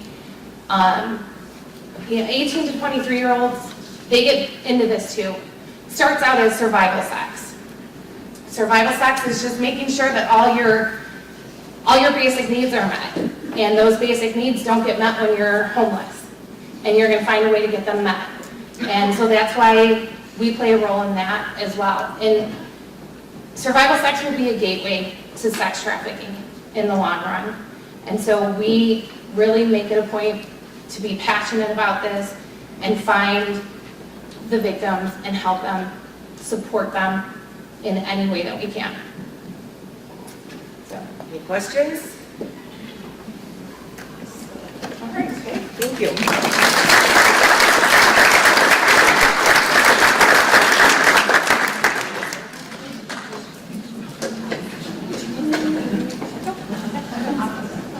Okay, well, it has been a long afternoon, a long day. Now we're into the afternoon. You've heard a lot of different speakers so far, and some of you might be feeling like, oh my gosh, this is such a big issue, and just feeling a little bit down about what part can I play. Some of you, different personality types, might be very energized, right? And you're all ready to go out and get the bad guys and support, you know, the victims, right? And then there are some of you are in between that. I hope what you've heard and the speakers who just were up here said it. It does take a village. There are a lot of different disciplines that are represented here today, and together we truly can provide that community support network from awareness to law enforcement to providing victim services, so that as more and more children and young people are being identified as victims of human trafficking, that the systems are in place to bring them into the healing that we all want for them. So we all have our part to play. We all can't do everything, but we all can do something. And the something that I am a part of is Refuge for Women. Refuge for Women is a national network of aftercare homes that provide a 9 to 12 month faith-based restorative healing program for women 18 and up. We don't do children. Some other groups do children. Reclaim 13, which you have in your folder, is a group that works with the healing of children. But we provide that restorative care home for women 18 and up. And we are a national network of homes with 5 homes that are open around the country right now, with 3 more that are in process of being open. And you might ask, you know, why a network? What's good about being a network? When if a woman is being trafficked in the Chicagoland area, in McHenry County, it is often best for her to engage her healing in a place that is geographically away from the place where she was trafficked, for a basic safety reason, for the trauma bonds that we heard about before. We have had women in our program, and our home here, our home in the Chicagoland area is in McHenry County, and we opened our home here in 2016. But we have seen women who come into our home who have been trafficked in the Chicagoland area, and the trauma bonds are so very strong, as you heard before. How can you imagine that a woman who has been so hurt and so devastated want to go back to the person and the place where all that harm occurred? But that's a function of the trauma bond, and when you are physically removed from the trauma, the person with whom you are trauma bonded, I guess that's a term, it makes it a little bit harder to want to run away and go back to that person. So if a woman comes out of trafficking here in the Chicagoland area, and depending on the situation, if she wants to come to a refuge program, we will see if it might be better for her to be at one of our other homes in one of the other places around the country, because it just helps in her process of healing. I do want to say too that we are a faith-based program, and we do not force faith on anyone, but we do believe that it is very important for Jesus' faith to be a part of someone's healing, and so we do provide opportunities for spiritual growth and spiritual development every day, but that is not anything that we ever force on anyone. There is no grid of, you've got to be this kind of woman to come into our program. We have women that come to us from all walks of life, all backgrounds, and we welcome each and every one and give them the unconditional love and the unyielding hope and the unwavering support that they need to truly start over. Our program is 9 to 12 months. We use evidence-based programming within our home, trauma-informed programming. You heard a little bit about that before. We work within the community. McHenry County is an awesome place to have a social service organization. We have an excellent trauma-informed therapist who provides one-on-one counseling for our girls. We use equine therapy, art therapy. We've got some great self-defense classes that go on. We do nutrition classes. Anything and everything that you can imagine that goes into creating and sustaining healthy rhythms of life is a part of our refuge programming. We have 24/7 staffing so that our women are never left unattended. We have security systems in the home, so if you ask me where is your home located, I'll tell you McHenry County, but I won't tell you the address of the home. And so that is one of the things that is very important for us to provide for our women, but it is very important for our women to know that they are safe. And let me give you an example. This just underscored for us all how important safety is and the perception and the reality of safety, so that a woman can kind of get that part out of her head and do the hard work of healing, right? If anyone's been in counseling, it is not easy. And so you need to remove every barrier you can to help a woman engage that counseling. So we had we have a lot of volunteers too, by the way. So 2 of our volunteers were actually family members, but they didn't know that each other were family members serving in our home. And so one day, the one volunteer was there working with some of the residents in the way that she does, and the other person, who actually was a staff person, came in. And they were like, oh my gosh, I didn't know you worked here, and they were having a conversation, about, I can't believe you're working here and you never told me. And it was lovely, and the one left. And a resident came up to me afterwards and said, I just want to let you know that when I saw that it was an aunt and a niece, that they didn't know that each other worked here, it helped me really believe that I was safe here, that y'all respected the confidentiality of what goes on. And that just underscored for me how important that safety and confidentiality is. And if anybody, I know many of you are involved in trauma-informed practices, safety is number 1, right? And so that just underscored that for us. So when a woman graduates our program, our full program is 9 months, and it is no cost to the women. We are a not-for-profit, fully donor supported. We have great partners within the community, but our program is a three-phase program. It runs for 9 months. At 9 months, a woman graduates our program, and we celebrate that with her. That is a huge milestone. If she needs some more time to stay with us, she can. We don't ever say, okay, time's up, you age out of our program or program out. She can stay with us. Hopefully she's not going to stay there forever, because we do want to get her back on her feet. But she may stay with us as long as it takes to really feel confident and comfortable and to be established. So for example, we have a resident that graduated at the end of the year last year. She's working part-time and she's going to college, working on the career path that she has set out for her. Do you think she can live on her own? Think she can afford an apartment? She can't, right? It's just unrealistic. Her family is not in this area, and so we are her family.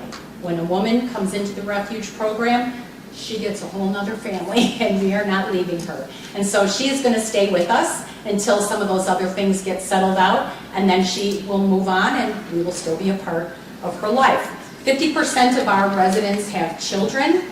We do not house children in our home. The programming and the work of healing and rebuilding a life is a little bit too complicated for that. Not all of our residents have custody of their children when they come to the program anyway, so oftentimes that's not an issue, but you'll be hearing a little bit about safe families. If a woman does come to our program and has custody of her children, then we like to work with safe families to provide that safe housing and support for her until the time when she can be reunited. We work a lot with job training, resume building. Some of our residents need to get their GEDs, so we work on that with them. You heard talk of identification being taken away. That does not only happen with foreign-born trafficking victims, it also happens with women who are trafficked who are U.S. citizens. They often come to us without their driver's licenses, any type of identification, and so it takes a lot of time to kind of even just rebuild your paperwork so that you can go back to college, so that you can get a job, so that you can even think about getting an apartment. There are a lot of things to untangle and rebuild in order for a woman to engage her new beginning, and Refuge is there to take care of that and walk alongside that with her. Oftentimes a woman will come to us, you heard talk of this before too, with crimes that she has committed that happened in the context of her trafficking.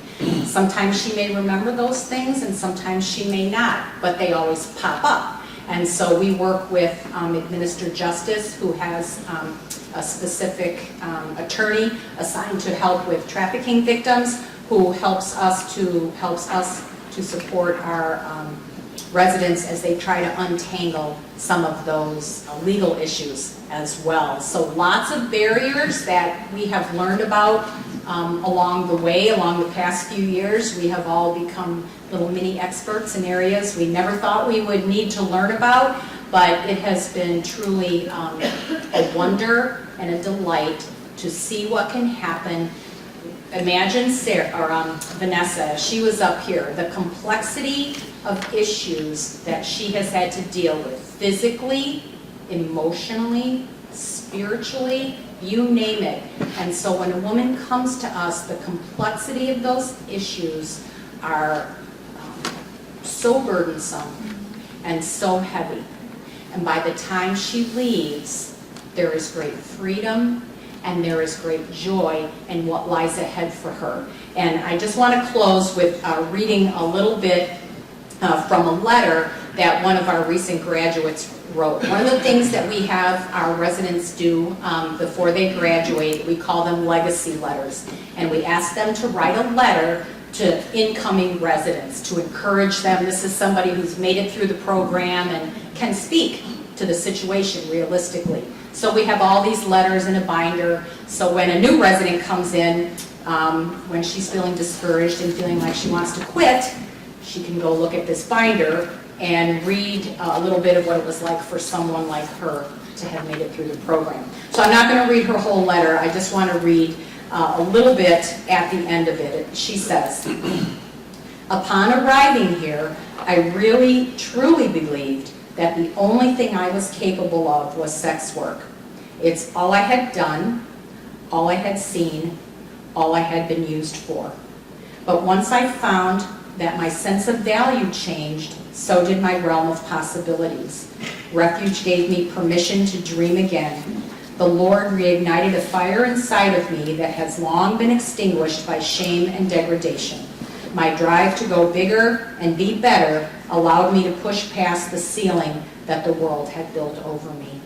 And this young woman is working a great job. She's enrolled in college that she'll be starting in the fall, and we have a great relationship with her that she just texted me yesterday and said, "Hey, when are we going to talk again?" And it's changed from this being a victim to a survivor, just to being a regular person in the community with a story, a significant story, but the label has changed. And if she were sitting here among us, you wouldn't even know.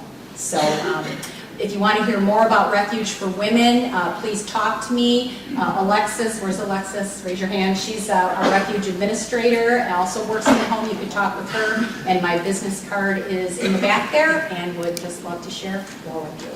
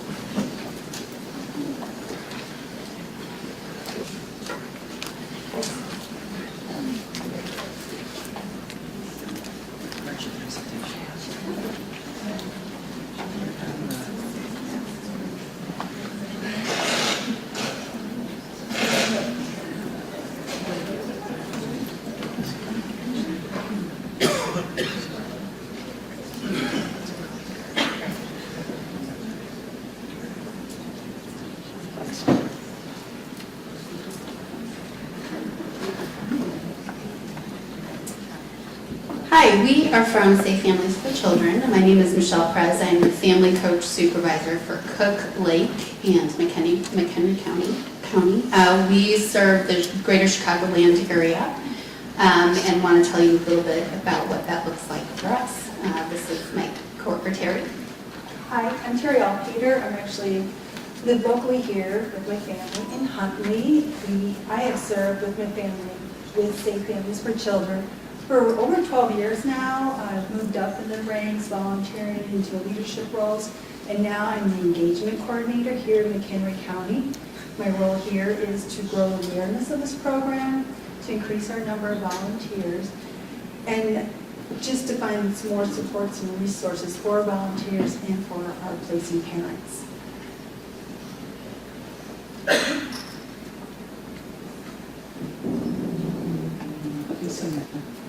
Oh, got it. And this is not a crowd I'm used to speaking to, so I'm very nervous. So you all know. So why we exist? Mainly, many of us have friends and families we can go to or turn to when we're in crisis. The parents that we serve do not. Their crisis will go from bad to worse, and the children become more vulnerable and at risk for harm to happen. So Safe Family gives them an opportunity to get out of that crisis by supporting the parent and offering a safe place for the kids to go to for a short time period if necessary.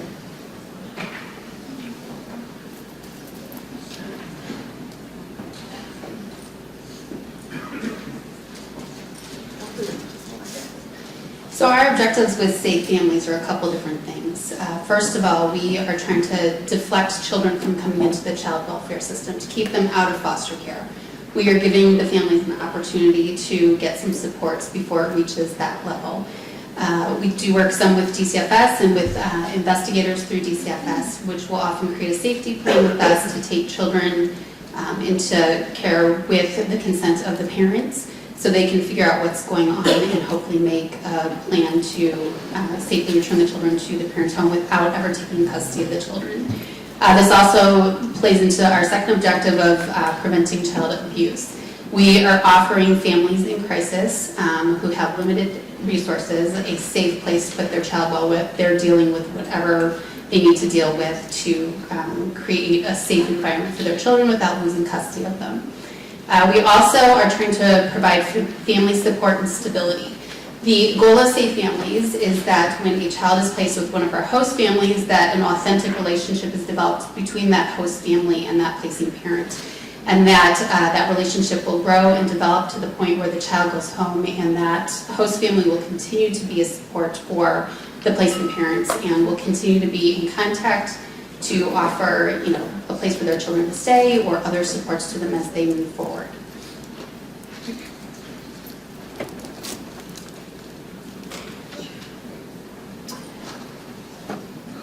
Who we are everyday people, individuals, families, parents. Our experience in our lives and the lives we were raised in is where we serve and help these families. We volunteer our time, our resources to help the families in crisis who have no one else to turn to. Our compassion motivates us to keep families intact and children safe. We, our main two components of this is the family in crisis and the host family, and we surround them with these varying components. We have a family coach. I am the family coach supervisor, and we have several volunteers as well as some paid staff that come in and coach the cases. So their role is both to work with the host family and make sure that the placement is safe and appropriate, to work with any issues with the children if they need any kind of interventions or services, and then also to work with the family in crisis and make sure that any of the issues that they're dealing with are being addressed. They work to facilitate a relationship between the two and hopefully grow that to allow that relationship to develop and continue over time. We also have resource friends, which could look like somebody in the community, a doctor or a dentist who is willing to help provide services to the kids that are coming in. It could be just somebody who is willing to show up with a meal or with formula and diapers for somebody who has taken a child in. We also have family friends. Those are some trained volunteers that maybe do a step up from that and are willing to provide respite care to the host families. And so provide babysitting or overnight care if they are traveling or they just need a break. So we want to support both our family in crisis and our host family. We also use the church. We have a lot of safe family churches. This is a program that has come out of a place of faith for a lot of people and wanting to support people based on that motivation. And so through our churches, developing some of those resources, some of those connections, some of our volunteers, a lot of them come through churches. This is our village. We try, this is how we look at it. It takes a village to support these families, and that's it. And all these roles are volunteer roles that are available for people to come and volunteer under.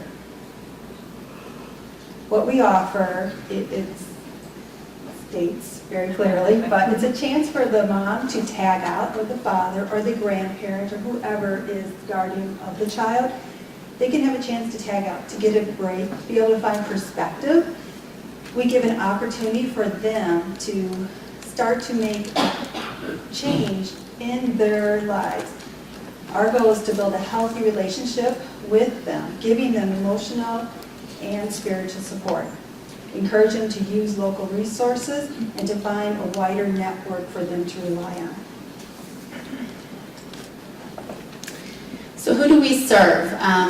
We serve families, we serve single mothers, we serve their children. We serve families that are facing things like unemployment, housing crises, that are maybe living in shelters or facing unemployment.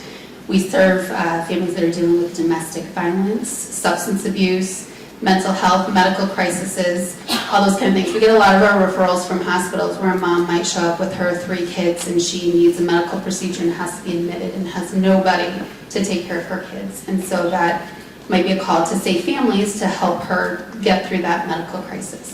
We deal with young moms. We have a lot of referrals of young moms who have themselves been wards and have a child and have not really had a good role model for parenting. And so we come alongside them and help with their children and help support them as they figure that out. We do children 0 to 18. We have done children a little bit older than that, young adults. We do have a few homes that are willing to work with younger adults. 70% of the children that we, or the families that we serve, the children are under the age of 6. Occasionally we are able to help families as well. We have a handful of cases where we have host families that are willing to take in a mom with her child or her children. So yeah, that summarizes that.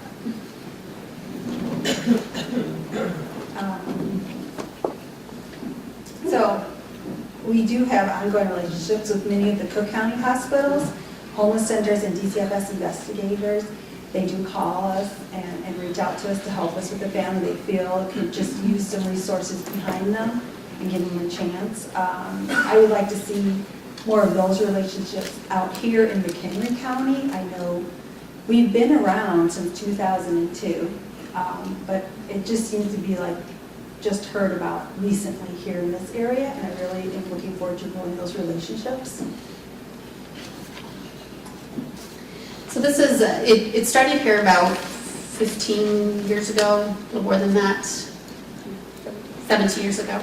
And we have grown nationally, and so this is just where some of our chapters are across the nation. We also have some chapters in other countries as well. So there obviously is a need for this kind of service and support. So we are found all over the United States at this point. These are our national statistics. It does take many, many volunteers to make an impact. We are always in need of more, as our volunteers come in times in their lives where they have stepped back due to the need of their own families or their own selves. There are also many volunteer roles, as I mentioned before. Besides hosting, we are always in need of mentors, family friends, resource friends. As you can see on there, it says 9% of our kids do return home. Like I said, that's national. Out here, it's a little bit higher in the Chicagoland area.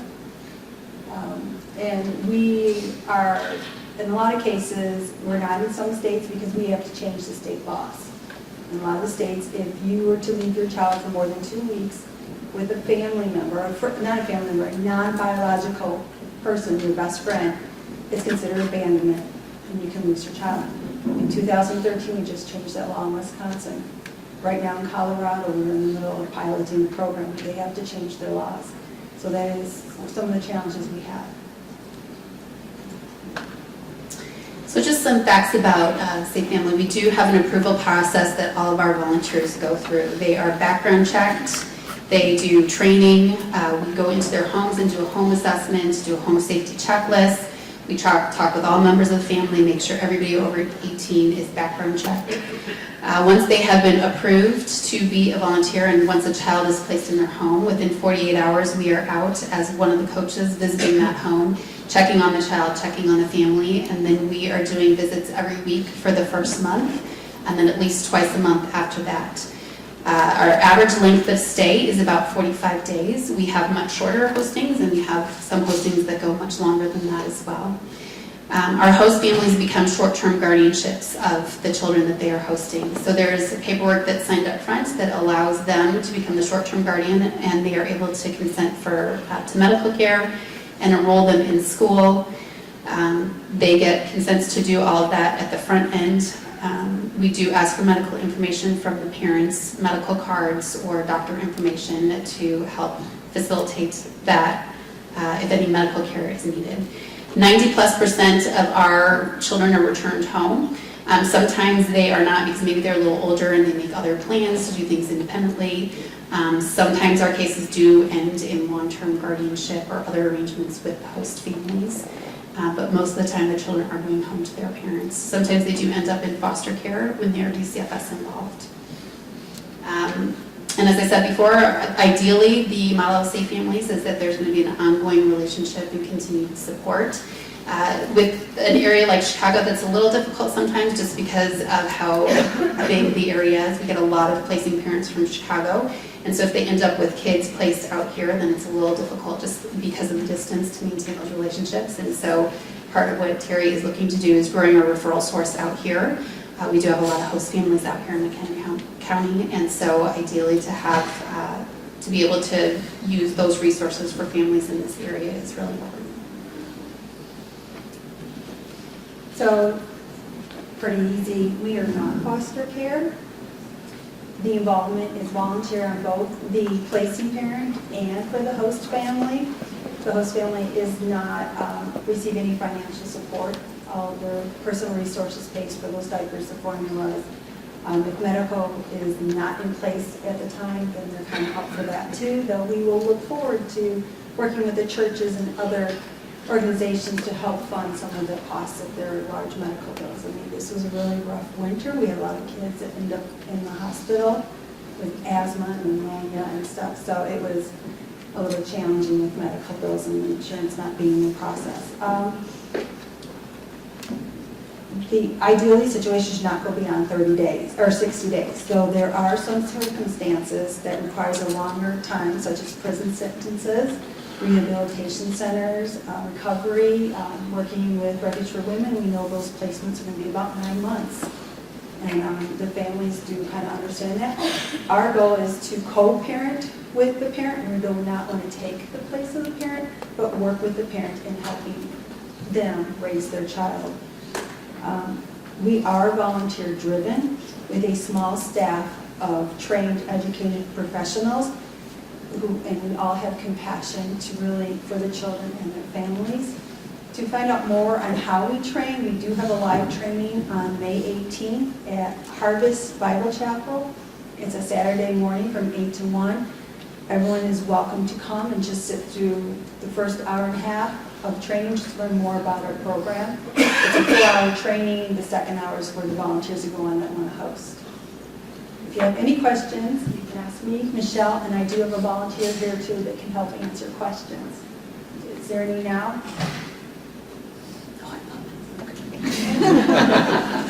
Remember, you want to ask questions.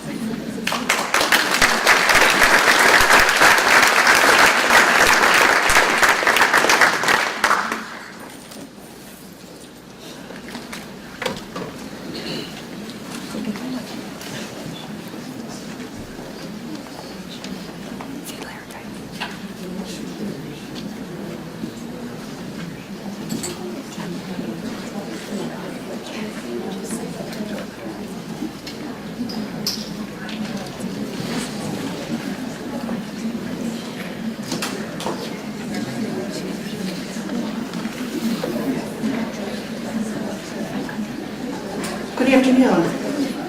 My name is Dawn Cook. I represent Turning Point. I see it's about 3:03, so I'm the last speaker of the day, so please bear with me.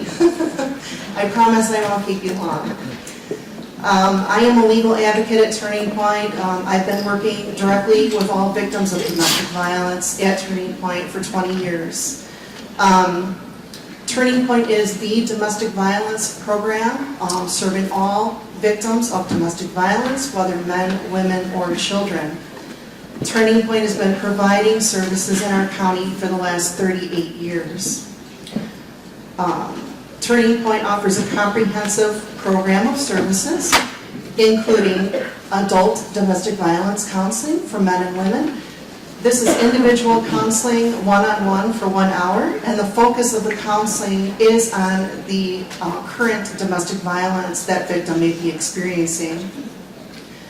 Turning Point also offers a women's domestic violence support group. I happen to facilitate one of 3 support groups that Turning Point offers weekly. In a women's domestic violence support group, it is an environment that is supportive to victims in their effort in exiting an abusive or unhealthy relationship. In a victim's domestic violence support group, we truly define what domestic violence is. We talk about the red flags of a potential abuser or abusive relationship. We provide education on the subject of domestic violence, in addition to offering emotional support. This is a great environment for victims to maybe have their first experience at a domestic violence program. It's a great place for them to learn that they're not alone in what they're going through. It's a great place for them to get peer support from other women who have experienced very similar matters. Turning Point also offers a children's domestic violence program.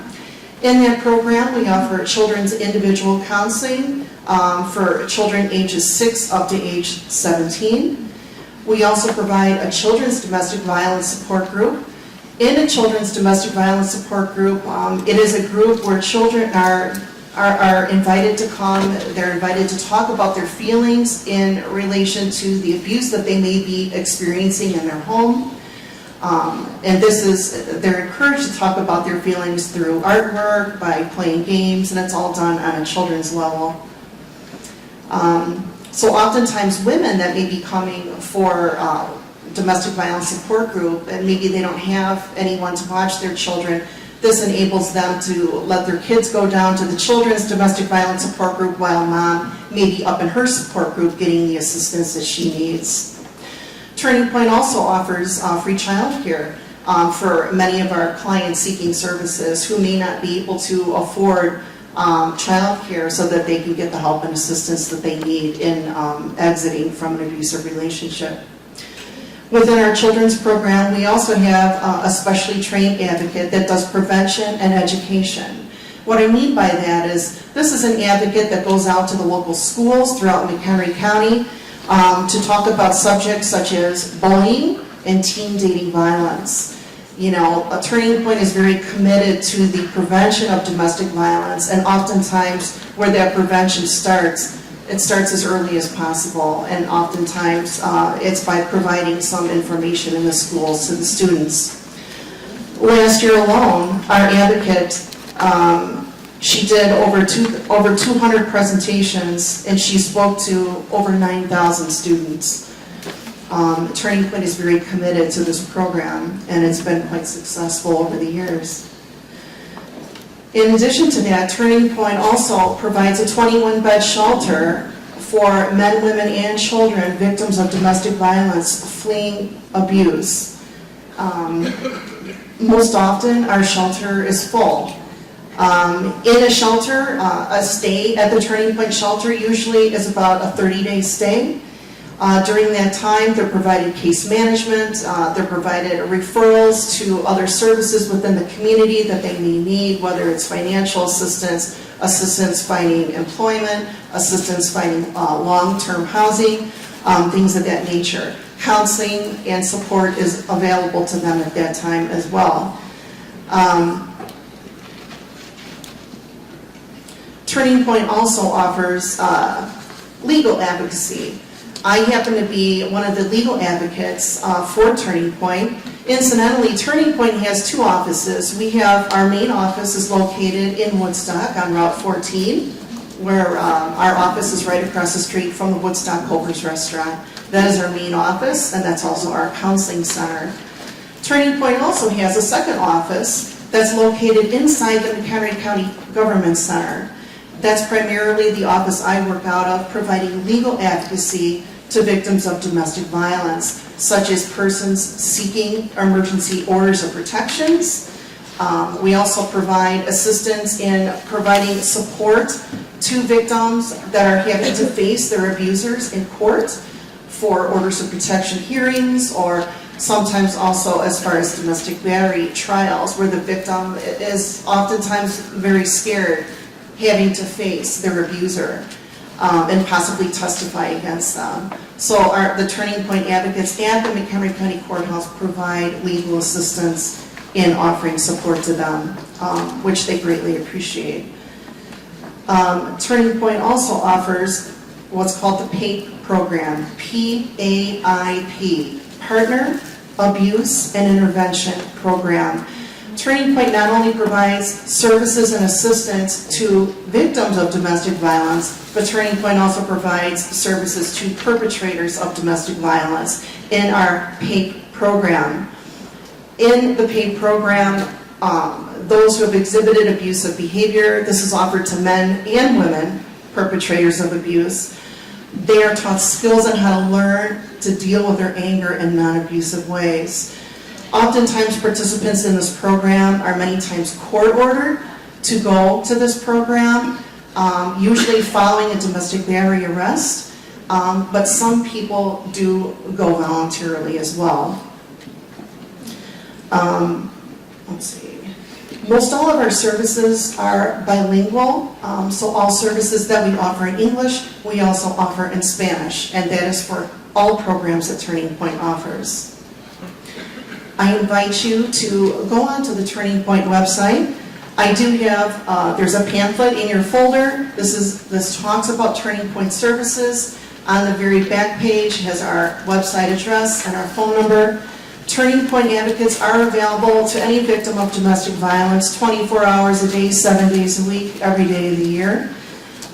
We are there to assist them in whatever their needs are. Just to give you some numbers, last year alone, Turning Point served 1,700 26 clients that included men, women, and children victims of domestic violence, fleeing abuse. Last year, we received over 2,500 crisis calls. 170 of those clients were children under the age of 18. 32 of those children were 5 years or younger. Let's see. As far as human trafficking is involved and Turning Point, I can tell you, as I was sitting here with you today and listening to our speakers, who I thought did an excellent job, you know, it came to mind, of all the years I've been doing this work, I can identify women that I have talked with that I could sense something was not right. It was different for me. It was different than the usual, you know, typical case that I would usually see, but I couldn't really put my finger on what it was, but I knew something else was going on and I didn't know what it was. Now I have a clear understanding of what that is. And as a matter of fact, as I was sitting here today, I was thinking of a woman that I'm currently working with. And I've been working with her for probably 6 months now, and she just recently disclosed examples of how she had been trafficked as a teenage girl, and she is now an adult woman. She just recently shared this.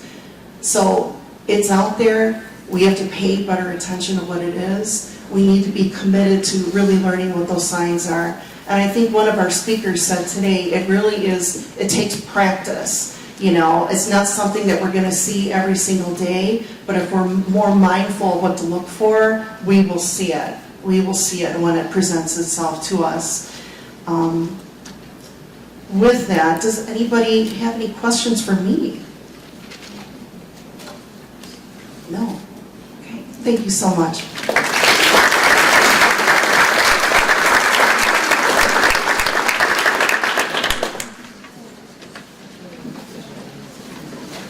Wait, don't anybody move. All right, you guys are all fast learners because we finished early. So we are done for the day. I just want to thank you all again for being here and being a great audience to our presenters and listening and absorbing all the information that we've thrown at you today. And we hope that you take it back to your agencies. There are other resources that duplicates that are in your packet. If you have a lobby or a waiting room and you want those nice glossy ones, there's extra ones back there.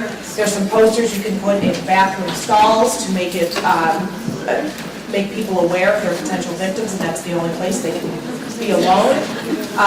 Feel free to take them back. There's business cards back there, and then that form that Kim was talking about with the 2 sides of different resources, that is also back there. Another thing I would like to say is that if anybody is interested in being part of the Family Violence Coordinating Council, please reach out to me. It's not that big of a time commitment. We do different trainings like this, and we work with different agencies within the county to find a way to combat these issues, anything domestic violence related. So if you're interested, please reach out to me or anybody in the royal blue shirts. We did this for a reason. That is the human trafficking awareness color. So please reach out to us. And I'd like to thank the council members who are here today who have worked and dedicated their time and efforts to make this training possible for you today. I could not have done this alone, and they are wonderful people to work with, and they are full of resources and knowledge as well. So now to get your evaluations, people have been trying to sneak out and I've been scanning their emails. So for the evals in your folder, everybody has one that's consistent for the family violence. If you're nursing, you have a separate one, and EMS has a separate one, and education. The back, as you're facing the back from the way I'm looking, the left side, I'm left-handed, so the world's backwards to me. The left side, the 2 raising their hand, have law enforcement, anybody who's not getting CEUs. If your name is spelled wrong on it, there are blank ones that you can take. If your name is not in there are blank ones you can take. And then on the right side, there are the education and nursing. So please turn those in. One last thing, all of this will be on YouTube. If you want the link to it. There is on the registration table, there's a form, there's a piece of paper, write down your email address, and when it's up and available, I will send it, as well as availability of the presentations today. If you are listening. Thank you.